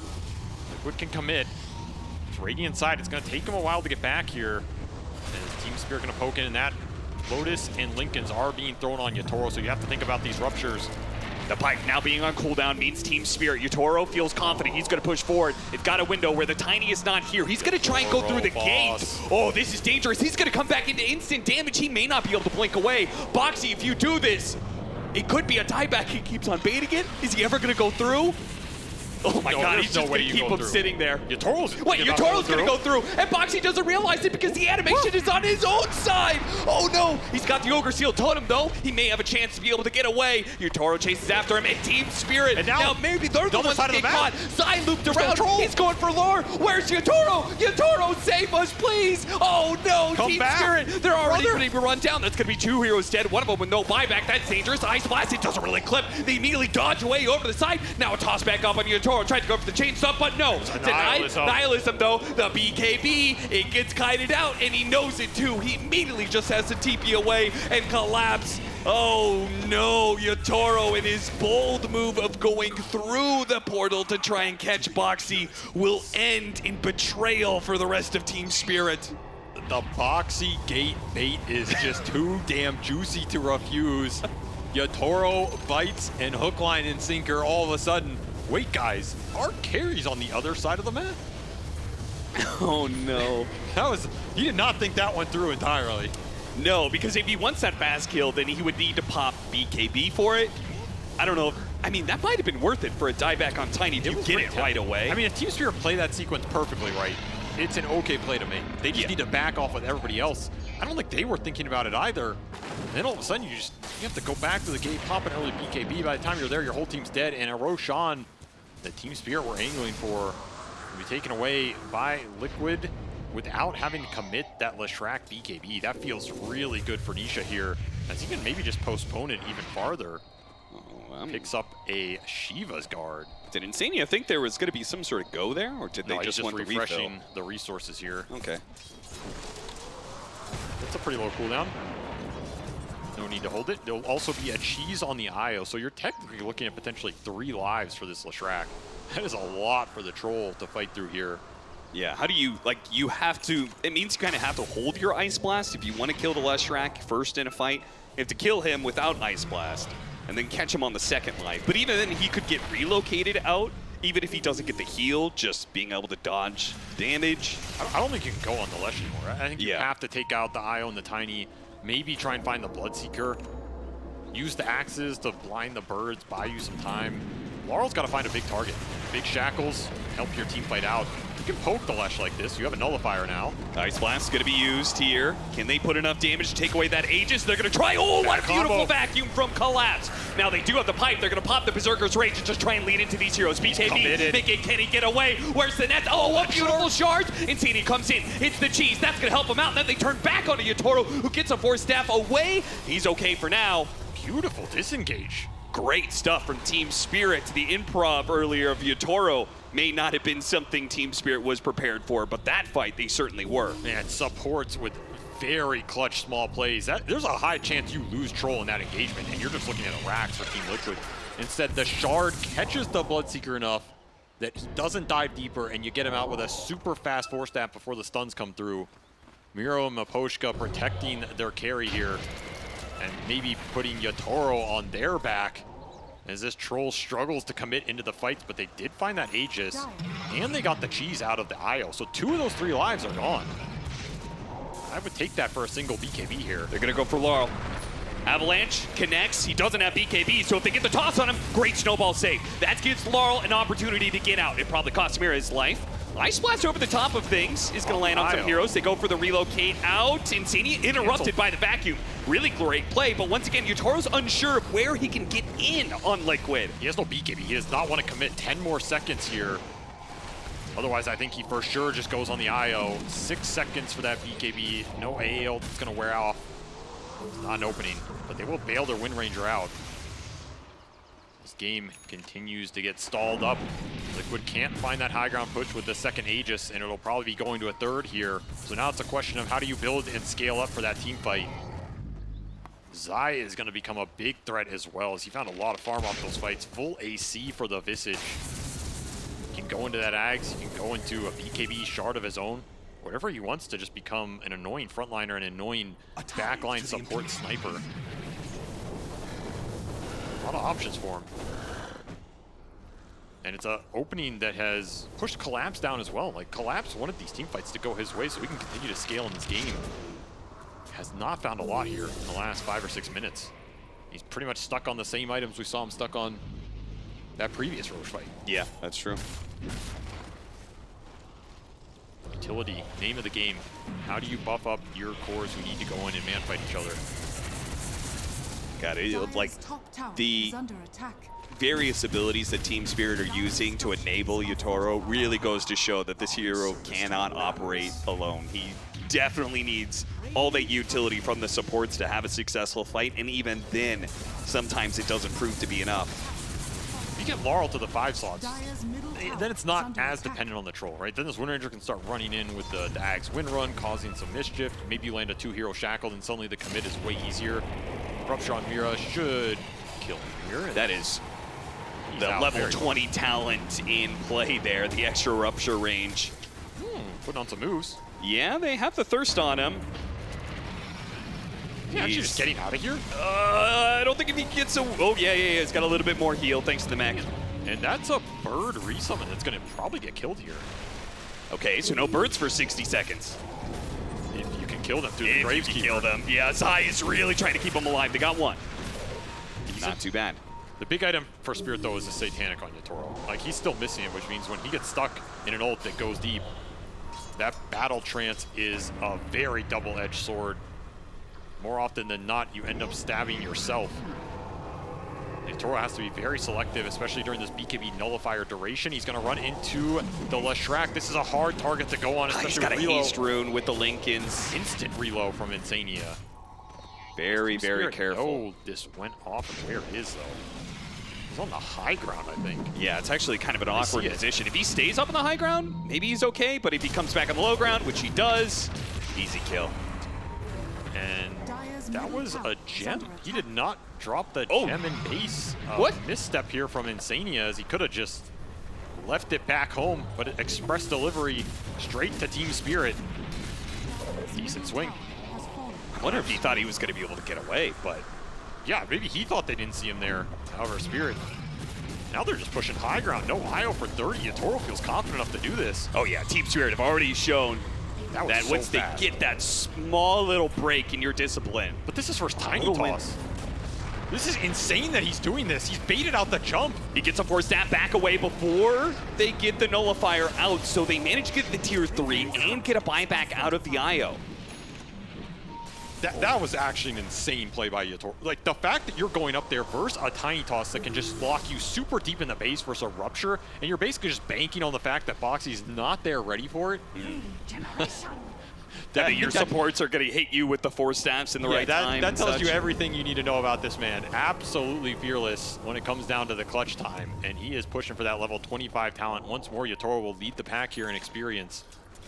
It's a decent talent for the troll. Like, this strong Dispel, no joke. I wonder if you ever go for this other talent in a game where maybe you get that Pierce on a BKB Bloodseeker and you remove some of the hit chance. I rarely see it. I'm not sure. Yeah, I feel like he's not going to care about the Bloodseeker's damage, particularly with the Satanic. Yeah, I think you just always take the strong Dispel. Like, there's a chance you get tossed into some Hex later in this game. Yeah. You just need to be itemized and ready for it. As Nisha never went for this BKB on the Leshrac, he just went for the Lincolns.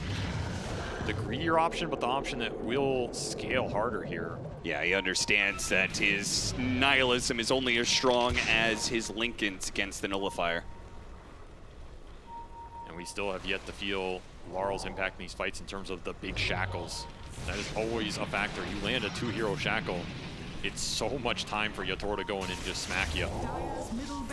High ground ward, they're going to see Yatoro. They're going to get the Rupture toss back. That's going to be a ton of damage into the Split Earth, but he got off the ultimate, he got off the BKB, got off the Satanic, he's back up the full, and Mickey is stuck. A beautiful vacuum Ice Blast. Now they do still have that combo. Nisha is a problem a little bit here. They got to be able to focus down with Laurel while Yatoro resets. Nisha gets the relocate out. Perfect timing from Insania, but now without that, it's just an opportunity to run down more. Looks like Zai's going to be the first one. They're going to catch Boxy as well. 4-staff over the shards, but he's not going to make it very far. A snowball will hunt him down. That reload went deeper on the map, by the way, but they just couldn't re-engage. It did not go to the fountain, so you're not healing this Leshrac up. A very clutch reload nonetheless. Otherwise, your Leshrac is 100% dead there. And as we'll have a pause to think about that team fight. I mean, what a small window. I think that, was it just Nisha's Split Earth was just a tad little bit too late? I think he got BKB right off when he landed. Either it was a little late or a little early. So we'll see in this replay. I mean, that is as good an opening as you get. Another reason you want that Troll 25 talent, as Yatoro almost gets tossed into a no buyback situation. Just off the mark. I mean, that's so hard to land, though, in his defense. That is incredibly hard to land because of the angle here on the high ground going down. And then this back into the Ice Blast is just sick from Collapse. Yeah, you Troll said the sticks on the Bloodseeker, too. That's the dream. And then you just get to run them down. Man, once you're stuck in that Vortex wall, it's just so nasty. It's so hard to get out of. Your Relo can only bail one of these cores, too. And a good satanic timing for Yatoro as he immediately puts it to use here. Team Spirit strike back, re-even this game out, and are now looking at a Roshan that should be theirs if it spawns accordingly. It will not spawn accordingly. Sadly for them, it is going to be 1 minute and 40 seconds until it's up. So Liquid will have their chance to contest that Roshan. I mean, Yatoro shouldn't have used all his good luck up in that Faceless Void game with the bashes. Yeah, you gotta save some for the later rounds, my friend. Yeah, might have got a little bit of luck in that last fight. That toss actually kind of played against Liquid because they grouped up so badly, thinking that they had the instant kill on 100%. the Troll.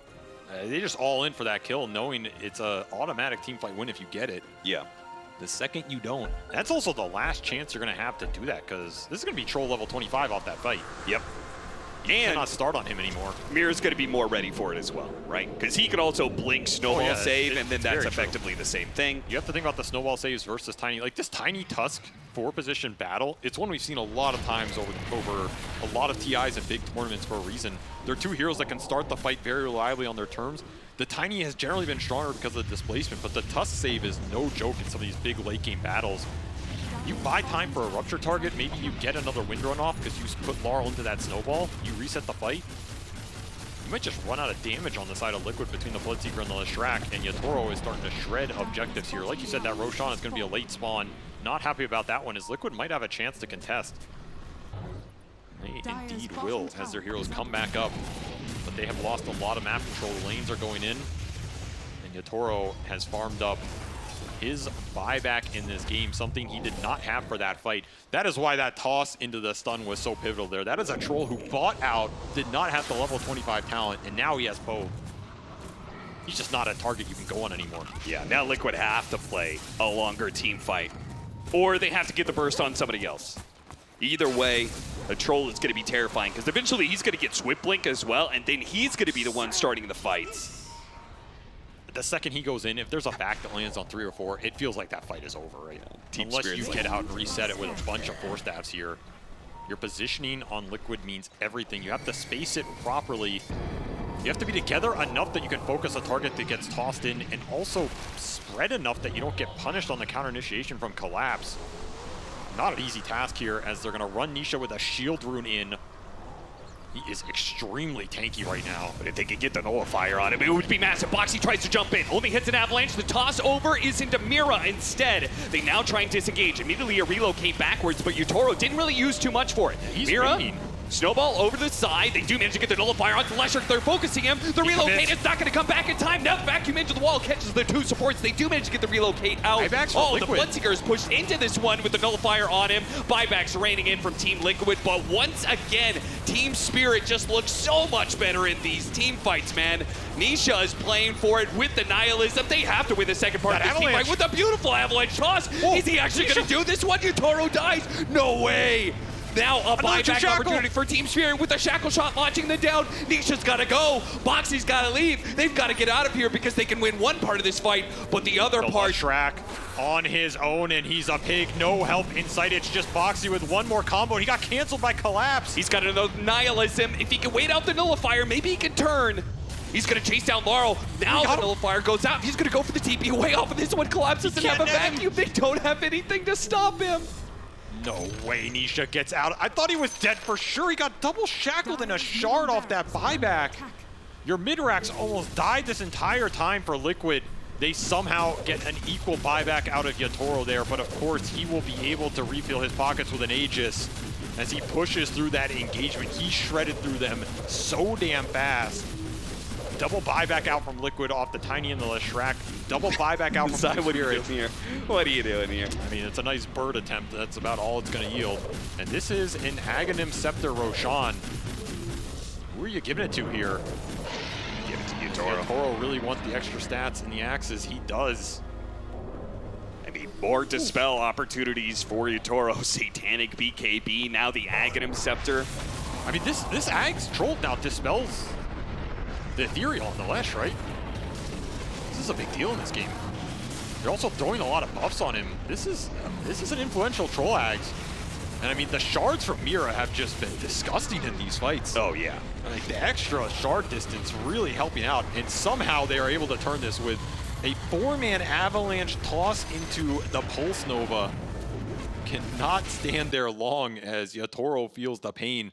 The reloads from Insania have also been on point this game. Like, it is worth mentioning, right? He got Mickey out of there initially. It's really disjoining the target prioritization from Team Spirit and elongating these fights. I mean, I wouldn't say entirely on point. Sometimes he's been a little bit jumpy on it. As soon as something happens, he uses the relocate. But the thing is, if you don't use it instantly, that target is gone. Like, you saw how fast Nisha died there. It's under 2 seconds. You do not have enough time. You pretty much have to decide instantly when the first point of contact latches, are you reloading that hero out, are you not? It's a very difficult call to make. I mean, you are right. He has not been there every time. It's just so damn fast, the burst damage out from Team Spirit right now. Oh, Mickey. The smoke is gonna break. He's gonna blink away in time. He blinks over the side, but he can't get far enough back into his base. He pops a BKB, but he has caught in a corner.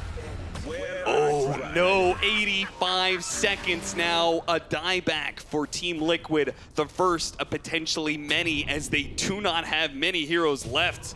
And Nisha was thinking about running down this mid lane, but it's a catapult wave, so he probably couldn't have killed it that fast and opts not to risk it here. Excuse me, it wasn't a dieback. He just doesn't have he just doesn't have the gold. So it's 70 seconds, no Bloodseeker.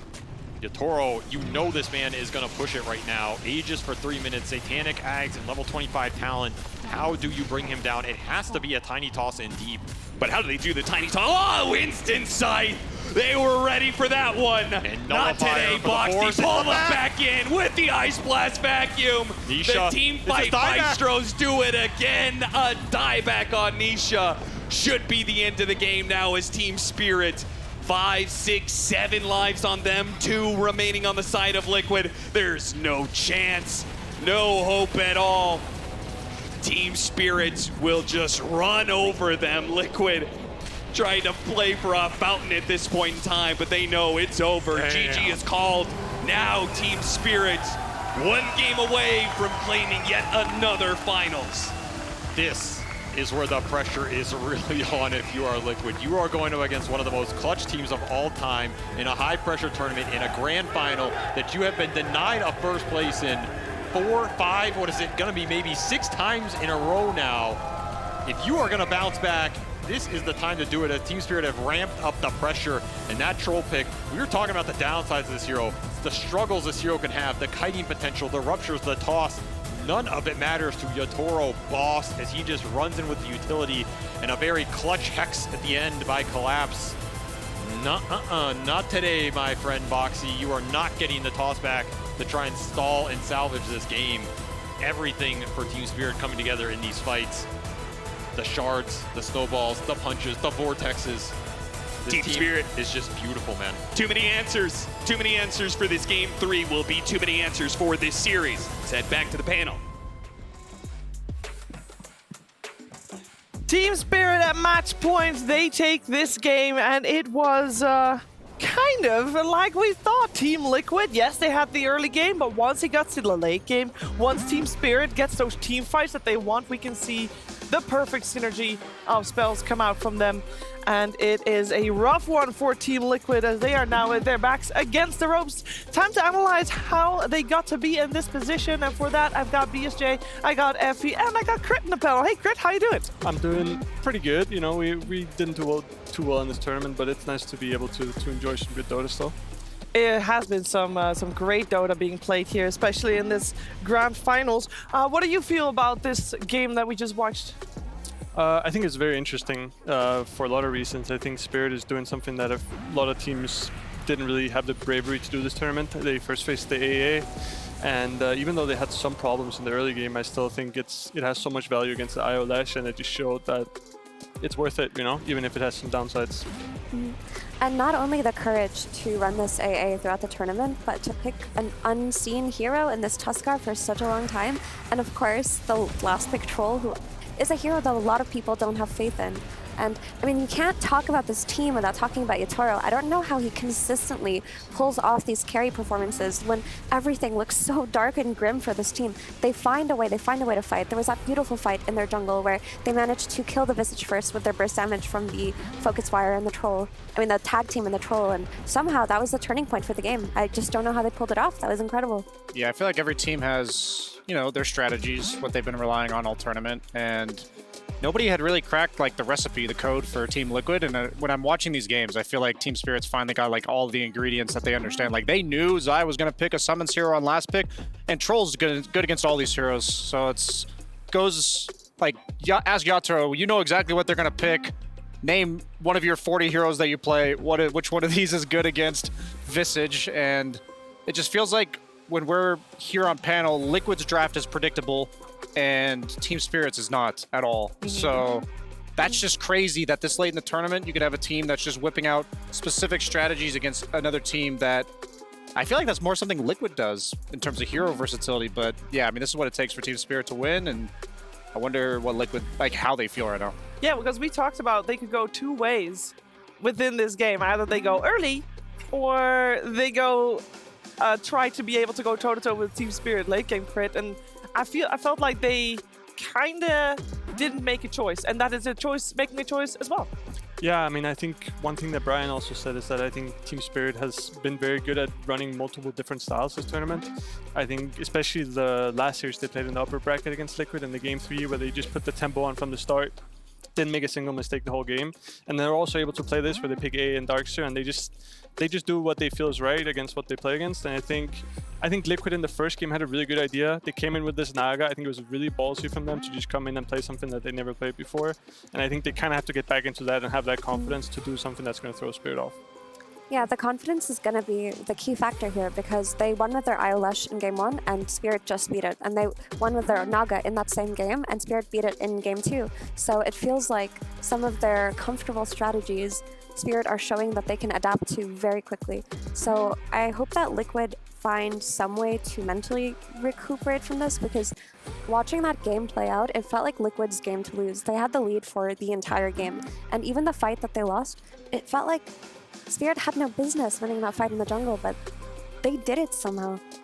They did it indeed. For our STC play analysis, we have a clip prepared for you guys, and there were a lot of great fights going the way of Team Spirit, especially in combination with the AA Blast when that hit. Team Liquid did not really have a shot, but the one we chose to look at was one fairly early on in the game because up until this point, Brian, it was Team Liquid that was dictating the pace of the game. Yeah, that's how it feels against Team Spirit every single game, though. No matter how much you're ahead, whether it's 30K against the likes of BB Team or 7K in this case, so like one good team fight where you slip up, you're a bit out of position. We heard Saberlight in this draft analysis saying the team that has pace, in this case Liquid, the other team, Team Spirit, is relying on you to mess up, and Team Spirit's going to make you play perfectly for 45, 50 minutes in order to take a game off of them. And this is the one time they get caught out of position with their pants. Now they have Aegis. Like, looks like all the cards are in their favor. And you can just see Team Spirit, like, it's not only is it that they win the fight, it's technically 6-0, completely flipping this game upside down. Yeah, it's showing that doesn't matter what you want to do in this game. You need to have an answer for these team fights. I mean, what would you do, Craig? Would you just avoid the team fights? Would you draft more for team fights? Because this is like a big thing for Team Liquid right now to think about as well. Yeah, I think it's hard. I think it's hard because I think most of it is comes to the draft. I think Spirits, like Brian also said with the Troll pick, they kind of knew what was coming already. So this last pick Visage is not like a gotcha or anything. It's predictable, and I really think Liquid has to do something to throw them off, and I think that's the first step. Then second off, they just have to plan their timings a little bit more clean in this fight that turned around the game. Sai got caught first. Yes, the pipe. So when the pipe is dead, like, it's just an easy fight for Spirit. So there's a couple of steps. I think they have the tools to do it. They just have to make it work. Yeah, there's one thing, at least, I don't know if this is a good thing or a bad thing for Team Liquid, but between game 3 and game 4 of a best of 5, we always have a little bit of a longer break. So I don't know, is that a better thing, Brian? Would you like to talk about things longer, or would you be able to like, oh, just go next because we have a new plan? I think for Liquid, it'll be good. I think Team Spirit has all the confidence they need, and they're, I wouldn't say they're drafting reactionarily, but they are like adjusting their picks very like specifically towards what Team Liquid's drafting. So back to the drawing board for Team Liquid. I do think this little bit longer break goes in their favor. I feel watching this game play out, and the last one as well, the best route that Liquid can take versus Spirit is to just shut down Yusaro, make his game as difficult as possible, because he has been the anchor in these last few games. He's been the player bringing them back. And maybe if they place some emphasis on their offlane, getting a really perfect pick for Zai and making sure that he can pop off, Game 4 will swing in their favor. Yeah, I think so. I think that's what I think they had a good idea in the first game. Also, kudos to Spirit for just doing it again in Game 2 and just realizing from the first game what they had to change and still running the Void Edge and just having like the courage to just be like, okay, we lost that game, but we know what to change to make it work. So I think it's a hard job for Liquid, but I do think the break is going to come in handy for them, especially if Blitz can make it worth it, because it is a lot about how you take the break, because it can also be damaging if you're just sitting there and it's kind of like a bad mood. You know, you have to kind of pick it up, and I think if they can do that, then it can be good for them.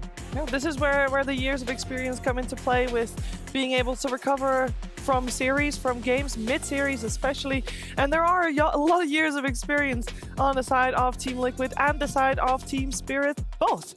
Some have even been playing Dota for a decade or something like that. Of course, it is July in 2023, and the official anniversary of Dota 2 is this month, a 10-year anniversary, actually. And to celebrate that, Riyadh Masters put something special together for you.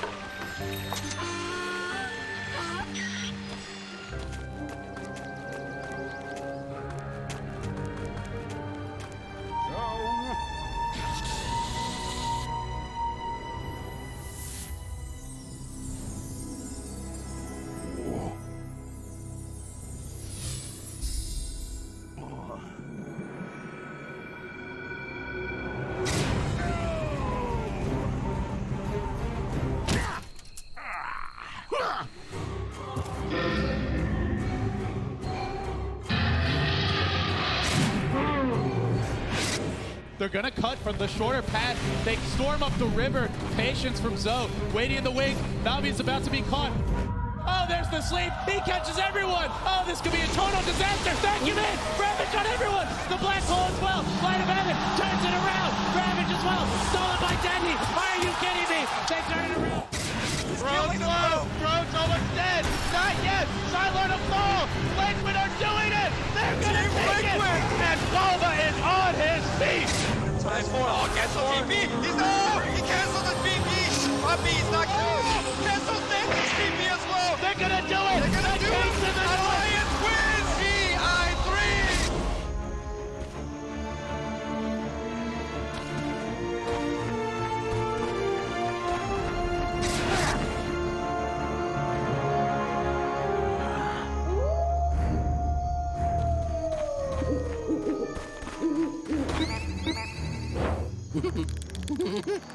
I just have one thing to say here. This will be explosive.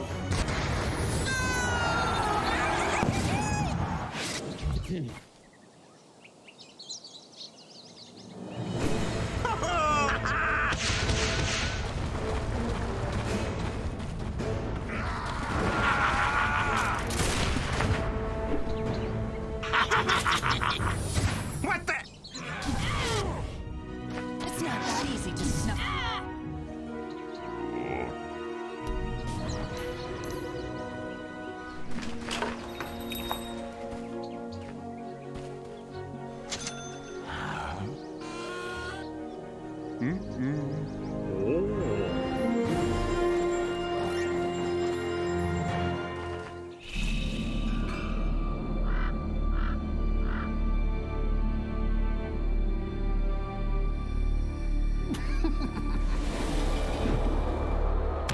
journey is about to begin.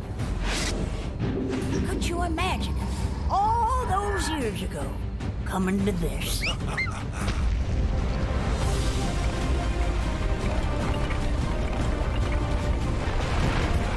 Oh my god, I can't believe this. I can't believe what we're seeing in this game 4. Taking the goal.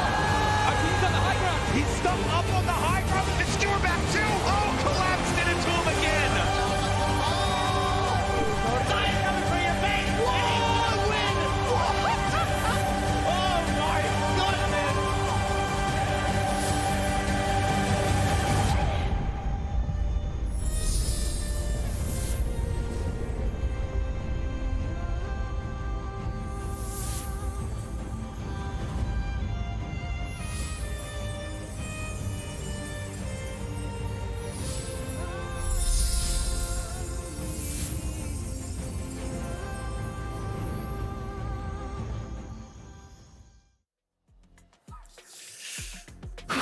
Goosebumps, goosebumps. Happy anniversary, everyone.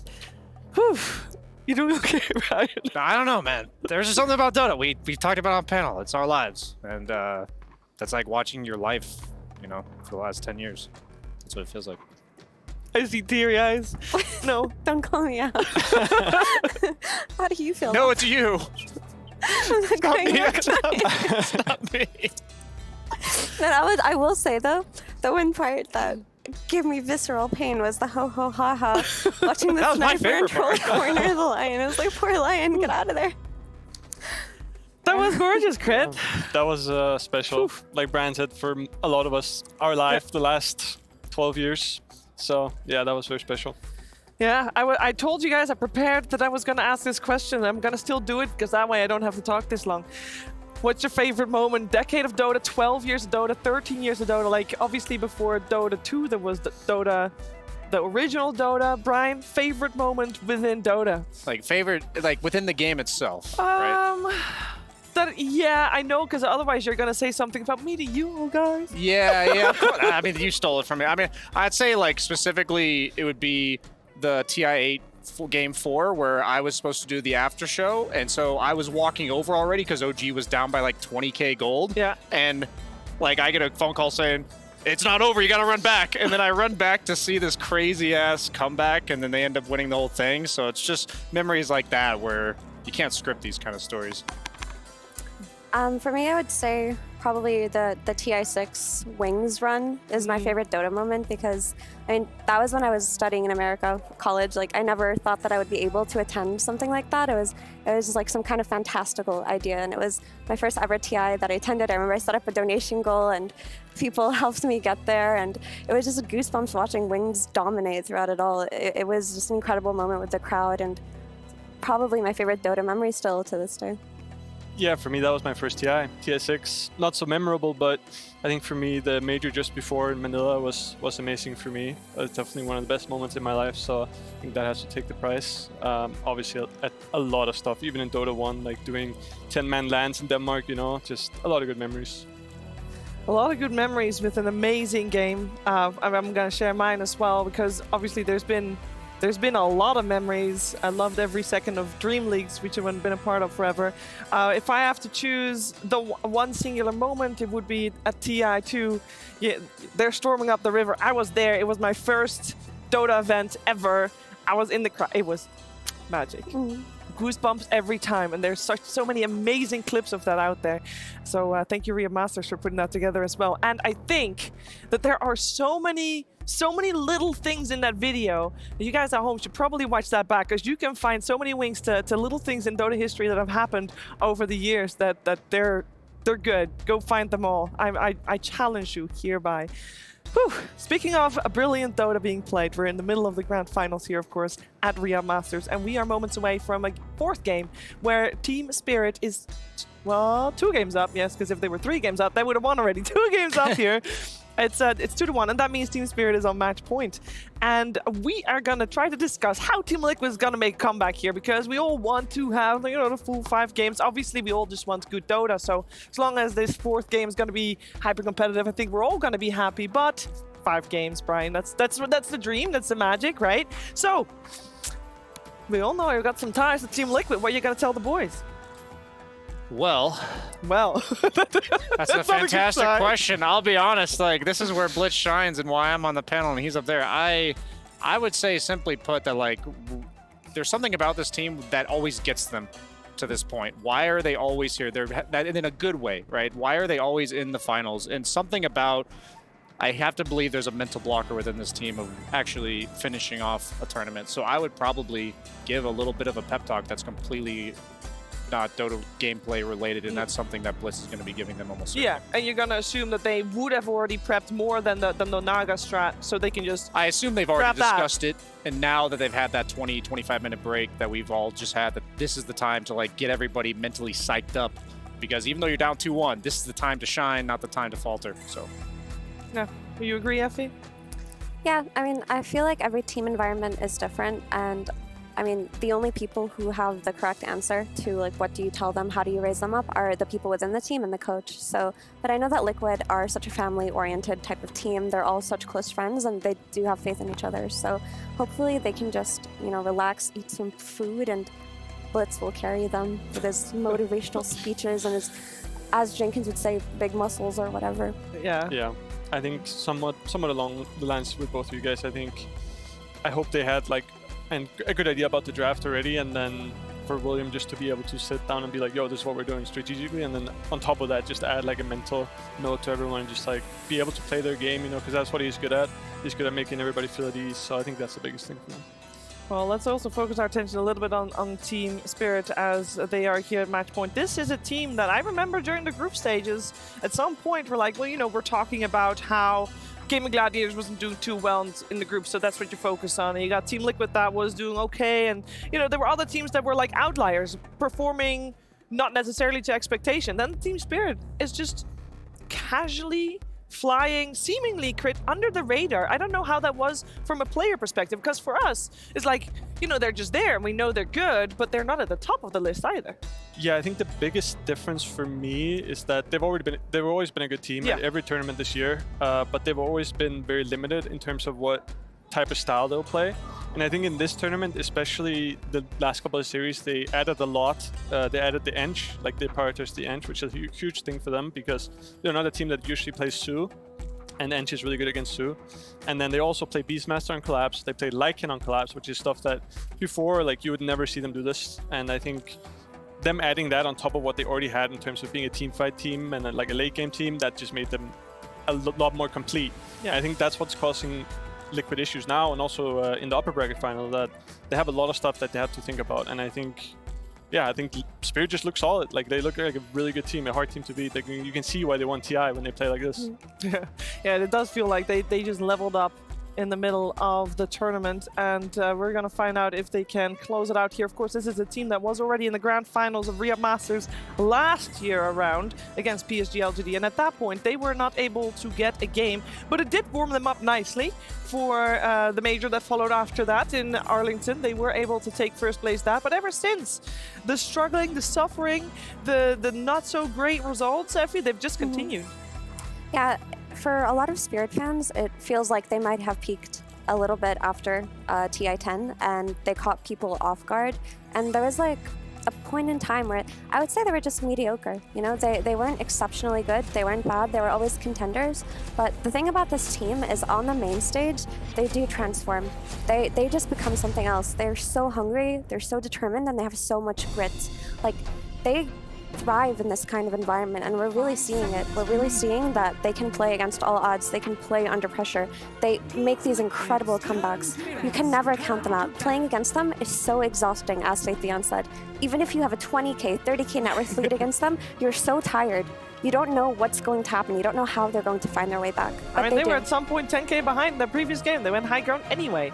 So net worth is not meaning that much in the hands of Team Spirit, Brian. I know you had a whole bit at some point as well when they were playing against BB Team. They were just going for it, behind or not. Yeah, I mean, they were, in that series specifically, in their 2 wins, they were ahead in net worth for 15 seconds between the two of the games. But that's a summary of Team Spirit. I remember at the end of the group stage of this tournament, their last game, which solidified them the upper bracket, they got mega creeped by 9 Pandas at 35 minutes and proceeded to win the game at 55 minutes. So like that, this has been their story throughout the entire course of the tournament. And I think one of the scariest, like, descriptions I could give to a team would be, I never know if they're for sure going to lose or not. And there's not very many teams that you can say that about. And it just feels like it's so easy in Dota to get frustrated and to have like, you overcompensate when you're losing, you try to force plays, and that is something I have never seen from Team Spirit. Like they keep their composure throughout the entire course of the game. They're looking for very specific openings,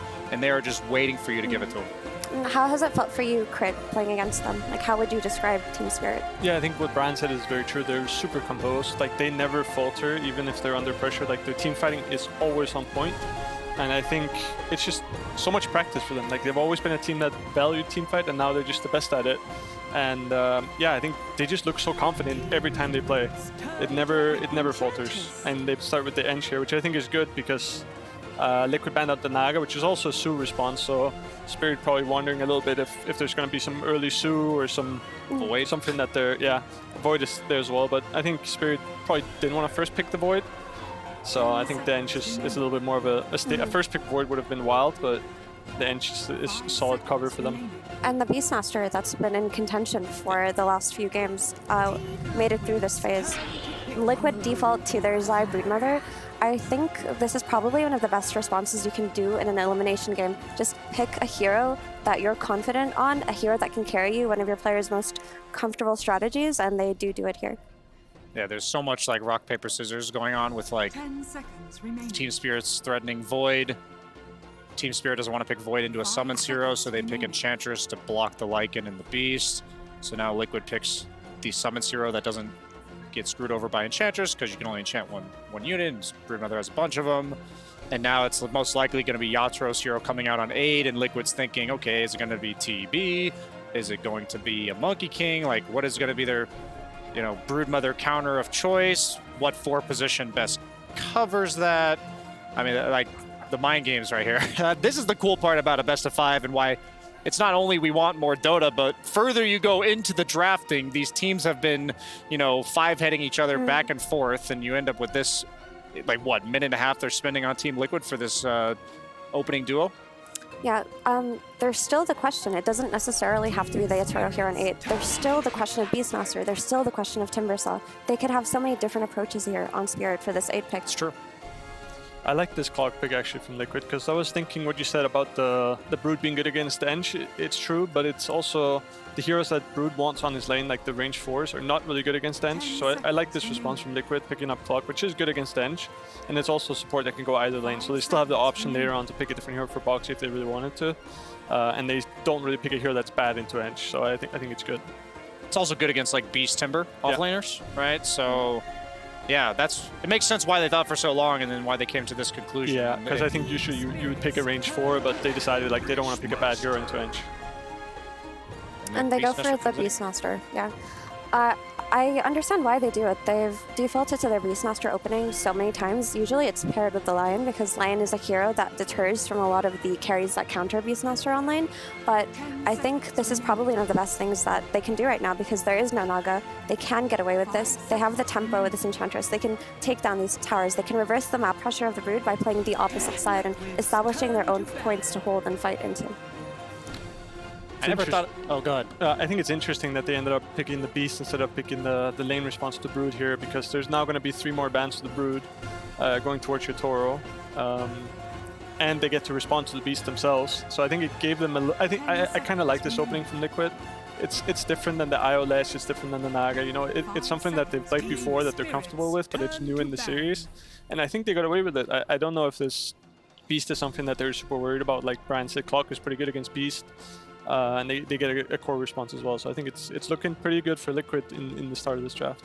Yeah, the thing that I'm laughing about is I never thought I'd say this in this tournament, but I think Team Liquid has to worry about a Bristleback coming out from Yatoro later on in the draft. It's always been good against all the summons offlaners. They ran it with the Beastmaster against BB teams, so I also love that they banned Slark on the side of Team Liquid because they lost to GG with like a timing-based push lineup with lack of stuns when Duraccio was playing Slark, and then they also lost to Yatoro in the upper bracket final game 3 with him playing Slark, so you can tell that these teams have experienced all the ways to lose with their core strategies. That's a great point you make about the Beast and the the Bristleback because it was played very successfully into the Brood, but it also opens up the Coddle pick, right? They didn't just play the Bristleback by itself. They had the Coddle Bristle combination, which also enabled a Spirit hero for Laurel. And we haven't really seen any of the Spirit heroes come out yet. So you can also have the Coddle plus Spirit hero combination. Yeah, they're all available. So, like you said, if they want Coddle Ember, Coddle Storm, one of them's going to be there. That's the Crystal Maiden ban. Is that just against the Beastmaster to keep the boar alive? Yeah, I think it's for both for the Eng and for the Beastmaster, and I think also because they have Clockwork already. CM Clockwork's pretty good support though that can connect pretty easily, so I think just a ban that covers the summon heroes. Okay. Also, Insania on his Crystal Maiden has had so many impacts in the games we've seen him play it. It hasn't come out this tournament very often, if not at all. Not that I can recall watching, but at Dream Leagues, he was doing insane plays, like winning the safe lane, going through the gates, ganking the opposing lane, going mid and securing runes. Like, he has so much impact on it, and to see this respect come out on these grand finals in a tournament where they haven't run it means that Spirit really have done their research. It looks like they ran it a couple of times. They have one loss on it. They also have a win on it. So they did play this tournament too. So it's definitely something that they wouldn't mind pulling out. The best way to deal with Beast, in my opinion, is as a carry player, if I don't kill this guy, or at least threaten to kill him once or twice in the first 6 or 7 minutes, then my tower is going down, and then my mid tower is going down a few minutes later. So having the duo support plus like a Mickey, Drow Ranger, Monkey King is definitely the best, like, ideal way to remove Beastmaster's timing from the equation. And whether this hero gets like a Helm of the Overlord at like 16, 17 minutes compared to like 22, 23, it just changes everything about the game. And Team Spirit, even in all their times where they came back against BB Team, Collapse was having relatively decent games, and his pressure on the map also would get them Roches when they were losing. So and I think it's really important that a Team Liquid hyper focuses on shutting this Beastmaster down. Yeah, I can see that. But at the same time, I feel like Beastmaster is one of the heroes in this patch who can recover regardless of most lanes, because he has 2 builds to play on, which is either playing for kills on lane with the boar or tempo, or just maxing your axes and clearing ancient stacks. But I wonder if Spirit Breaker is an option at all for Team Spirit Crit, because they did play against BB Team's Brood, I believe. Oh, it was 9 Pandas Brood, and they ran a Spirit Breaker plus Storm combo versus the Brood Mother. Yeah, I would just worry about the Clockwork, because I think traditionally Clock is a support that likes to play into Spirit Breaker. So if it wasn't for that, then maybe. I think now you know the Clockwork is going to be 4. Most likely it's going to be Insania Lich on the safe lane, so maybe it's more likely now. I think it's just the lane with Beastmaster will be pretty weak.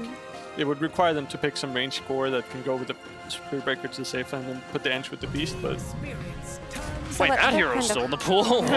We forgot about that one. Well. I like Snapfire versus Clockwork just because you can cookie your allies out of the cogs. You can also cookie yourself, and this can be Laurel's hero from the mid lane since they don't have second pick and they won't be able to counter the opposing mid hero. So it looks pretty solid. It could also be a mirror hero, because it is quite good against Clock, like support matchup, and Lich it's okay too, you know. So Beast Snap is a strong lane. But I think most likely it's probably going to be Laurel. It seems to be the default that it goes mid. But this does keep it open now that they pick a Taurus hero. Like, they can put it 4 slow if they want to with the last pick. Drow Ranger, baby. For my boy Mickey. It's a good Drow game, yeah.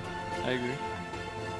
Would you pick it now, or would you... I think they would not get it last. They would have to pick it now, yeah, I think so too. But this Brood came out in the first phase crit. Do you think Spirit have addressed it at all? Or that they still need to do something? And if so, what can they do for this Brood? I think this TB is their response. I'm not sure if the snap is mid. I think they might have some issues with dealing with the Brood early on, unless Mira has some hero that can, like a Spirit Breaker that can provide some cover. But there's the Drows that Brian was talking about. I think they will have some issues with killing the Brood right now, but I think they can deal with it in terms of, like, Snapfire can go there, kill the Brood links, and stall the pressure. And then I think TB has a good lane against Brood, especially if it's a Brood Clock. So 10 seconds remaining. All right, so what boxes do we need ticking from the final positions here? It looks like for Team Liquid, they've got overall last pick, so they're looking for their mid hero, but they don't have to choose one until they know for sure if it's snap mid or if it's something else mid, depending on if the snap is core or not. On the side of Team Spirit, I think we're going to assume at the moment that the snap is a core, and that would mean that they're looking for Miposhka last. Mirror or Miposhka. I think Miposhka is more likely to play Eng. Okay. But it is an option for them to put it off lane, like they did put it as 4, like they did earlier in the series. Yeah. It's pretty good against Lich and Drow, so I can see it happening. I just think Miposhka is a really good entry, and I think they want him to be on that hero. So I think it's more likely that they're going to figure Mirror hero. And we did see Mira talking a lot there, so that would be likely. Which hero would you like to see from Mira?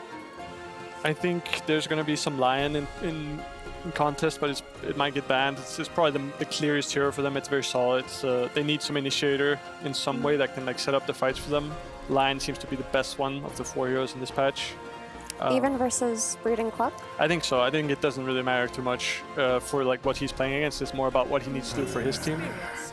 Do you think the snap flex to 4 is still open for Spirit? I think so. I think it just depends what options there are for mid, because they need the same thing from a mid hero that they would need from a 4, like some hero that can open the fights, and I don't know how many options there are for them. There's Ember Spirit still potentially. Ember, yeah. I think they might be a bit worried about the counter picks for Ember, because Nisha is a player that will counter you pretty hard on lane if you pick Ember Spirit, so I think that's probably their worry, and that's also why I think they will probably put the Snapfire mid, because she doesn't have as many counters as some of these initiator mids. Do you ever consider for Team Liquid, like, if they go Ember, right? Do you go like Lone Druid? For instance? I think they will. Do they like triple down on this push? I think both teams have a lot. They'll go Lone Druid, or they'll do some Meepo, you know, like they will do some hard counter to Ember. I think that's what they should do if they're in this spot. Like they need to put the pressure on from the laning stage at this point. Like it's game 4, they're down 2-1. I think they should go hard. There's heroes that get prioritized much more highly throughout the course of the tournament and kind of get forgotten about. We see the snap coming out in the second round. I feel like it's a really good Timber game for Team Liquid as well. Like if I don't think Team Spirit can really deal with this at all in the mid game. So they banned Bad Rider, so that could be the case. Yeah, that they have something planned like that.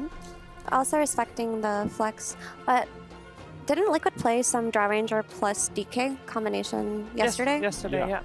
I feel like that could still be an option for Liquid too, but it's going to depend on Spirit's pick that comes out here. DK's rough against TB specifically, just because the illusion reflection gives all the bonuses that DK gets when he ults, but it would be a good tempo thing for sure if they wanted to amp up that, like. But I feel like against Team Spirit, they've proven time and time again, even if you have tempo, unless the lead snowballs so astronomically that the game's over, that they will make it drawn out. So I really lean towards like the late game matchups if they're looking at Nisha's hero.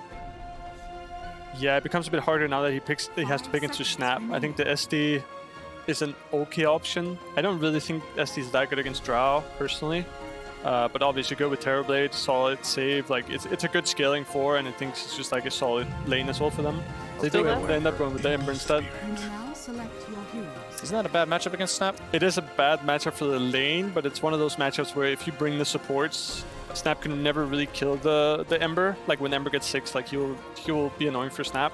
And then when Snap gets 8 toes and it keeps going like that, the timings will I change. also think in terms of individual player level, Nisha does outlane Laurel often, and if anyone's going to play a bad Ember matchup, it is going to be him.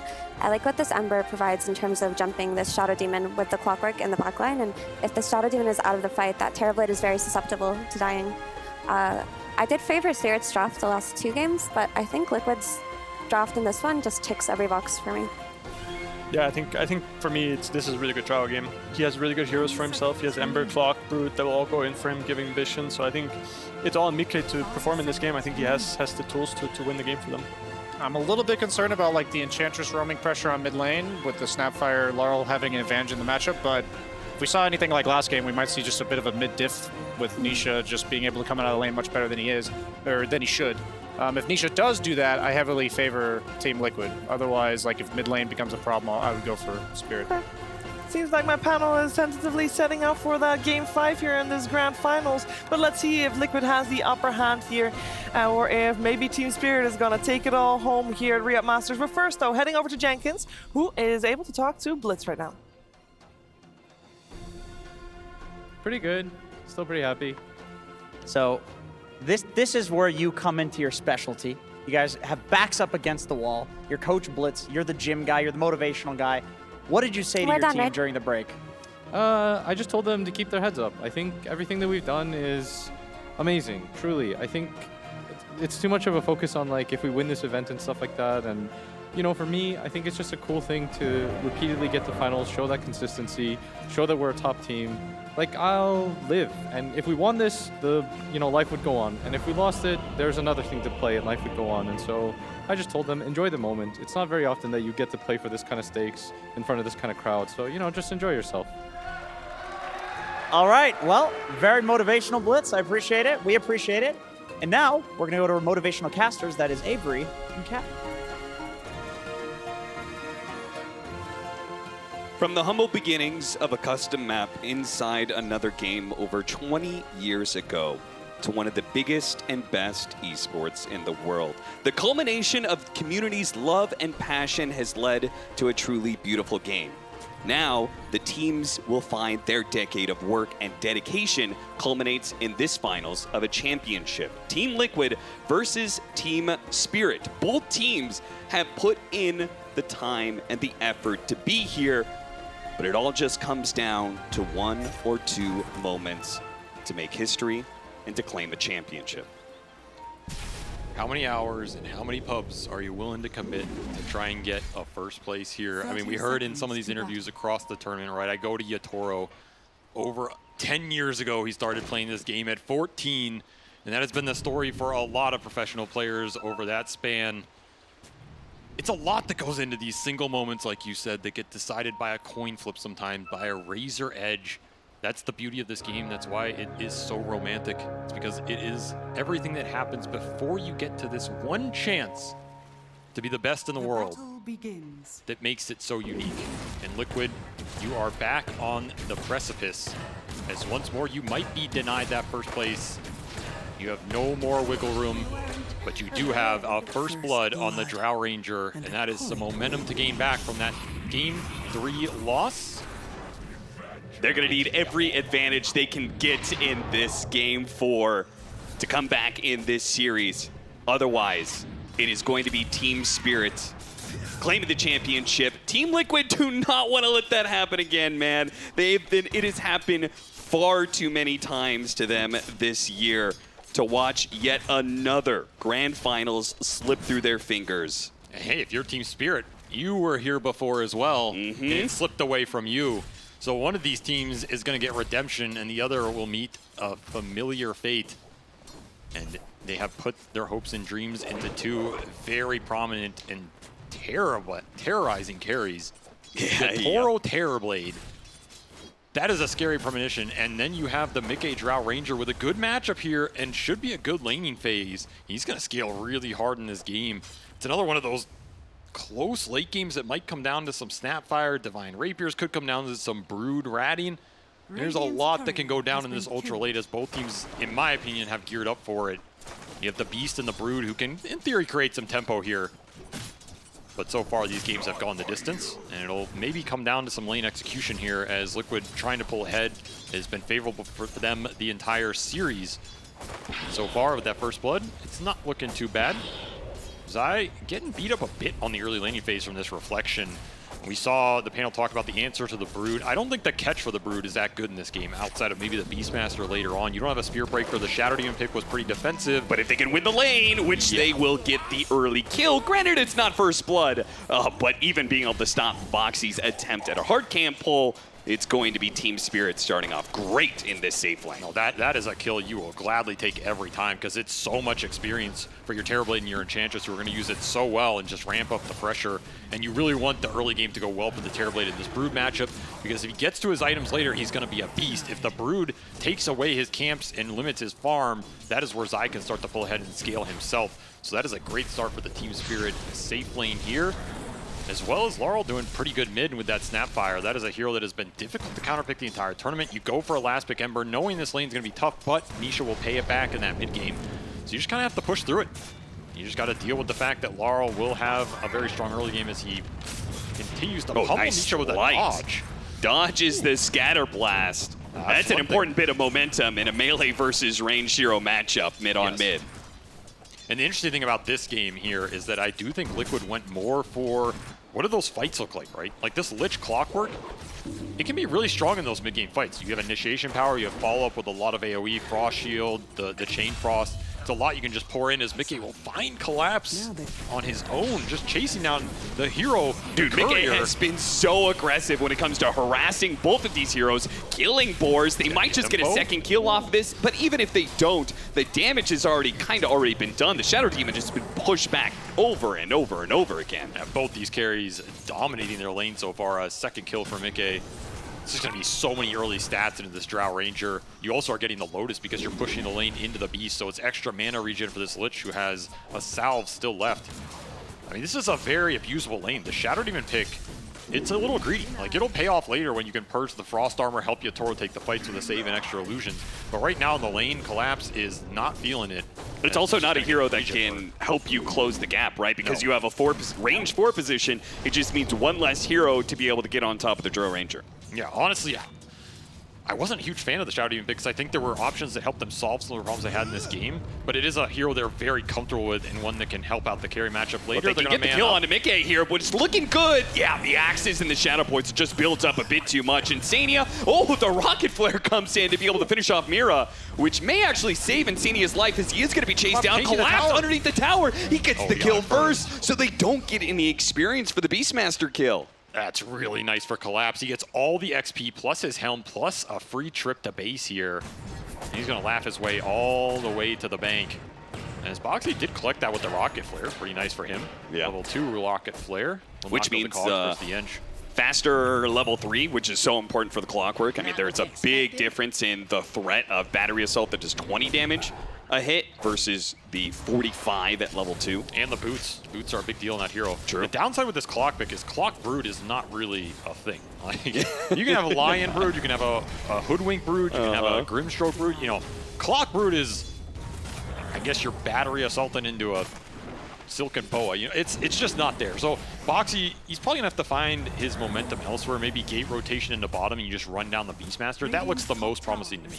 Like, okay, sure, maybe your Brood doesn't get as much as I would want at the start of this game versus a very tough lane in Enchantress Terrorblade. If you can gank the Beastmaster, put him in a similar position, and accelerate your Drow Ranger off more kills, that's the payoff in this support duo for me from Liquid. I think the mid gank maybe is there, but I also think it's pretty ambitious if the Snapfire is winning the lane, which she is right now. A lot of last hits there for Mickey, but it's going to put him in a bad position with the kisses raining in. He will be caught.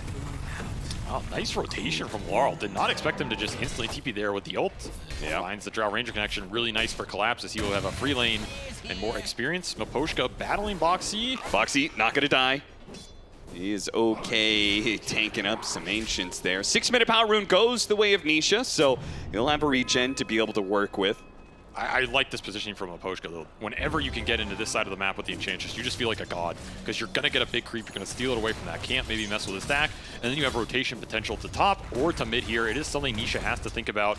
With an enchant purging his shield or slowing him down. The brawl continues in this bottom lane as they chase down the Shadow Demon. No mercy on these side lanes right now as both carries are ramping it up. Yatoro did not find the Brood with his second meta, but he did find tower pressure. And they're looking for Zai right now. Yeah, he got the D-ward. I mean, hashtag worth, I guess. As Zai is getting forced off the lane here. Just doesn't have the lane partner in the Clock, but they'll rotate the Lich. Yeah, I mean, with the extra bit of magic damage from the Lich, it might be enough. Zai's going to try and bait it out, and now's the turnaround. Oh, but Yatoro's a little bit too far back, so instead they turn for Miposhka. He needs to get on top of him with the lifesteal. Zai wants as much life back. He is going to get a kill, and he'll be able to play the lane, at least for a little bit. This is where Liquid's lineup can strike really fast. This double support roam, it's something they've used before. They traditionally use it with the Crystal Maiden, but the Lich is pretty much straight back up there. It will enable Boxy on these melee 4s. I expect the double roam to continue as the Wisdom Runes get split here. Really just ramp up the XP for your two supports and enter that mid game with your team fight fully online. Whereas for Team Spirit, you're kind of happy just farming 3 lanes with your cores. You get a couple rotations out from Laurel, pretty much all you're looking for. Another Scatter Blast dodge there. As Nisha, he's been putting a lot of pressure on Laurel. He's trying to kick him out of lane so he can actually take that tower with the Orb of Corrosion as quick as possible. And he's going at it again. There's a boar here. That's a pretty nice boar rotation. Yeah, it actually helps out quite a bit. Nisha, he does have that defensive remnant, so not too much to worry about and here. They cut the supports off in the river. Oh, the Sunder turnaround. Zai, he's trying to crawl back to the defense of the trees, but it will not happen. Meanwhile, Insania is going to be caught on the power rune as well. Nisha will be able to get the power rune, though. On the other side, it didn't actually spawn bottom. Nice double damage he'll pick up, but Liquid are bleeding on the map. That Sunder, not something Zai expected early here. And another surprise rotation from Collapse. We've seen him rotate really early on these Zoo heroes, and they have paid off every time. Look at this fast smoke from them. They get the immediate pressure onto mid, and then boom, right back to going for Mickey here, which he is going to be found, but not killed. Mira has to dive in a bit too deep for this one, because of the rotation of Insania. They give up. They do get to cut the wave, and the Helmet Dom is done on Collapse here, so you can start to ramp up the tower pressure if you do find these core kill connections. And meanwhile, the supports from Liquid just getting split on the map. It's not where they're strong. When the Clock and the Lich are isolated, that enchant making its presence felt here on the Ember.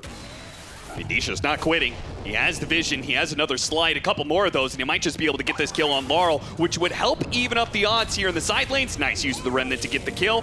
Boxy, with a small assist, will be able to limp away and into his Tranquil Boots. Nisha is exerting so much pressure in this matchup, just running him down with Flame Guard. Here's that Mickey rotation through the gate, right on time to catch out Yutoro at this point in time. You have to be aware that that kill from behind is always going to be there. Every single one of these games, Mickey is trying this. Liquid are getting way more value out of these gates right now. There's just no vision on it. None of these Hawks, none of these wards have been scouting these rotations, and it's paid off for Liquid every time. As kills are the name of the game, they drag their cores back into a decent position after Team Spirit pulled ahead in the CS department, and no Sunder to turn around that play. As Lara will go bottom off the TP, looking for the return play on Mickey, but there's an observer here. Oh yeah, they know the Ancients are being done. Nisha, he's gonna play and try and grab a good amount of this with the slights. Gets a little bit. I mean, these Radiant observers are doing work right now on the map. They're just seeing everything that Team Spirit want to do. Team Spirit are trying to sandwich them. Laurel doesn't quite get there in time, though, but the Ancients, the rest of them, will be claimed by Collapse as a result. And maybe they could get Boxy. Boxy going to turn around some decent damage with the Chain Frost, bouncing back over to the Enchantress. If he can land on the Laurel, they can get this kill, and Boxy can get out, and that's exactly what happens. Some pretty nice bounces in the end. Oh, look at Zai. He's just immediately, okay, we killed the mid laner. Finally, let's take this mid tower away from them.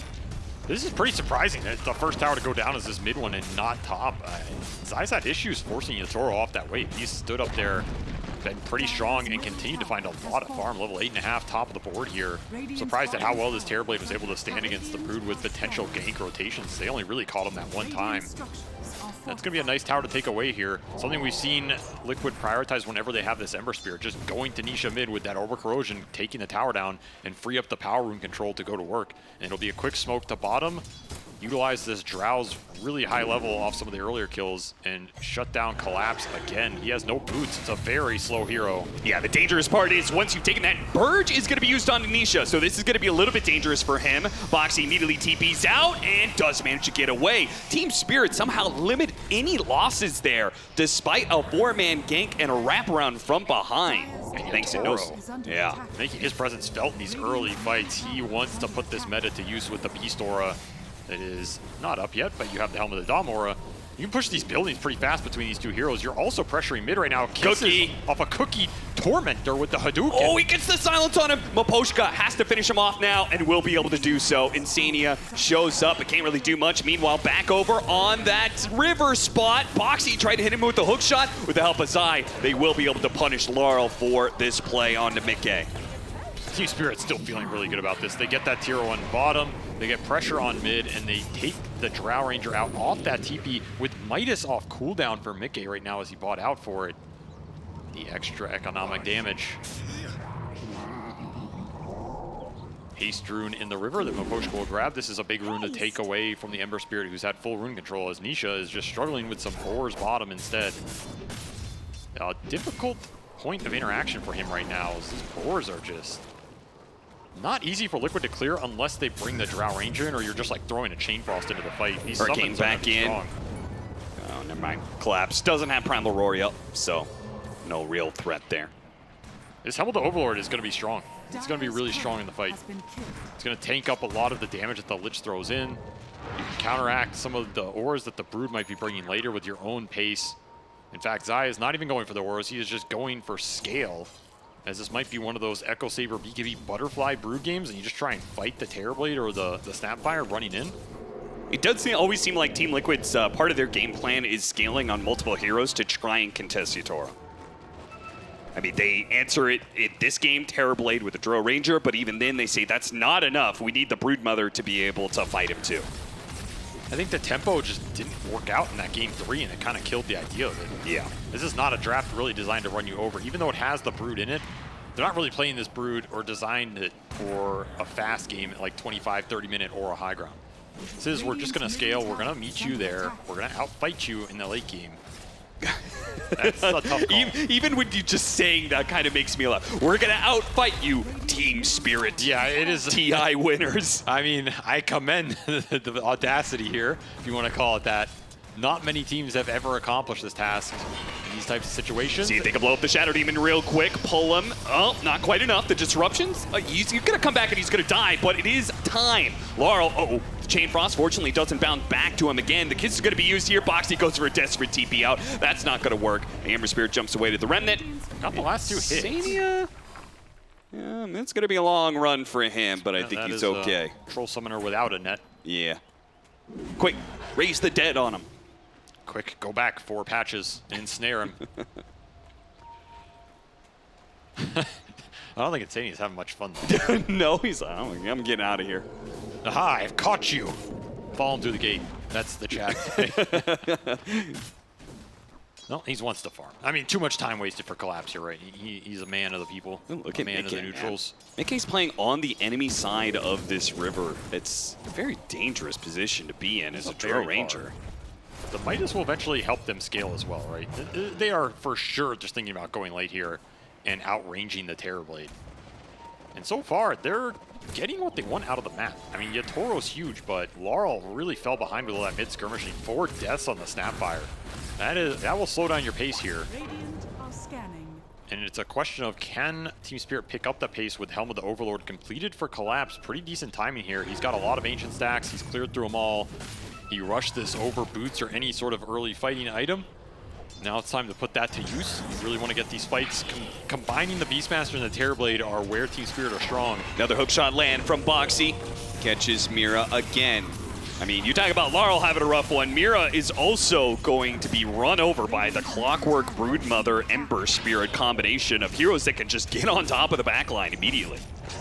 This is where the support duo can really pick up the pace on the map, especially with Zai combining to all these fights right now. He's just going second item Lincolns. Very interesting early defensive pickup. There's not a lot of single target spells, I guess, is his idea. If you block one of these ults, it's decent value. You can also throw it on your Ember or your Drow. Should be good for most of the game versus the Sunder and the Roar. Yeah, the only catch for him is Purge as well as... Yeah, this is a big move from Yatoro, and it's going to result in a kill onto Mickey. Great stuff, as long as he can get out, which it looks pretty free. This guy is just so damn good. Like, what other carry player is going to be in your triangle at 15 minutes ganking you? Seriously. With a Terrorblade. And I think another thing that I really like about Yatoro, probably one of the best players in the world when it comes to itemization on carries. Another jump on him. Mira just doesn't stop, man. This nightmare continues for him as Boxy has his number constantly. It might cost Boxy his life, or Insania rather, as Insania is the one targeted by the big bad army of the Beastmaster. The Lizard will take him out. He'll get his revenge in the end, and they're worth about the same here as the summons all get cleared out. And Yatoro is happy with all this. He's just getting to clear through heroes, through camps, and he will rush a Scotty second here. So no Manta, no early BKB, just going to tank up and probably commit for the Roche with the Scotty timing. Got him on the Rod of Atos with the cookie follow-up. Oh, the damage is close, but he gets off the slight. He doesn't have a way to get a Remnant out. Too low on mana. Where did all his mana go? The earlier fight as Alara will catch up of taking this Ember Spirit's life. The first death for Nisha, but an impactful one, as it's a Boots of Travel Snapfire that gets to clean it up and instantly join another lane shove on the other side of the map. This is a Going for lineup Zai. it's going to pick up the pressure on the map with this Boots of Travel plus all these Boars and Hawks. You can't afford back-to-back pickoffs like They got this. the Atos. Rod of Atos into the cookie, into the Primal Roar will ensure a second core kill for Team Spirit. Maybe Mira dies to the spiders. He's going to try and pop the... Oh, that's a smart move. Uses the smoke. No hero to dispel that. Clever move, Mira. Nothing is free in a grand final here. As that is well worth it. That was a lot of gold if you can claim that hero from the grave. They're all going to get chained up. He did get that Arcane rune, though, so he's very happy about stealing some of these power runes away from Nisha. Like, these were his to get with that early tier 1 mid going down. That's your benefit of that extra map control. And man, has Yatoro pushed in these waves aggressively. It's constantly forcing someone back this part of the map, which, you know, Mickey's here, but he also got ganked here earlier. So you're not sure where the vision is right now if you're Team Liquid in terms of, is Yatoro playing off what he sees, or is Yatoro just an absolute boss? It doesn't care. Yatoro God. He's coming for me. He's coming for me. No, this is like such a terrifying game, honestly. Yatoro God on a Terrorblade. He's just ganking you. Dire are scanning. And I think his itemization is going to be pretty interesting because we saw his Faceless Void Aghanim Scepter pick up. I mean, that paid off really well against the Naga Siren. What does he do in this matchup, Terrorblade versus Drow Ranger? Like, when is he going to get that blink? Yeah, early Swift Blink could be interesting. The Hurricane Pike could also be interesting, which looks like what he's going for here. Silver Edge could also... Like, there's a lot of interesting pseudo gap close items that might let him get in deep. Yep. You can also just play for Roshan's with Aegis and try and go early high ground here, right? Force Liquid into a position where they have to respond with heroes that don't like coming back to the base and the Brood and the Drow Ranger. Yeah, when you have so much momentum with a Beastmaster, this is beginning to look a little bit like a Beastmaster Dusa lineup that could hit your high ground at 20 minutes. This is a scary push lineup. You have an Alpha Wolf in here from the Enchantress, Double Boar, Black Dragon, plus Max Inner Beast up for Collapse, and of course you can create some extra Shadow Demon illusions. Little Shredder going to give you the minus armor. There's a lot aligning right now for Team Spirit. They don't want the Roach, they want your base. Now they do have to go through Frost Shield. That is a big way to stall it up, and you've got Aghanim Scepter done on Drow Ranger. So unless they're getting a big pick off, I think that idea of early high ground is now gone out the window. Again, they're happy to bring Team Liquid back though. Yeah. Like anytime you get this Drow in base, it's a pretty slow hero on the map. You just have to run back out to your triangle. It feels awkward. Maybe you're missing some little Midas cooldowns. I think Team Spirit are happy with that push. They'll back off, farm the whole map. Of course, Terrorblade and the Boots of Travel Snapfire are not going to lose too much when they commit here and instantly go back the other side. This will prompt a smoke from Liquid as they want to get something done with this Drow Ranger Ags. This smoke may be read by the fact that the Terrorblade illusion stayed out in the bottom lane for so long. Nobody's showing on that part. And that's where Team Spirit want to play, for this Radiant Roche. I mean, their wards are all down here. 4 obs committed from Team Spirit just to cover this Radiant jungle into the Roshan pit, and they will claim it here. Scotty Helm of the Overlord at 20 minutes. That is a difficult 5-on-5 fight with the heroes that Liquid have, who, I mean, it's only really the Ember going in deep. Kisses for some spiders mid. Yeah, just trying to stop this tier 2 from dying. And it might have been just enough. Let's see if Liquid want to keep committing. They do take it. Oh, that was kind of rude that Nisha took the last hit after Zai did all the work. That's kind of true. It's a classic mid player. You know, Zai's here. He's sweating so hard in all these matches, clutching out victories, drafting for him, shot calling for him. He's the veteran on the team. This young guy just comes in and steals your last hit. No respect. There is no respect these days. No respect for legacy. Another hook shot onto another support. Maposhka is going to get out of the cogs this time. Boxy, kind of an awkward position around the trees there with no follow-up from a core, so he wasn't super confident about it. This feels like a game where Team Spirit are getting to do what they want to do, though I do think Liquid's chances in the late game are a lot better, right? Yes. I think last time if that game went ultra late, it's just impossible at a certain point. Here, you have a lot more potential in the bank, especially with this Drow pick. This hero's always very spicy late game. It's one of those carries where it almost doesn't matter what you play against. Like, there's nothing that really scales against Drow outside of some of these uber cheese picks, and even then... Oh, broke through the Lincolns and got him with the Purge. Can Zai get to the trees? No, he can't. Boxy, he's just throwing his life in there. Anything to protect Zai, but the Frost Shield, it's going to be enough. Boxy, you are going to pay the price, but you done good, son. I died to 1 poison stat. That's kind of embarrassing. Boxy, what'd you die to? Oh, you know. Just, he knows what he died to there. Tanked the whole damn gank for his brood. Attack the 24 damage. See, Boxy respects Legacy right there. That's a BKB for Laurel, challenging Mickey. And all he has to do is stall up Mickey long enough for his team to get here. Point blank kisses, just shotgun him down. That'll be a 5th death for the Drow Ranger here. It doesn't feel like 5, but it really has been. And it's a lot of time off the map for a hero that really needs as many items as it can get to get over that threshold to push you into the late game. Because you might be looking at that next Roshan going high ground. Roshan to the Aegis hero. That's going to be difficult. They want to see if they can take away this Aegis without having to overcommit, but an early Sunder from Yutoro pretty much kills that idea unless you get some amazing Chain Frost with Nisha joining in. They're going to do some decent damage, but he gets a Force Staff away. No lucky bounces on that Chain Frost. Yutoro just stands there and goes, "You don't hookshot me, son. I hookshot you." Takes Boxy's life. It doesn't make any sense. Nothing about this man makes sense. He has risen above the mortal plane in this game. As Team Spirit continue to rout Liquid on this map right now and accumulate a huge chunk of gold onto their cores. Shout out to all the beautiful Dota fans joining us here in Riyadh.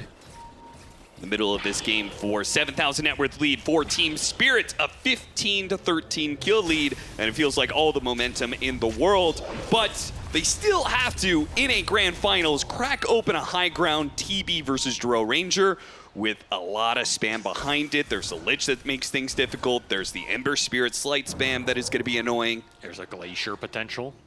Oh my god. I mean, you laugh. That thing's no joke in a high ground situation where you don't have a lot of gap close. it's not insignificant here. I swear to God. Yutoro looking for a shield rune. He Whoa! Okay, he's just really trying to make sure Nisha can get power runes, I guess. It's a big deal for this Ember. That is not an idle rune. Yutoro's like, yeah, you saw what happened last time with that Sunder. You better run, Boxy. You better get Hound out of here. Yep, that's going to be another Sunder to bring down Boxy again. Yutoro continuing to feast on the souls in this game. These are all hook shots on an Aegis, so you can't even really commit. Hurricane Pike done for the Drow as Zai pushes towards that Butterfly. These are going to be the big windows for Liquid to strike back in this game after this Aegis expires and try and push towards that next Roshan. Yeah, but it feels like their net worth has been stalled out. I mean, Zai's been looking at this Butterfly for what feels like forever. It's been in the works. That's absolutely for sure. I mean, once he gets there, it should be good for a while, right? I don't see Yutoro or any other hero on Team Spirit really getting Pierce anytime soon. Like, you're not going to get a fast MKB here. You need items that help you deal with the Drow Ranger. No Bloodthorn or anything, yeah. So, in theory, Zai can scale pretty well this game because he's just not going to be the focus in terms of dealing with him. Everything is going to go into the Drow, pushing that high ground and breaking the defense here for Liquid. Which is what it might come down to, a high ground defense. Can you hold on long enough to get to the ultra late game where that Drow Ranger can shine? Like you said, tough cookie to crack. I still like the fact that Team Spirit supports continue to just farm out this map. I think it's one of the big key factors in this meta. Nisha playing with fire, but I guess he is fire incarnate. Will be able to draw some attention from Team Spirit and get away unscathed. And the Ghost wave push for Spirit is why this Beastmaster was a first phase ban for Liquid, why that Darkseer was also one. They just play so well off pushing these lanes in, not showing too much, and then the second you're out of position, they strike. And right now you have Terrorblade Illusions, Enchantress Creeps, Shadow Demon Illusions, spotted Mira. Beastmaster summons. He is no chains for Nisha. Already used it. Seems like Mira is just always TPing out of like random baited ganks. Yeah. Man knows his limits, and every time one of these moves doesn't work, you have lanes you have to respond to. As the Brood is the one having to deal with the lanes instead of the other way around right now.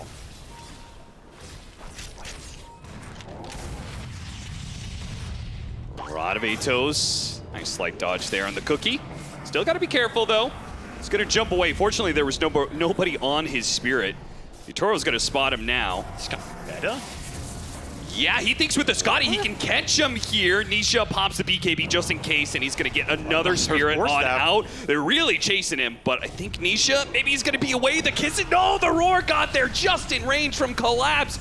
Team Spirit, what is that? How did they have such a perfect read of the margins? This team's just way too damn good. I don't know. This Yutoro guy, he has a different read of the game than anybody else in the world right now. The way he just goes into fights, goes into ganks, knows exactly the distance and the time he needs to commit on a kill, it looks so damn casual. making it look easy on the map as he'll TP in and clean up a Boxy as well. What you doing there, bud? And now he has a full Silver Edge completed, so he is just going to run around Invis and perhaps just set up on people. Do it all. I'll be my own initiation. That lead. Yeah, it begs the question, like, Team Liquid, sure, your high ground defense is strong, but what if you can never get out on the map to find farm? As Mickey, he's going to have to TP away from... yeah, the big hit just everywhere, man. Yeah. What? It's actually insane how much space and pressure he's creating with a single... No one's playing with him. It's not like there's some crazy train just running around behind Yatoro. It is just Yatoro. That is an insane heat map for a carry here. He has been literally everywhere. Yatoro says this entire map is mine right now, and I am ascending back. And you can see Mickey, he's playing the edges. He's just trying to keep away from the Terrorblade nonstop. Yeah, all of those blue dots are running away from the red dots here. He has not had nearly as much room to work with. Yatoro chasing down the Drow, waiting for the perfect time to strike, as next Roshan will decide a lot in this game. Do Team Spirit get it with their stabilized position? Double damage on Laurel. He is starting to scale as well, as he just finds some decent lane cleanup while Yatoro is making the space. Almost level 20 and almost a Daedalus on this Snapfire. It's just going to be a raw damage build. Hookshot just required to be able to save Nisha, perhaps. They are going to go for the kill, but the BKB from Laurel should protect him here, as Boxy will not have that same level of protection. The Chain Frost bounce around a little bit more. Damage done, but not damage. That is going to result in a kill. Zaya's Butterfly, he's very Another strong BKB, right now. in fact, but they're just going to try and kite around this Butterfly Broodmother. Yatoro Now it gets in right the in. back. Here comes Yatoro straight to Mickey. Oh, that Force Staff isn't going to get you far enough away, as Yatoro positions himself beautifully amongst 3 different cores. Kills one, chases the other 2 away. In fact, if it wasn't for that Lincoln, they would have caught Zai too. The Collapse is still gunning for it, man. An absolute god right now, as the second Yatoro shows up. It is like cockroaches into the night. Flee for your lives, and now he's pushing your base. They get another glyph. 50 seconds, no Drow. That was a buyout for Mickey. How much does Yatoro want to push this with Aegis coming back up on that Roshan? He will back off. I think the correct play here, even with that Drow dead. Do not want to throw a high ground fight versus a very strong high ground defense lineup. The next objective's coming. And he just gets straight on top of Mickey, just walks in. Again, just makes it look easy here. Absolutely no fear. If it wasn't for Insania there, Zai probably dies there. So again, the supports just giving up their lives to try and keep the cores alive, Team Liquid. And this Frost Shield is what's allowing the cores to go in, but you have answers on Team Spirit, right? That's the beauty of the Shadow Demon pick. It wasn't doing much for you in the early game. It's not helping you catch the Brood, but it does help you win these core-on-core matchups, because you just purge whoever goes in with that. It's instantly gone. You also have an enchant that can do it if you are not BKB'd, and you're going in first onto her, so you cannot rely on this Frost Shield to man up versus the Terrorblade. You just have to have enough damage that you can pump into him here, and so far it has not been close, as Yatoro has pulled a 6k gold lead off of this map. Laurel still looking for the level 20 talent, but he did finish the Daedalus and got the Quiver. And there's a lot of damage that Team Spirit can pump in right now, and both the cores are becoming a threat as well, right? Like, a Shadow Demon and the Ench are going to scale really hard in this game, particularly that Ench with the Beastmaster aura. It's a very strong combination. This is probably not a Roche you can afford to give up if you're Team Liquid. You'll have to fight through Illusions, Hawks, Hellbears, and everything else to find some footing for this fight. Push through the Illusion, push past the Hawk, now into the Hellbear. One by one, they're clearing through these blockades. Laurel, interesting enough, is actually going to back out and push out mid first. We've seen him do this a lot this tournament. It doesn't seem like Team Spirit are afraid of conceding a bit of Roche damage as long as he can get back there in time to reset and gain a lane advantage. Yeah, when you have the vision of the Beastmaster. Yeah, what's the downside here, right? If anything, it might bait Liquid in a bit, which, you know, I think Spirit are happy to take this fight if they can bait Liquid into the pit. And Liquid is going to take that bait. They're going to try and take this Roshan. And Laurel get back here. He's really far. Bots in 7 seconds. Dying fast, but Yatoro's going to get into position. They got the collapse. Rabble Roar immediately onto the Drow Ranger, and she's dead already.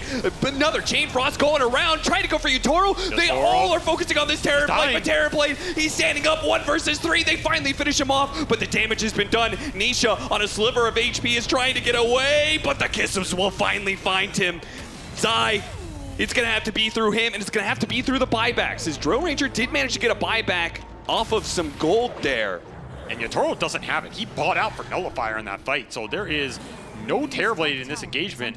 You need to clean up this Roshan if you're Team Liquid and take as many lives out with it as you can, because Laurel, he has level 20.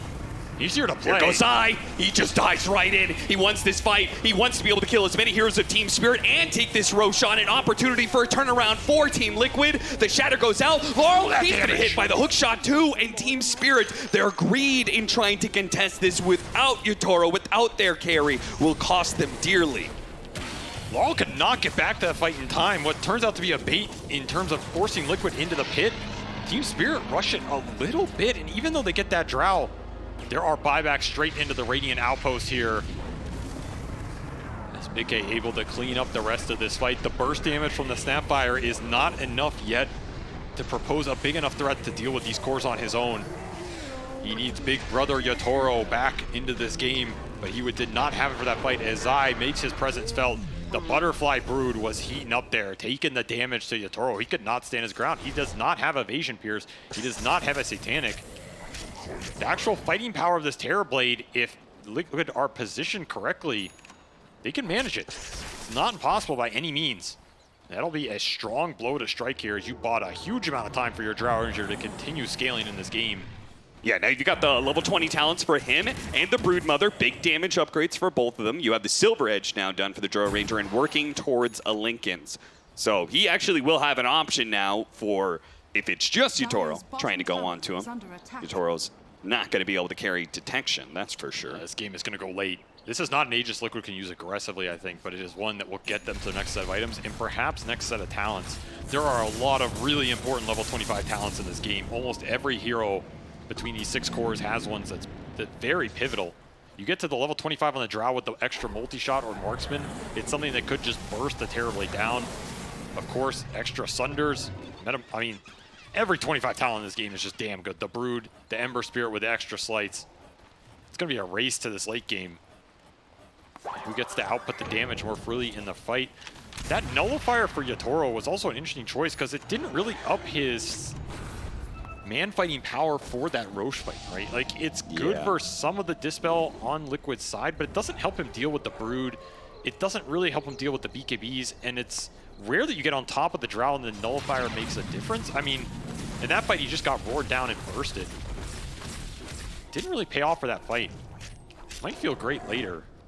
It did cost you a little bit here as he I feel like part of it is he just wanted to have more opportunities to kill Mickey solo. Yeah, that's what I think. He was expecting the fight to go how it was earlier, where he just silver edges in, gets on top of somebody, and then you're absolutely gone. If that happens, yeah, that Nullifier maybe just wins you the game right there.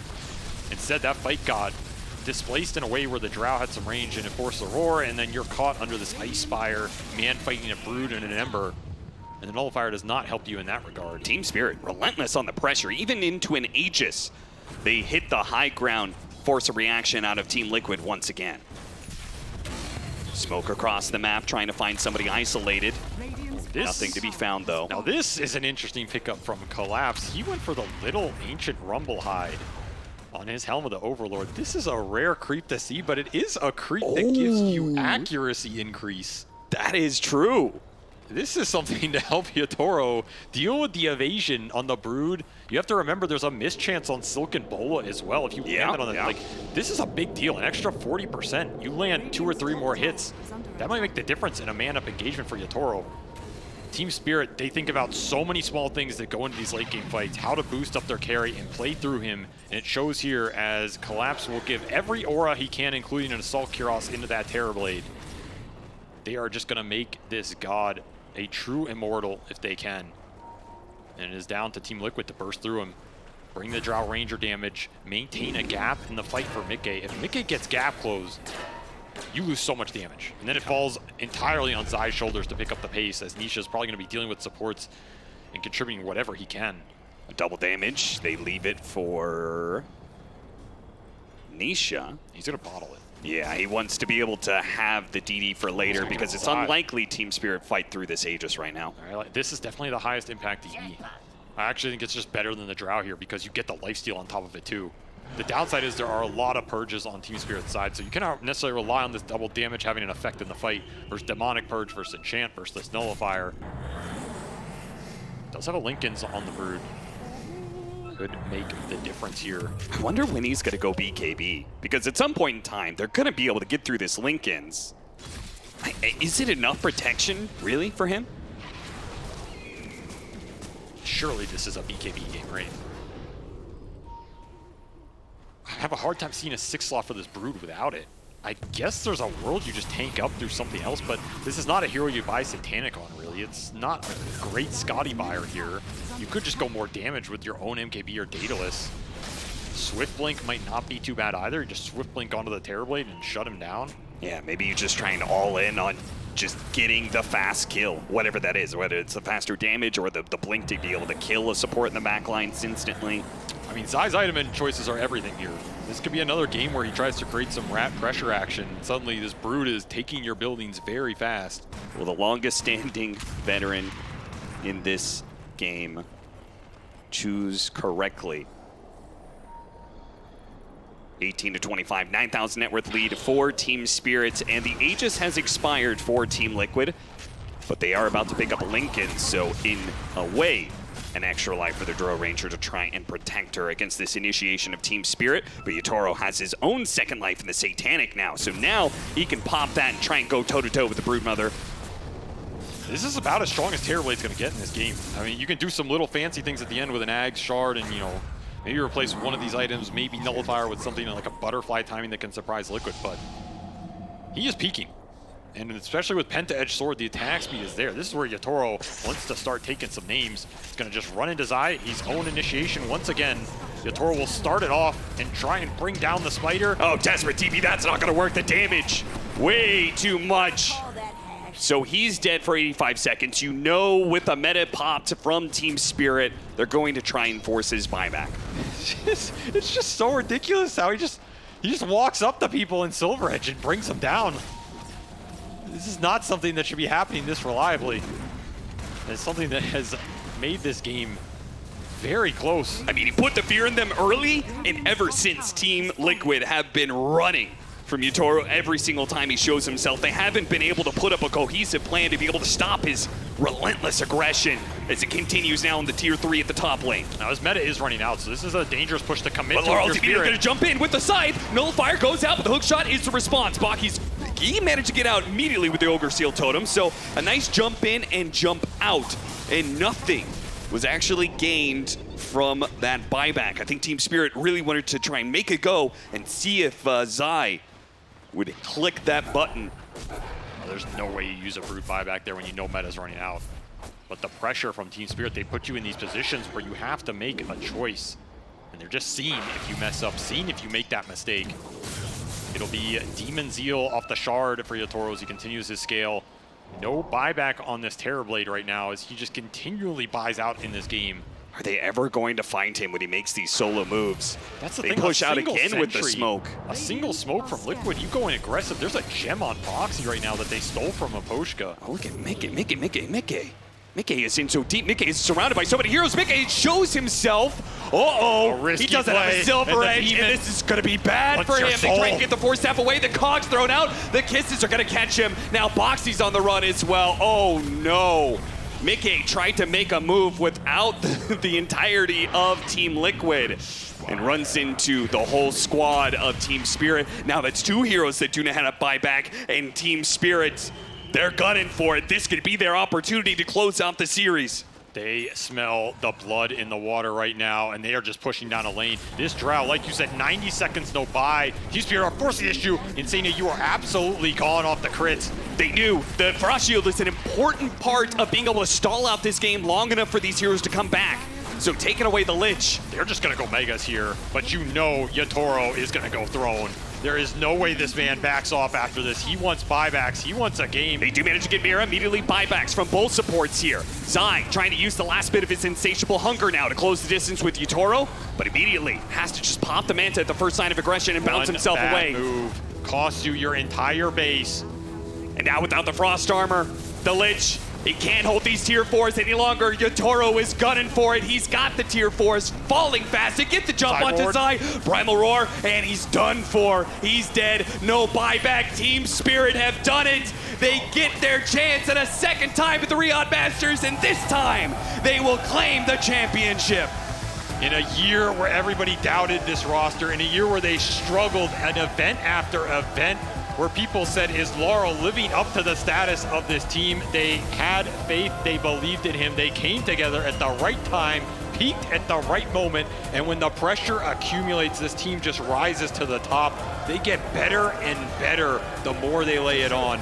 And man, did Yotaro return to top form here. Everybody on this team is so damn impressive, but the way this guy plays the map, the way he just goes in zero fear, aggressive pushes, it puts you in a position where you start to question what the hell is happening in this game right now.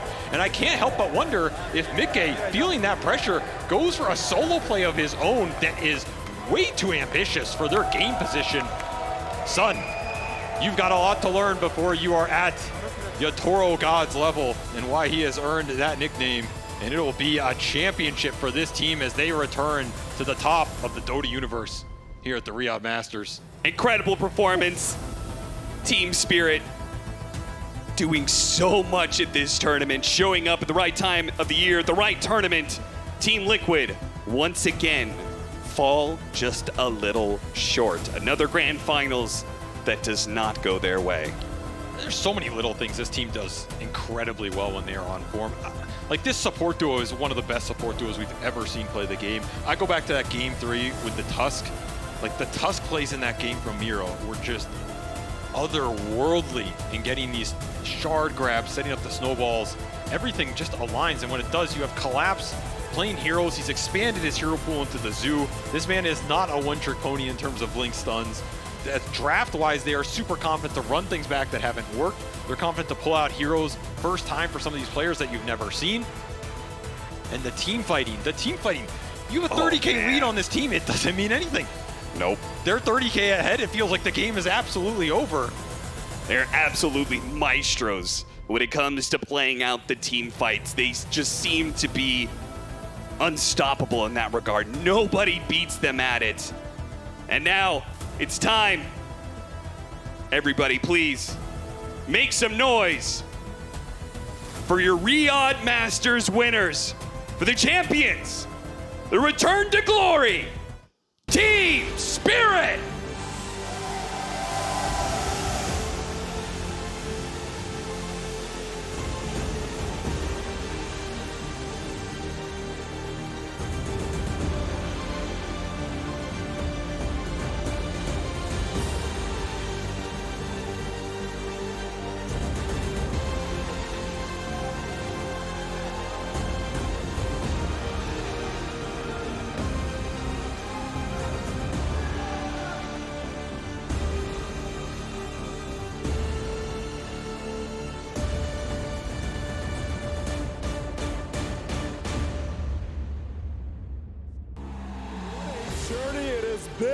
You were here 1 year ago on this stage at this moment, but came just a little bit short this time. This series, you clutch it out. How are you feeling right now? I'm feeling great, what I can say. Yeah, is this how you imagined it? I mean, obviously, you're no stranger to this level of glory, but you guys are consistently the most clutch team. Every time it seems that it's down to the wire, you guys are calm. And you're maintaining that, but right now it seems like you're at least enjoying the excitement. Yes. I mean, I think it's our main purpose to be calm down in every match, like till enemy's throne will down. So we always focused, always trying to win. So I think that's why, like, it's our mentality, our strategy. أبطال رياض ماسترز 2023 تيم سبيريت. معنا ببوشكا أحد أعضاء الفريق كان يتكلم عن سعادته بفوزه في هذه البطولة. سألناه السؤال الأول إنه السنة الماضية أنتم كنتوا في المركز الثاني، السنة هذه قدرتوا تجيبون المركز الأول، هل كان هذا الشيء اللي أنتم تخيلتوه واللي توقعتوه من هذه البطولة؟ لكن كان الجواب يقول صراحة يعني إحنا حاولنا اللي علينا ودائما إحنا نكون هادين في الأوقات الصعبة، لكن المرة هذه طلعنا كل اللي عندنا ومليانين مشاعر الآن. Where is Laurel? There he is. Laurel, I spoke to you not too long ago talking about your journey with this team and making it to this point. He's our star. He's your star. And what the question? Oh, I don't know. You seemed very eager to talk. I thought you wanted to say something. Do you want to say anything right now? No. No. It's cool to win. That's all. It's cool to win. But I remember you were saying that you were wondering you needed time to get to the point of the standards of your teammates. Yes. Is this confirmation that you have that power? Maybe it's like on 50%, like this. So you're telling me you're gonna get more powerful after this? Of course, of course. Laurel is just starting his journey, my friends.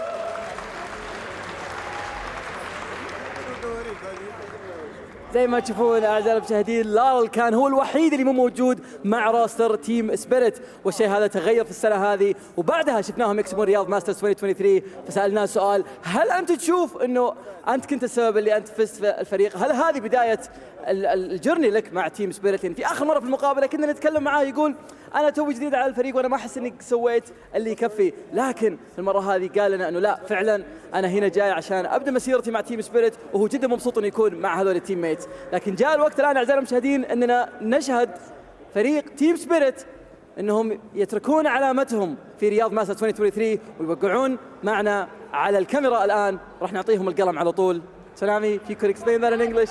They're about to sign the camera. Correct, yes. They need to leave their mark on this tournament.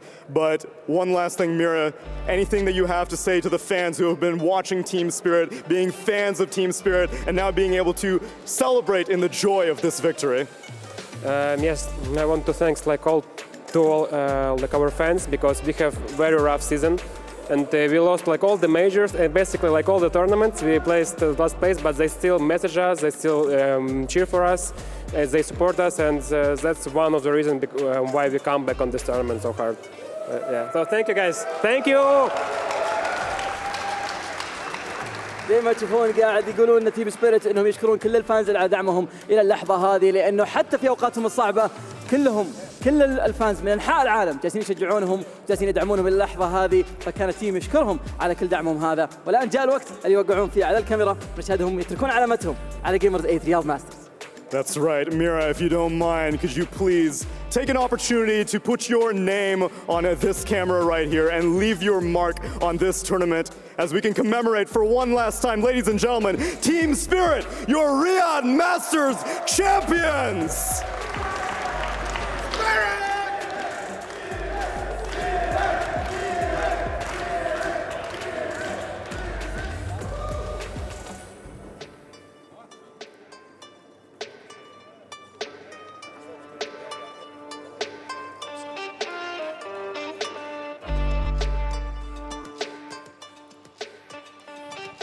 Congratulations to Team Spirit, your champions of Riyadh Masters 2023. In fantastic, dominating fashion, they have evolved throughout this tournament and showed that no one could beat them.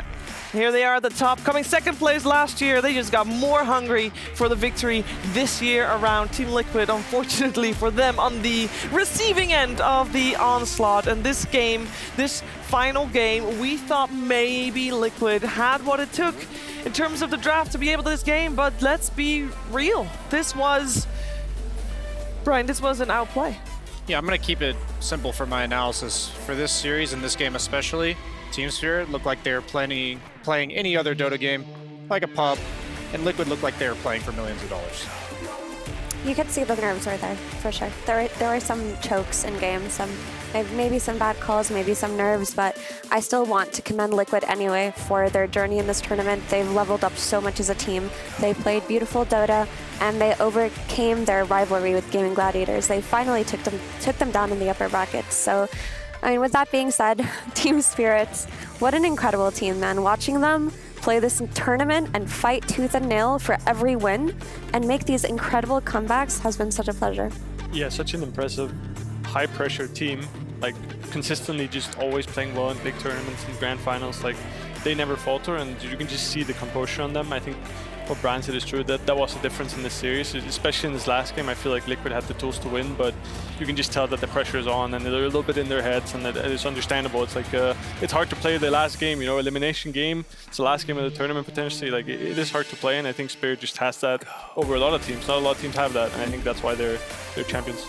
They are the champions, and they are taking some well-deserved champion pictures there on our stage, of course, as well. This is a team that kind of flew under the radar for a large portion of Riyadh Masters, but there were eyes on them the whole way through. We just didn't think they could level up, but as Crit, as you said earlier, they definitely did, especially during the main event. Yeah, I think just completely a different team than we've seen in the last couple of tournaments, like throughout the last half year with a bunch of Dream Leagues and Majors where they've looked kind of mediocre, like a team that which if you played against them, you're like, oh yeah, we like playing in Spirit. We know what we're gonna get. They might be good players, but you kind of knew what was gonna come strategically. And I think this tournament, you had no idea what was gonna come. And I think that's why they were so good. Yeah, they came top 8 in Lima, which was okay, it was nice. But then both Berlin and Bali, first round of playoffs, which they did make, but first round of playoffs, they got eliminated 9th to 12th, which is not great. We expected more from them, but they were just all saving it every step of the way. They were saving their leveling up for the right time here for the biggest prize pool, as they secured $5 million here from Riyadh Masters. So a big congrats of showing once again on the biggest stage that they can do it, they can pull through, they can be the best, and an extra congratulations to Laurel. We heard earlier on today, we heard Yatoro say, you know, I just really want to win this for Laurel because I want him to experience what we experienced when we win tournaments. And he gets to do it here, Brian. Yeah, I mean, there's very few teams throughout the course of Dota 2 history. I think of starting with TI6 Wings, TI7 Liquid, OG, and then Team Spirit, where I personally just feel lucky to watch them play. Like, I just feel grateful for like the shows that they put on and the showing Dota in its purest form. And you mentioned, like, they never give up. They're composed. They show us that at any point, any way, you can win. And that is so hard to do, let alone on this stage. Yes, absolutely. We saw that they did exactly that in the final fight of our final game here of our grand finals. If we can take a look at our STC play, there's not a lot to analyze, as in, I mean, we can try it, but at the end of the day, this was partially Team Spirit knowing exactly when to pounce, partially nerves, Effie getting the better of Team Liquid. I think gusting before, like, right-clicking the Snapfire was maybe it was the nerves. Maybe he thought the right-click came out before he pressed the gust. I don't know, but that was definitely a mistake because the Drow died there without buyback. There's also a shield rune, I believe, on the Snapfire, so I would say that nothing particularly special happened in that play in particular from the ends of Team Spirit, but we can just attribute that to their composure, right? We've been talking about composure this entire time, and we saw the difference in it here. Yeah, I think more than anything, that clip shows what went wrong throughout the game. Just Liquid getting picked apart around the map, and just the Drow Ranger not really finding space to farm without dying. I think that clip was just a symbol of that they just couldn't really get to where they wanted. They had one good Roche fight where the Mickey ball back, they got the Roche. We thought they might have a chance to bounce back, but at the end of the day, they just couldn't really fight into Spirit when Spirit had the formation. So they could not. We have to choose one Giddy MVP for the entire series. I don't think it comes as a surprise that we chose Yatoro for this one. He has consistently stepped it up. According to many, he's the sole reason why they made it to this grand finals via the upper bracket to begin with, as we saw him, of course, yesterday perform against Liquid as well. But yeah, Yatoro, BSJ, Yatoro is our MVP. Yeah, he should be a model for all carry players out there, to be honest. I love watching this guy play. I love the composure he provides to the entire team. Like, every player has a role in the strategy and communicating our timings and making sure the team's on the same page and comfortable with what's going on in the game. And like 30 minutes plus, that's all the carry. That's the carry saying, these are my timings, this is when we can win. Don't worry, guys, we're down 30K. I'm gonna need these 4 items and we'll eventually be able to fight them. Without that type of communication, without that confidence in your carry, these type of wins that we see Team Spirit pull out, they just don't happen. Also, the split-second decision-making Yatoro is incredible at. Like when you watch this guy, when he chooses to fight, when he chooses to hold his buyback. I mean, there was this one game we saw them play where they held their buyback versus Budboom, and it looked like they were going to get mega creeped, but it paid off in the end. So not only does he have composure, experience, communication, but he also just has grit. And honestly, Yatoro is the best carry in the world. There is nobody like him right now. Yeah, I mean, what else can there really be said about him? I think what Brian said is true. The whole team, you can tell that the carry exudes confidence, and he just knows when to win the game, how to win the game, and everyone else just plays the game for him. And I think you can just tell that they've played together for so long now, and they just know that he's going to pull through, that it just looks very natural for them. Yeah, and we spoke to him earlier. He was saying that his goal is to be the best carry in the world, which Evry just proclaimed him so.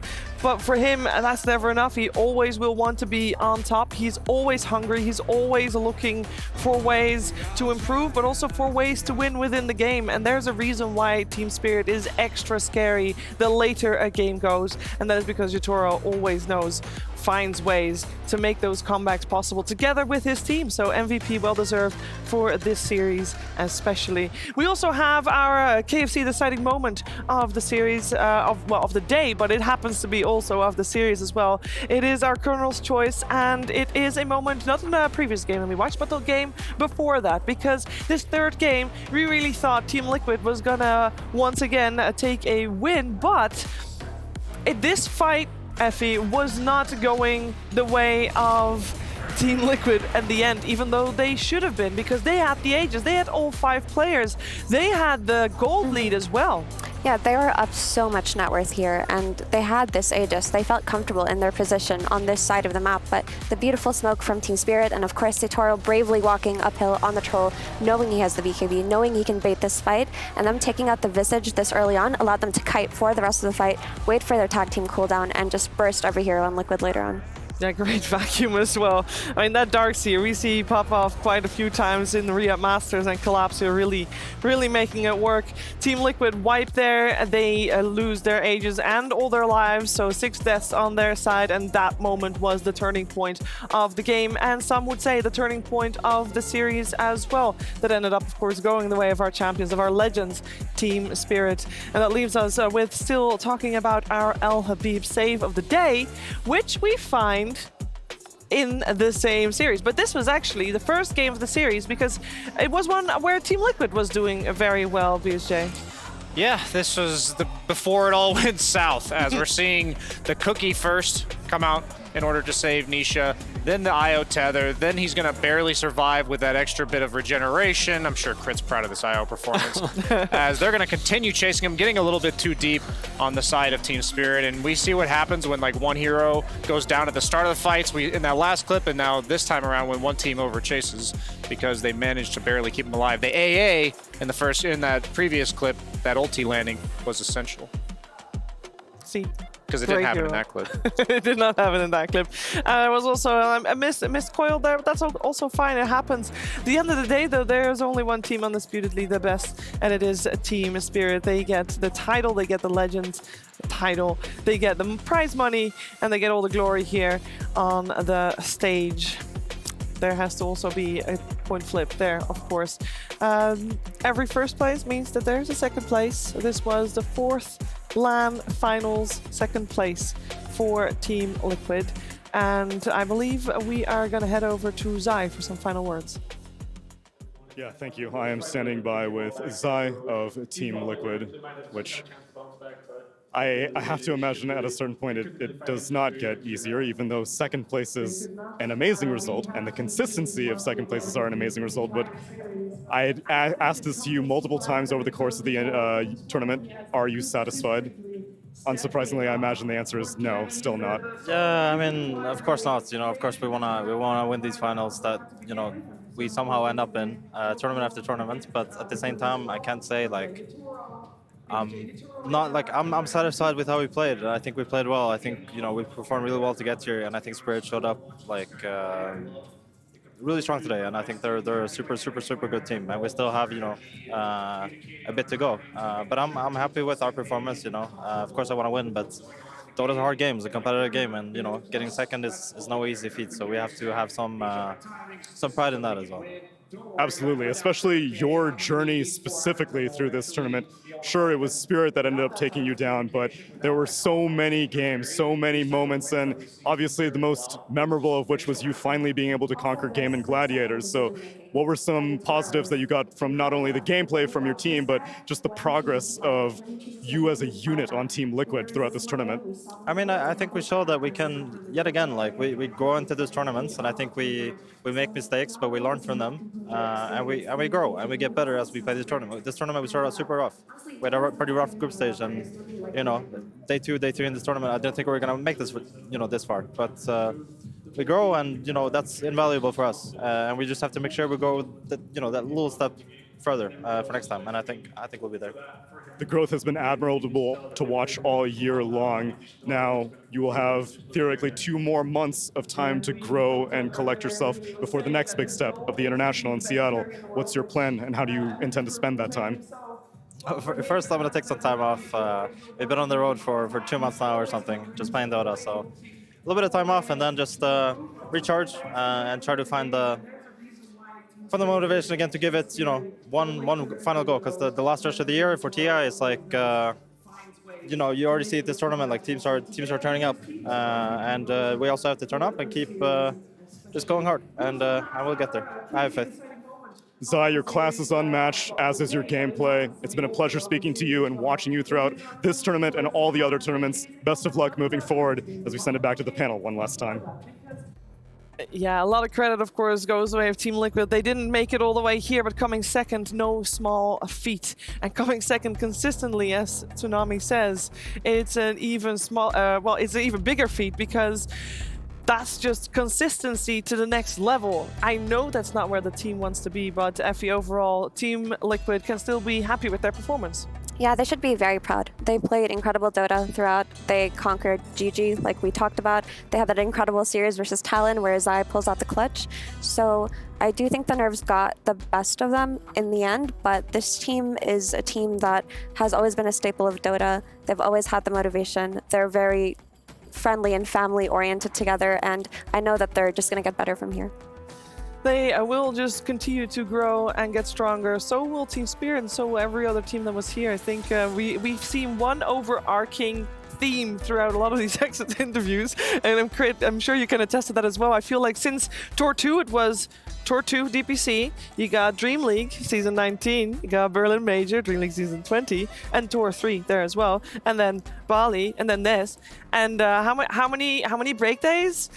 Can I count there? Not too many, And we've had a pretty similar road to Liquid, actually, because we were in their bootcamp too. So we had somewhat of the same experience. We didn't get the same result, but I think they have a lot to be happy about. I think I've been in a position before where I got multiple second places, and it's all a matter of perspective. When you're in the moment and you lose, but you're still second place. And I can tell you it's a lot better to get second place than last place, even though you're not the winner.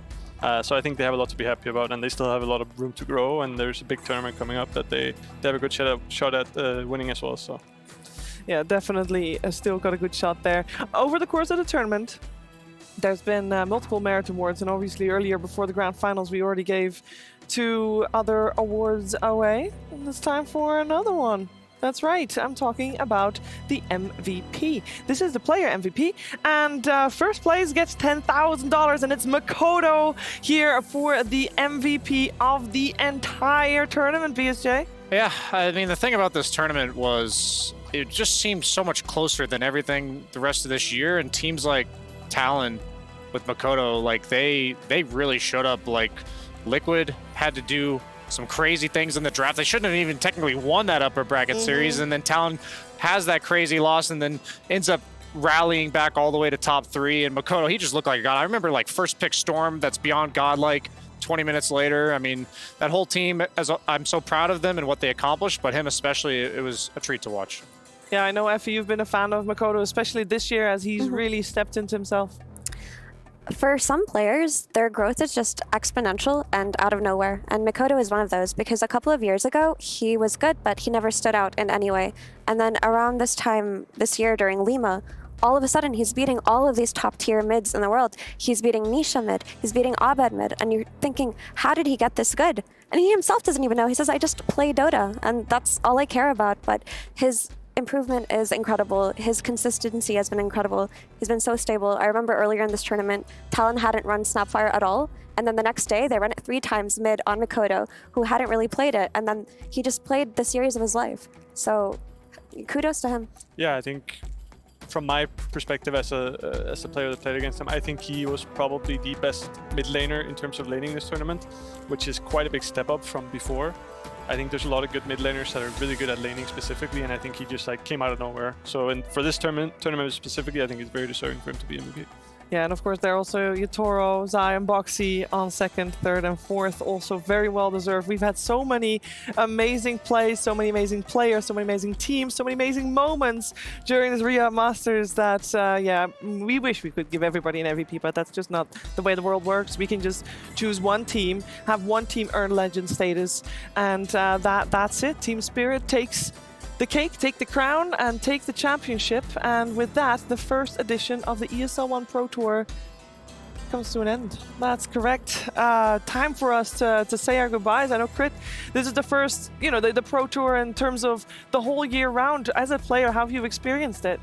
Oh, it's been heavy. It's been a lot of Dota because it's been mixed with the DPC and kind of 2 formats that are similar.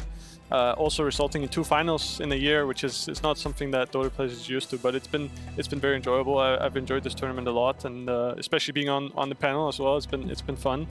So yeah, I hope that I get to go here next year as well.